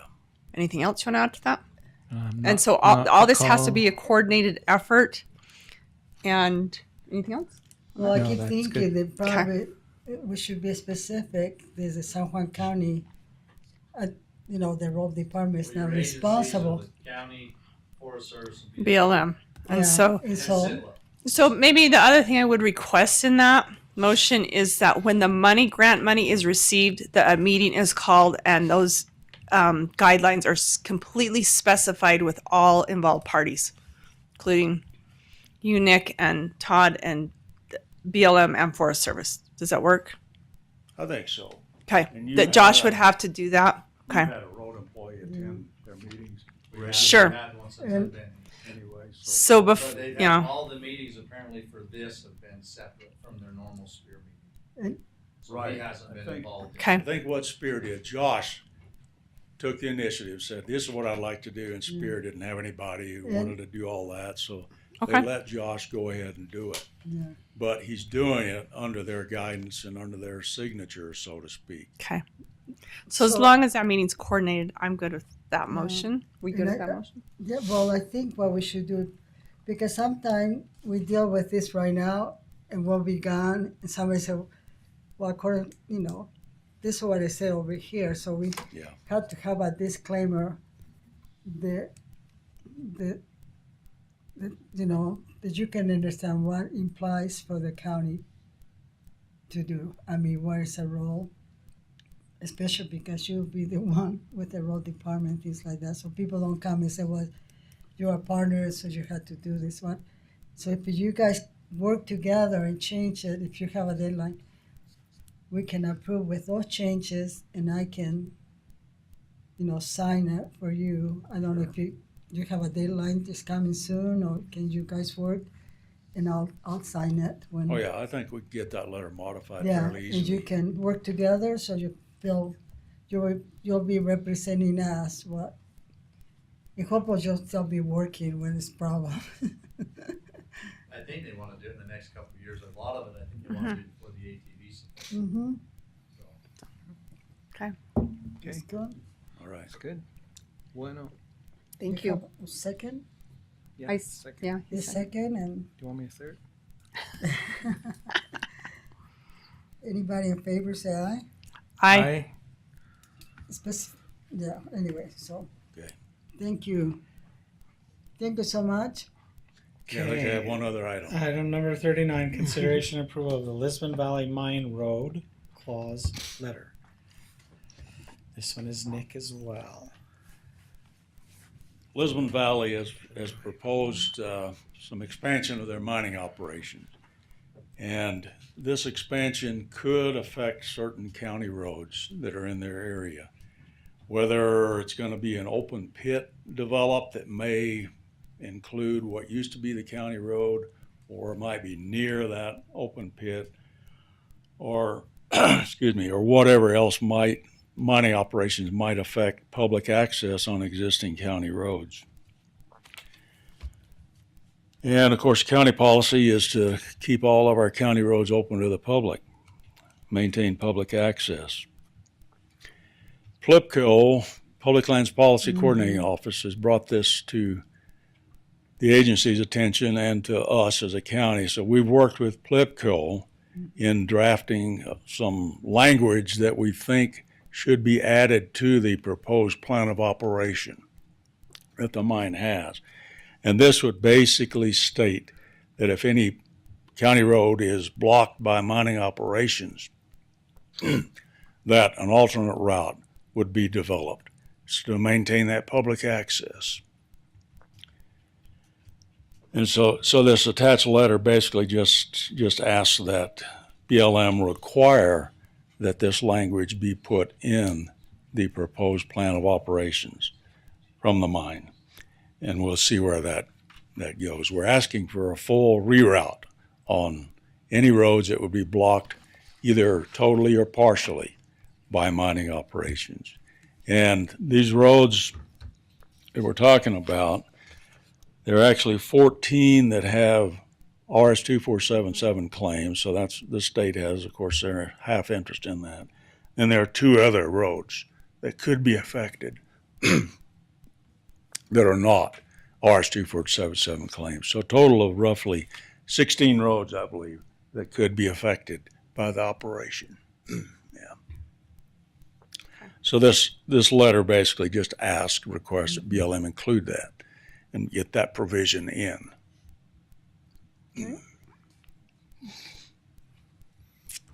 Motion to approve. I'll second it. All in favor, say aye. Aye. Aye. Thank you. Okay. Thanks for hanging out with us all day. Thank you. Well, good luck with the rest of your meeting. DJ, say hi to the friends. Hi to my friends. The only one they want to sing. Yeah. Next time, DJ will sing. Okay, this one here, item number 40 is consideration and approval of the America 250 Utah Memorandum of Understanding between America 250 Utah Commission and San Juan County. Oh, look at me. We've got Talia I here can to tell give that one this, is me. Where's Commissioner give this Harvey? presentation. I have to bring everything. So thank you for the opportunity to present in front of you. So this is for America 250, which we already had done a resolution for. And then I've been working with Sylvia. We developed a committee and some of the projects. So one of the projects was that we would do a float, which we did for the 4th of July. And one of the projects I'm working now for workforce development, business development, is engaging our youth. And so the float was actually created by a committee of youth, and they wanted me to make sure to give you this before I keep going. So they're very excited. We did a Lego themed float about building together, and so they created a Lego head for each of you. So this is yours. Oh, well, thank you. This is hers. Should I just wear it? I know. Well, everybody was wearing it. It was hot, and they wore The it. rest of yours. Those are so cute. Thank you. And then they made one from. So perfect. One for Matt. So that's the beard. Look at his even white. Isn't that cute? They were so cute. And I just stayed by the road waiting for them to come, and they came. I was so proud of them. I actually, right? They actually made me do send headshots Well, of they you had guys. you see, they had the building. They had the. You have pictures? I didn't. I should have put them in here. They did a great job. So they had building blocks. So it was Legos, and it was great. So I really appreciate them doing that, and they loved it, and they were excited to continue to do some programming for youth engagement, which was the end goal. And there would have been no float without them. But what you have in front of you is America 250 in order to pay. So we as a county receive $3,000 for the projects that we want to do for this year. So this is the MOU that they require us to sign to get that $3,000. The other project that we had in here that had been requested when I first started was a plaque, a veterans plaque for Anna Chapter House. And so they're a little bit on the project list we have. So we'll work with them, and then I'd like to do a little ceremony for them to have that, and then they'll be able to use that in their chapter house. We have still additional funds that can be used. So I'll be working with the committee, and hopefully we can have some great ideas. There's a lot of community members that have some really good ideas. So if that is what I'm here to have your approval with the MEU. Talia. Yes. I have one project that I've been thinking quite a while about doing, and maybe we'll enlist the help of Commissioner Harvey. We want on the main floor where people come to, where Lyman is, Oh, in the entry? In the entry way. I want to do a display that honors the co-talker in our county, and we have one co-talker, which is McDonald. He used to be president of the Navajo Nation. Yeah. And when I went to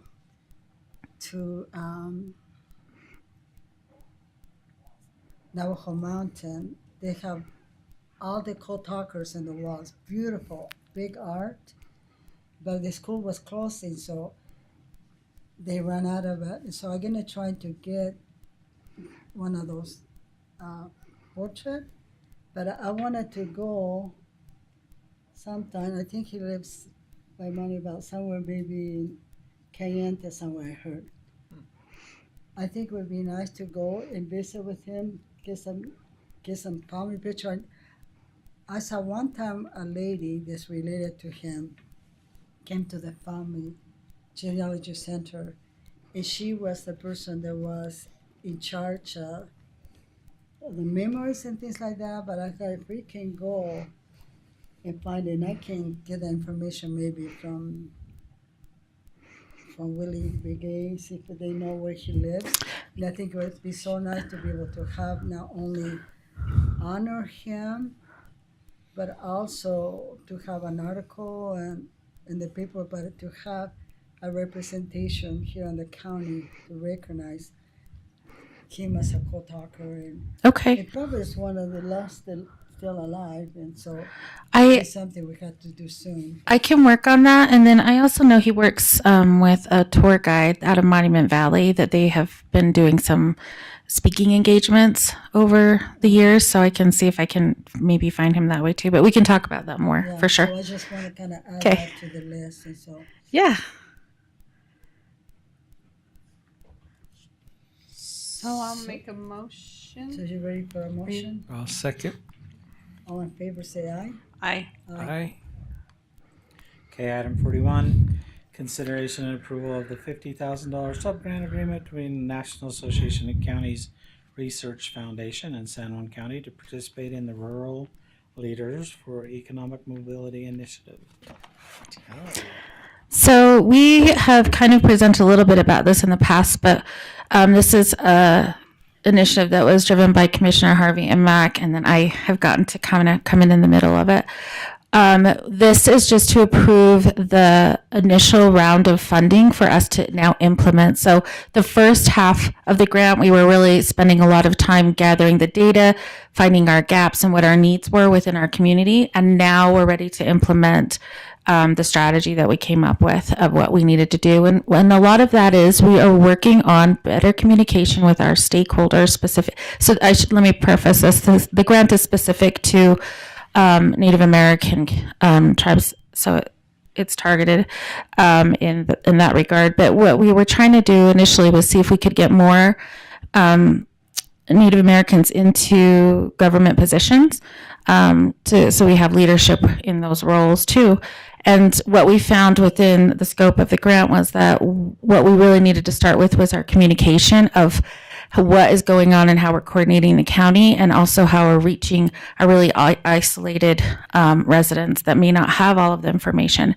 And so the intention of this first set of grants is to set up some meetings where we're able to figure out what that looks like, as well as bring in the state of Utah and look at any policy changes that we might need to have in order to help us have better economic mobility within our county and with what we're doing. So that's what the initial funds are for this. And then the plan is in there of how we'll be doing that. We also wanted to integrate immersive experiences within this so that people who are coming into our county can have a better context of our lived experience here and what it really means when we say we don't have water here, or this is a need, like transportation is a need that we need to look into. So that was another component. And then the other component too is food, which is very important as we gather in communities, so that they are able to come in. They're coming from long distances. They can eat, and then they can participate in that process.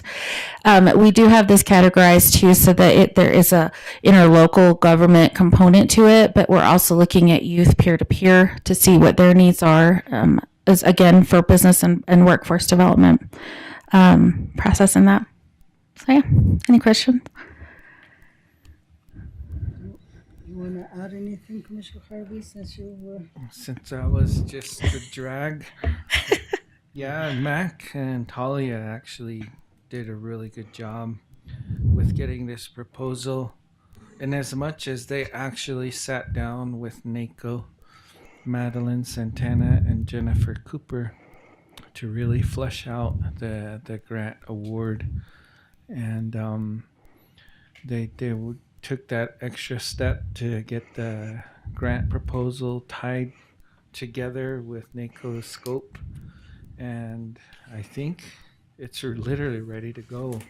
And this will allow the county to draw down the first half, and now as leaders we need to go and do our part to raise that 50,000 to To double it. to double, triple it if we need to. I think the important piece in this effort is we're going to learn through the contractor what best way to communicate with the public out in rural communities, and it'll be a way for the community to explain what space is going to be their preference. What do they want to be that space where they're comfortable and gathering.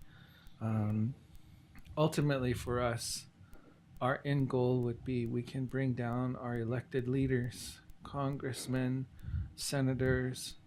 We bring them down to where the community gathers, and we bridge that gap between elected leaders and the general public, so that no one's afraid of each other and we can all sit in a room together and engage and communicate. And so we never really explored what the community, what works as far as getting the community engaged. All we know is chapters is one avenue, but there's probably another way. And so that's what we're going to learn from this is how do we get people to the table in all of the communities in our county. So it's an exciting project, I think. So I'm just lucky Mac and Holly are heading this because, you know, I'm just the pretty face with the dresses and makeup and show up at the meetings. Do you know another resource? There's a resource in the reservation that wasn't there a few years ago. We have people, lots of people that have gone through my program, the education program. They're retiring. They can coming back to the reservation, and they want a physical address, so Amazon can find them. They're coming with.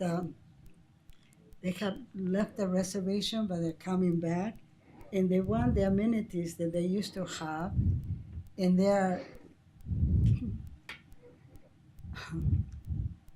well educated. I have students that came with no high school diploma, and they have 2 master's degrees. I mean, they have gone and done an amazing career. Mhm. So that's one resource that is out there.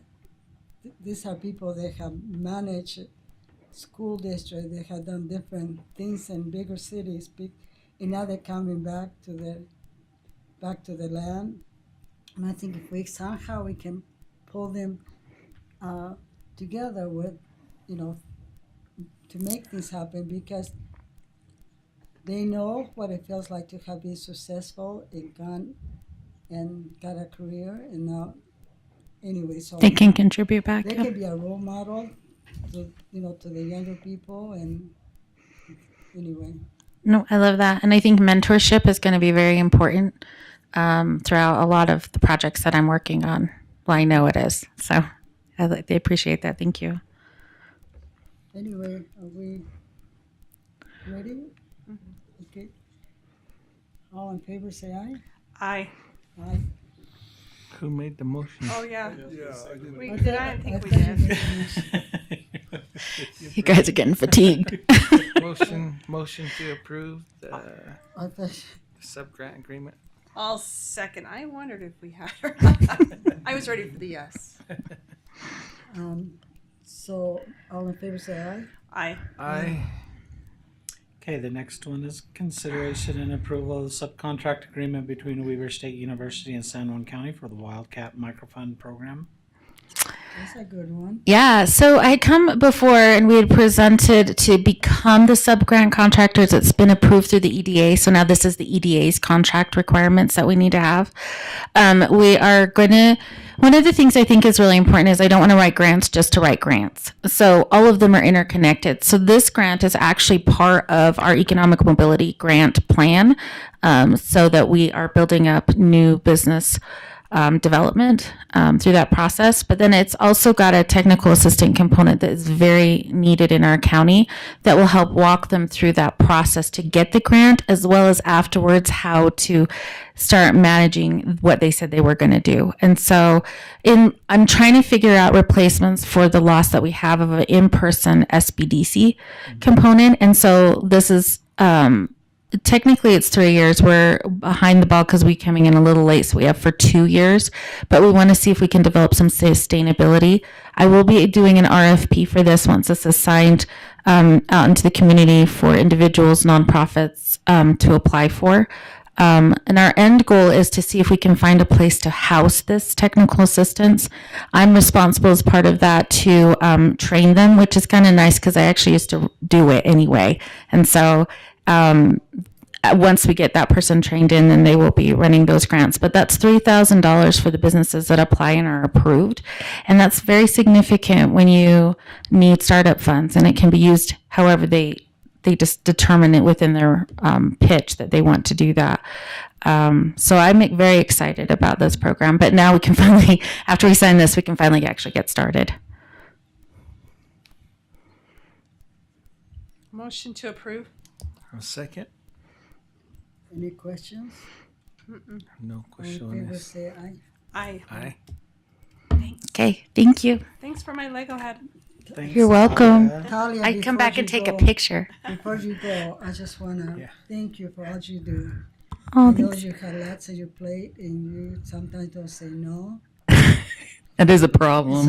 So people come not realizing, I know because I talk to you, and lots of times you're writing grants or doing reports. When you write grants, you got to do reports. You're looking for more things, and so I just want you to take care of yourself. Thank you. Okay, because we want you to a long time. We don't want it to burn you out, and it's okay to, we don't have to tell people all the things we have, but I think we need to figure out what our limitations are. So we don't want you getting those horrible headaches. I know, huh? I will let you know that I am looking for capacity grants, which is to bring in people. I'm looking for 3 years. So I have 2 that I've applied for. I think that we'll be able to get them. One's an AmeriCorps position, so we'll at least have that one for a year, hopefully. And then the other is one that Mac and I applied for that was for program coordinator for workforce development. And then we also are starting the interview process for a new fellow for housing. So I've chugged forward with the housing projects and initiatives that we've started. And so hopefully that will help relieve that. And I'm learning how to do business licenses right now. So I'm a little slow on that one, but I'm getting there. But yeah, I agree. Thank you. And I appreciate all of the support you guys have given and the things that I'm learning from you. I definitely love what I'm doing, and it's been a lot of fun. So I'll report back more later. Thank you Thanks. so much. Bye. Thanks, Talia. Okay, item 43, consideration and approval of the 2025 certified property tax rate and values. Okay, thank you. Commissioners, the certified county tax rates for 2025 need to be approved today. The Utah State Commission, Tax Commission I've been working with them and determining the tax rates that they have. And would you go down just a little bit, Mac, or Yep. go back to the top? Go back up to the top? Yeah, go back to the top a little. Down Okay, the other that way? page right there. Okay. So on the left side, left column, you'll see the county funds, whether it's general, library, tort, public health, multi-county assessing, county assessing, and then we have the basic levy, capital local. These are the schools, actually, the 5 here. Then we have Blanding City, Monticello City, and Cemetery, and even the hospital. So the middle column is the 2024 certified tax rate. Right on the third column is the 2025 certified tax rate, which is, I worked with the State Tax Commission to come to these numbers. And it's a combination of real property value, centrally assessed value, and personal property value to determine the rates. As you can see, if you look at 2024 rates, they're slightly lower for 2025. And so we had a 0.003181, and then in 25, it's a 0.002666 rate. And we also had the other funds. If you want to they also had decreases in 2025. These would be decreases on individuals that are being taxed for their property that they own. Mac, would you go to the second page, please? Okay. And so in 2024, we have the valuations of real property, centrally assessed and personal. And we had a value of $1,148,390,997. For 2025, it increased mostly in real property, went from 736 to 979. Centrally assessed stayed about the same, and personal property was very close to what last year's were. But it gave an increased tax valuation of $1,424,229,901, so an increase of 275 million in taxing ability, and so which leads to about 275,000 additionally that the county should receive once assessments are collected in November. There will be. I have a question with that Yes. number. I never thought I should see the billion here because we see that over the 7 county. Anyway, this is the value of property. It's not the money that we get. Correct. It's the value through. It would be nice if it was I mean, the way you made it sound like we're going to collect. This It'd is be awesome if we could spend that. This is now we will receive an additional 278,000 Yeah. Compared to last year, which is helpful. okay, and that is divided in so many pies, so we don't Yeah. keep that money. Yeah. So we cannot go spend it. No, yet. no. Anyway, another thing that Schools was will get most wondering, of it. okay, when we think about property, is all the properties, the value of all the property in San Juan County is this Yes. value here. It's not Yes. just what the county owns or whatever. Correct. It's This is everybody, all every parcels my of house. property. His house is in the reservation. So. My Hogan's valuable. Yeah, it is valuable. it'd Anyway, be yeah, I north of just the when I 7 saw that, I thought, So many years. is that a mistake? Because I was thinking, have to come And to it shows you. that most of the value was developed in Spanish Valley, LaSalle areas, and Blanding. And so it's nice to see some growth going on. Some were just assessments. I think we'll see next year the same thing as these the assessors that the county hired as they move towards Blanding. The rates will be taken up again. And if the housing prices come down, then that value comes down. Yes, that's correct. Because in Blanding, just in that little neighborhood, there's about 6 or 7 homes have been sitting empty, and I think it's because of the price. Yeah. Only people out of state, like Colorado, are buying property. Yeah, so true.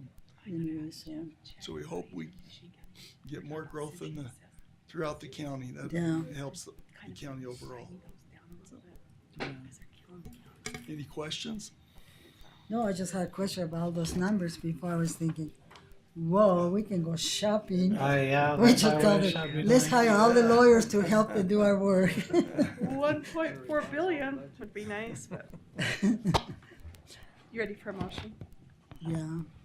So I think I will make a motion to approve the 2025 certified property tax rate, which is I just said the number. the other way, just a hair, Yeah, there it is.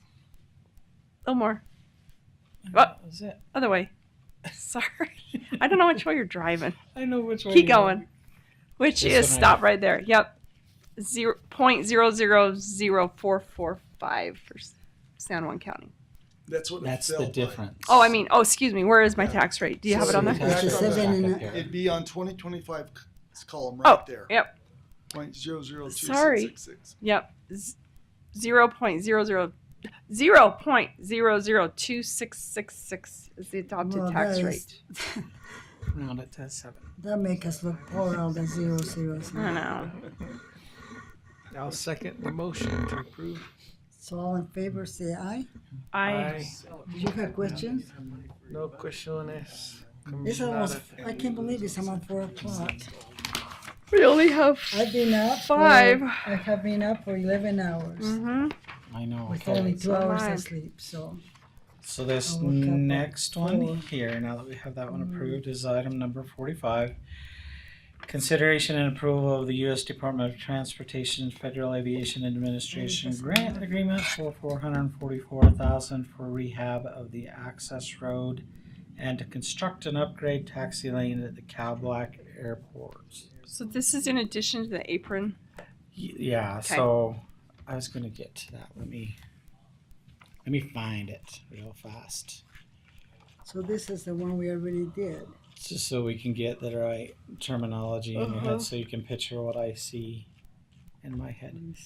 Okay, so when you look at the airport, you have kind of the county operations building is right here. The access road coming into that is what this grant covers, as well as kind of that parking lot that's right there. This is the apron. Mm-hmm. This is where the apron is where you can park an airplane. The taxi lane is this long line here. So a couple of years ago, we did the runway. Now we need to do the taxi lane.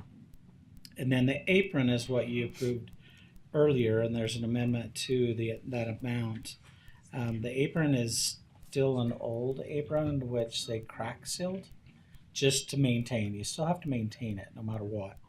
And so we had the grant to maintain the apron, now the grant for the taxi lane, and to get that whole entire project up and going is what you see before you right now for the $444,000.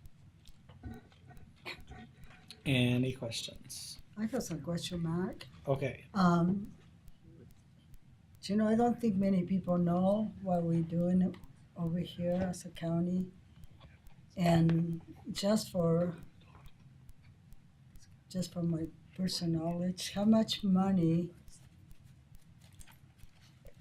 since you've been a county administrator, you write the grants, you're so good at looking for those things. How much money do you think we have put in the airports since then? You know, so the fortunate part with this, when you look at these grants here, these ones, and I kind of totaled that total project cost down below on the physical impact.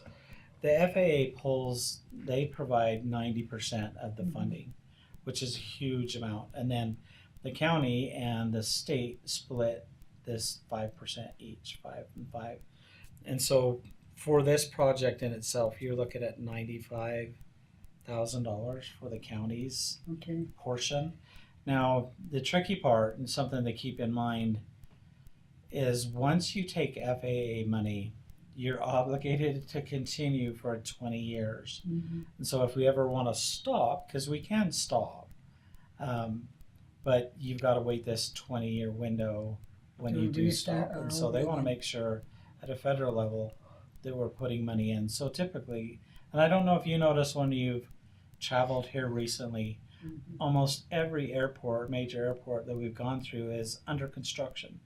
We're the same. It's because all this federal money has come through, and especially through ARPA and the CARES Act funds. The former administration and this current administration continues to push for transportation funding and airport funding. And so we're lucky. So for us, a couple $100,000 nets us millions of dollars in these opportunities. Now, some of that, the state, you know, this last year with our solar panel, they chipped in $400,000, $500,000 on that project, just for the solar Was panel. that the first one? That was the first one we did with them? Or? No, this was just this last year. So Yep. we've got 3 projects that are going on right now. Okay. We have that solar replacement project for the lighting out here. That was when we got into an emergency situation where the solar panels couldn't hold a charge for the batteries. The converter blew out. Our backup generator, we were on an old backup generator system just to keep things up and operational. The state allowed us, and they funded a majority of the funds, probably 95%, just for that solar panel replacement, new batteries. We separated out the runway from the operations so that if something happens in the operations building with the Okay, power, highlights in the the runway runway. is still lit so that people flying in, it's a life safety issue for pilots. And so we got that piece, which is kind of separate from all the FAA grants. But One thing about the airport, which is be of interest to our current administration, is that we need more pilots, and we do trainings there with pilots, and so Yeah. that is a plus to Yeah. have there where they can come and this one here, do they that. continue the school, the Utah State University out of Cedar City, and their pilot program. Mhm. They continue to land here. So when you look at overall, we look at touches, is what we call it. If somebody lands on this airport runway, we track those touches, and we continue to see this as an economic driver for this area. I know that Commissioner Mon, we were discussing the other day, is how important it is to have the discussion with the national parks, so that they can start putting money towards this side of Lake Powell, because there's Mhm. really a missed opportunity Oh, yeah. by them not putting money into the infrastructure here. But yet we are for our airport, and then just go down 5 miles down the road and it's all falling apart, and the national parks aren't putting anything into Hall's Crossing. You know, there's the discussion that we had with UDOT was the potential closure forever for the ferry that goes across the lake. We have kind of championed that, but it's been, the levels of the lake have been so low that it seems like every other year it's whether or not they can even function Yeah, kind and of. cross. And so all of this funding supports this economic engine that is potentially there. We've had discussions with developers about developing out here. Sitla owns a piece right next to the airport Yeah. that would like to see developed. I know that there's been some plans in the past when we looked at the land exchange from Bears Ears and the Sitla property for BLM properties. The airport around here is BLM property, and that was part of the land exchange that didn't happen. But yet there was some movement to actually increase the resources in this area. Just how does it come to fruition? I think sell it for a while is not going to do anything that involves bears here, so Yeah, I yep. think they're very careful about anyway. So, but yeah, I was just kind of curious. I knew, I know that has lots of possibility, even for tribal Yeah, yep. And we've been working possibilities on there, that one you as know, well. Yep. where they can figure out a way to To get more concessionaires and we everything need out to there. figure out how people leave us some water coming down the Colorado River for us Yes, to absolutely. do something. Anyway, but So this is a two-part grant. You see the first one for the 44,000 and the second one for the 1.8. Both of these are similar. They're just different funding numbers from the federal, from the FAA, and so we had to stagger them according to their grant numbers. So in here you have the two different projects in my staff report, those two different funding numbers. Any other Okay. Ready questions? for a motion? yeah, we're ready for a motion. I am ready for So I will make a motion to approve the grant agreement for $444,000. I'll second that motion. All in favor, say aye. Aye. Aye. Do you want me to just make that motion? Then I'll go ahead and make the motion for the other grant, which is for 1.8 million, basically. $1,869,000 for the taxi lane. Perfect. I second the motion. Any No question. no question? Commissioner, anyway, all in favor, say aye. Aye. Aye. Okay, perfect. Thank you for that. So on the item number 47, let's see if I can find it here. Man, we're over almost 600 pages on our report. So this one is consideration and approval of the International City County Management Association grant agreement. This one's for $245,000 for the Senior Mobility Leaders in Government Opportunity. This one is cool. We Um, scroll down. this one? Why? Oops, sorry. Okay, now mine updated. There we go. Okay. So on this one here, you just heard Talia present our NACO award of $50,000, and that was for an economic mobility grant. Our initial one was for $30,000 through the International City County Management Association that we applied for. We doubled that money with the trust fund, so we had $60,000 in total, and we got the NACO 50. And now we've got this opportunity that we applied for $245,000 to hire somebody at an executive level to do this for us. So this will be a position that's placed in Talia's office. She'll kind of help oversee it. But this position will go out and do all of this economic mobility initiatives for us. And so in the funding, when you look at kind of how they structured it, and we'll be working with them on the structure of the grant. Let me see if I've got the costs. So you're working with Tony Dish organization? Not yet. This one literally is. I thought I said Navajo Trust Fund. Yeah, this one is ICMA, which is you have to be a city or county manager to apply for. Okay. I've been a member for about 20 years now with this group, and we've seen the grant opportunity. That's how we initially brought economic mobility to San Juan County. I know. And really, in essence, the state of Utah. We were the first ones selected. This one we were selected out of 16 other cities throughout the U.S. and received these grant funds, which with it allows 3 people to go back and be trained back in Washington, D.C. Yeah, when you see the map, that we did I mean, we're before. the only one close to us. I know, that map is way cool.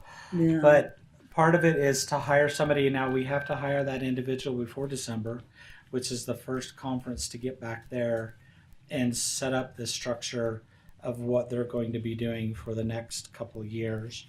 So this funds the position. It goes forward. We would advertise it as a time-limited position. And then we would just start working on it. This would give us that full-time person that can only do this, only work on these specific initiatives. When Talia was talking about, she's got to go out and have these meetings with community members, the commissioners, the leaders throughout the state and the nation here within our space, this individual will be able to do that. And then it won't tax us as much as it has been. The first grant that we wrote, it was a $30,000 grant, the MAC wrote, and they pay our trip to go to the headquarters in Maryland. And it was an amazing experience because you go to those meetings and you feel like you left friends because you get so united. And Mac and myself and Elaine went to the conference, and I was so impressed. I keep watching this one person. They would come and bring the paper cups, come and take the picture. Totally behind the scenes, and he was there with us, and I thought, man, he was so good to us, just kind of making us feel welcome. It was a whole floor with bowling alleys and everything, but nobody was there because of the COVID. Everybody went home. And some became garlic farmers, which became one of my favorite friends because my ancestor used to grow garlic. In Argentina, you use 4 or 5 garlic heads a day, so farmers make money. Anyway, but what I was impressed, how I find out that person, he was the head of the organization. And he served the young people. He was so good, cheering, trying to make them be successful. If something was missing, he just went and got it. He would make them look good, and he was there in the back. And I thought he was kind of like a golfer kind of thing in the beginning, but he was never in the picture. He always took the picture. he was just looking at them like, you can do this, as they were doing the presentation, and they were so welcoming to us. And Mac and Commissioner Harvey had the opportunity to keep going. I just hear hello from them. And we also, along with that, we had lots of resources that come to us through the membership of the organization on amazing articles and, all kinds of motivation books that you can get. And so anyway, it's just been amazing, and I want to be that kind of leader like him. I know, totally. There is a caveat in here with just the contract itself. They will pay for the funds for the salary portion. It's up to the county. All of these various counties and cities have different benefit package costs. And so they didn't fund the benefits portion of it. And so Talia, one of the things that we'll work on with Talia's grants is to get the additional funds for the benefit side of it. And so it'll pay for the salary itself, but the county will be responsible for the benefits. Where this is a kind of a 3-year position, it should be fairly easy to grant that. So, quick question. It says right here, as part of the grant requirements, along with this new employee, we will attend specific meetings throughout the nation. So, who's the we? So on here you'll have myself, Talia, and the person.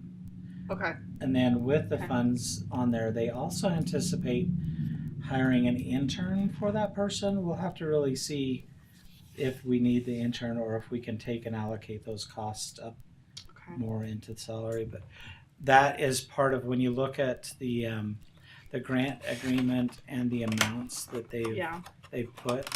Part of that travel and training is included in these amounts. And then if we can just make sure when they do travel that we just see those out-of-state travel requests, because a couple of those I think have been missed. So it's just nice to know that we're just following that policy. So yeah. Okay. I think for those, when you look at the out-of-state, the travel, because I've thought that same thing. If we're traveling with commissioners, I typically don't, because you've already approved it. Commission's going. But it's those that don't have a commission that we typically send to you. So that's why you kind of see that hit and miss. Okay, not a problem. Any other questions? This is a cool one. I super appreciate the Bill and Melinda Gates Foundation for the funds that go through these entities, because all of these programs have been funded by them. Okay. Motion to approve? I'll second. All in favor, say aye. Aye. Aye. Okay. Are we really on This the last next one, item 48, is consideration and approval of a resolution to encourage and promote the mission of the Boulder Way Forward. This is a statewide initiative. I've lost the rest of my agenda, so let me make sure. Is this the one, Statewide Renee? initiative dedicated to helping more women and girls thrive. You had received a presentation from them last work session, I believe it was. Super cool opportunity to participate in the Boulder Way Forward as we look to empower and uplift women and girls across San Juan County. More importantly, kind of had that discussion this morning that kind of led into those efforts of Boulder Way Forward and just helping more women, young women out. So, got a motion? Or are we ready? Motion to approve. I'm all for woman power. I'll second the woman power motion. Thank you, Commissioner Harvey. So if we don't have any discussion, all in favor, say aye. Aye. Aye. Commission reports. Can I make a request? And I'll do whatever you guys want to do, but if we forego the commission reports, I'm trying to get to that event at the fair, and I've got to run home and still have enough time to get there tonight. Yeah, I got to do lamb chops today too. But I don't know. That's your call. I think we can. Shall we make the motion for this one first? Motion to Approve move. this? Oh, okay. Oh. This and this item is that. So we made a motion to this one. We did. We said yeah. And everyone has said aye to Okay. the Yeah, we're okay. resolution. So now is the. Now it's I think we can make it together with a meeting that we'll be having before the next commission meeting, you know, regarding the Commission land reports. management. We can do it at that time. So next time? Next time. No, so we're gonna try to meet before the next commission meeting so we can have an answer about the land management.